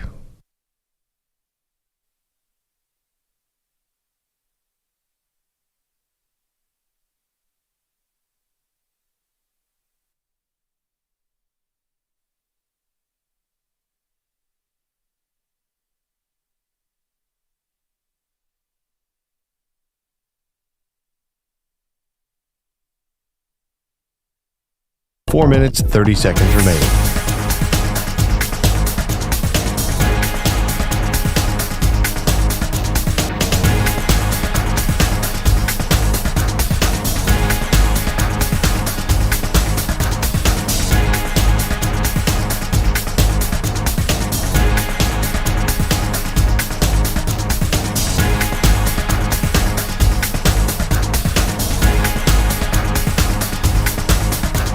Four minutes remaining.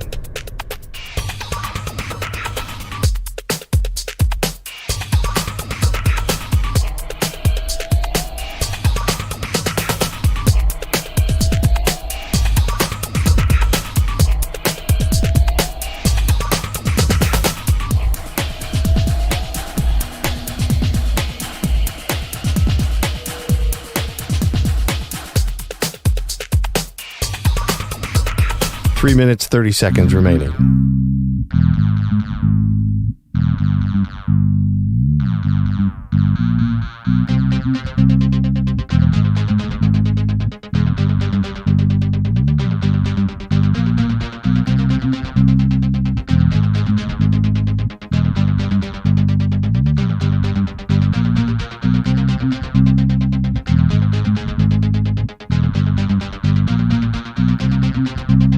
Three minutes remaining.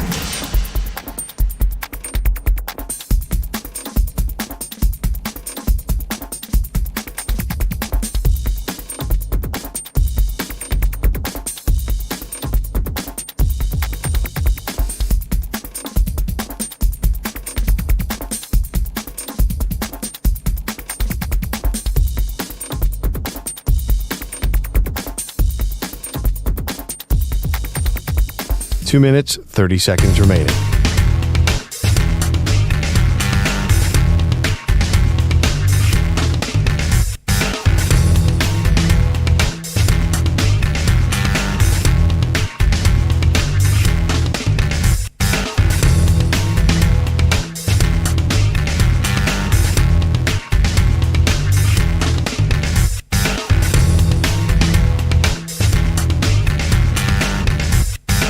Two minutes remaining.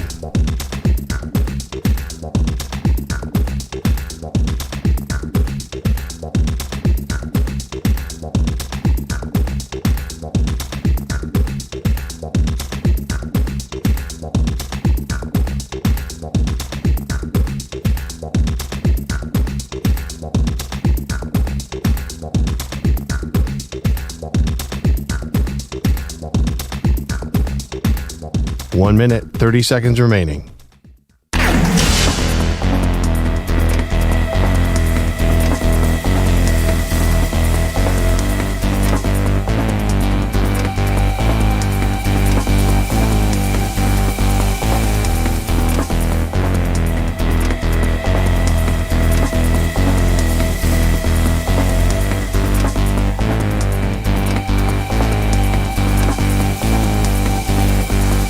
One minute remaining.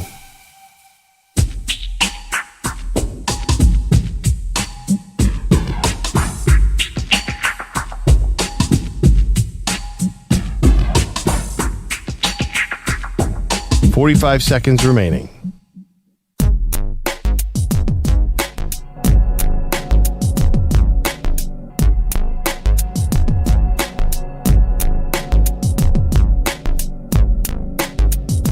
30 seconds remaining.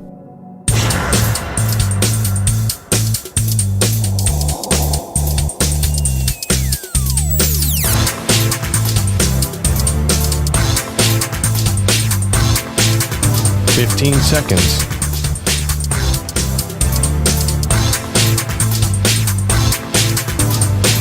Break ends in 5 seconds.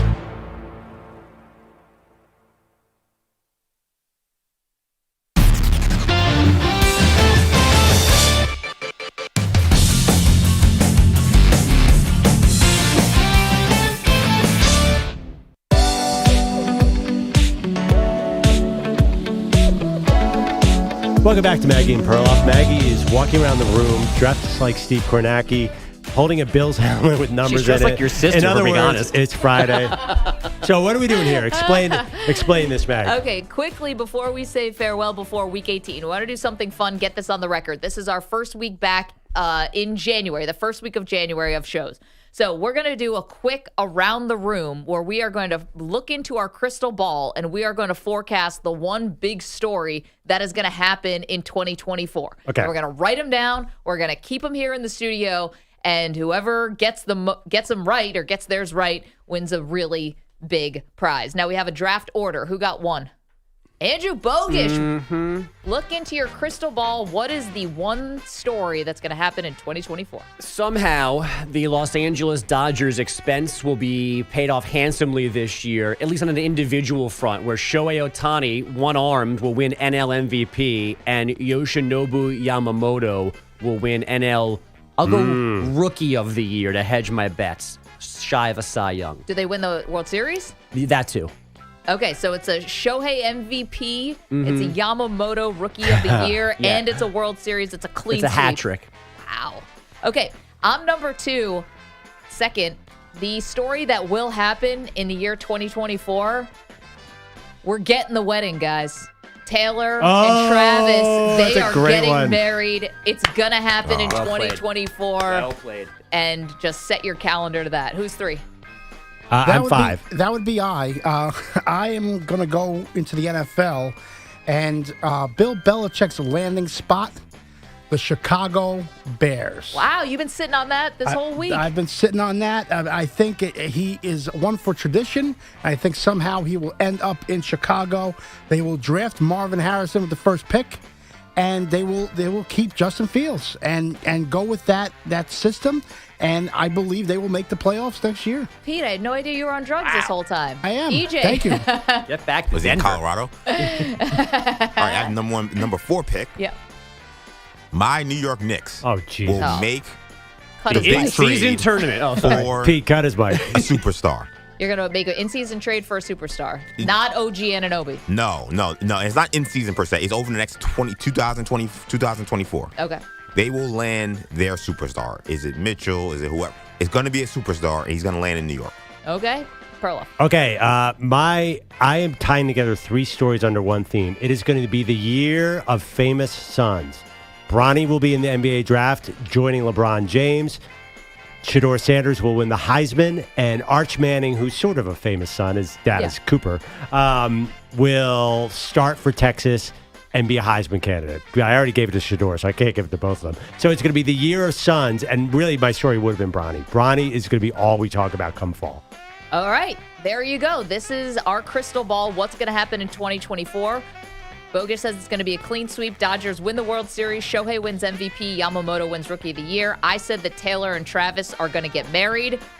Pete said that Bill Belichick's going to be the new head coach of the Bears, and they're going to draft Marvin Harrison and make the playoffs. EJ says the New York Knicks will finally land that coveted superstar.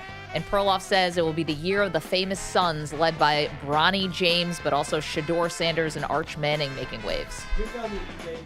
Oh, sorry. You're telling me that Donovan Mitchell signing with the Knicks could be bigger than Bronny James? No, the Knicks at that point, we've been waiting for this. We've been waiting for something to happen in New York. So all these folks that get all upset, the Knicks will have a superstar. You'll finally have one, and then Knicks will be big time. I don't know if Donovan Mitchell counts. Maggie won that. That is, I mean, Taylor, and that is just. It's just when is the wedding going to be? I even think you could win with an engagement. That'd be enough to be the story of the year. I think we need the wedding. I'm also bothered by you being such a naysayer this whole time. Now you're leaning on a wedding in 2024. Well, you know. It won't be a cruel summer. It's like dropping the Eagles. Sometimes Easy. love is so obvious, bogus. Even cynical Maggie has to come around. You've never heard of a fake marriage? No, I don't know. Yeah, fake marriage when there are 3 kids in. They're really committed to the bid. Thank you to EJ Stewart and to Pete Bellotti. Thank you to Andrew Bogish. Thank you to Andrew Kaplan, to the Weedos and the coffee drinkers and the callers. Fantastic job. We will see you on Monday. Have a great weekend. I think.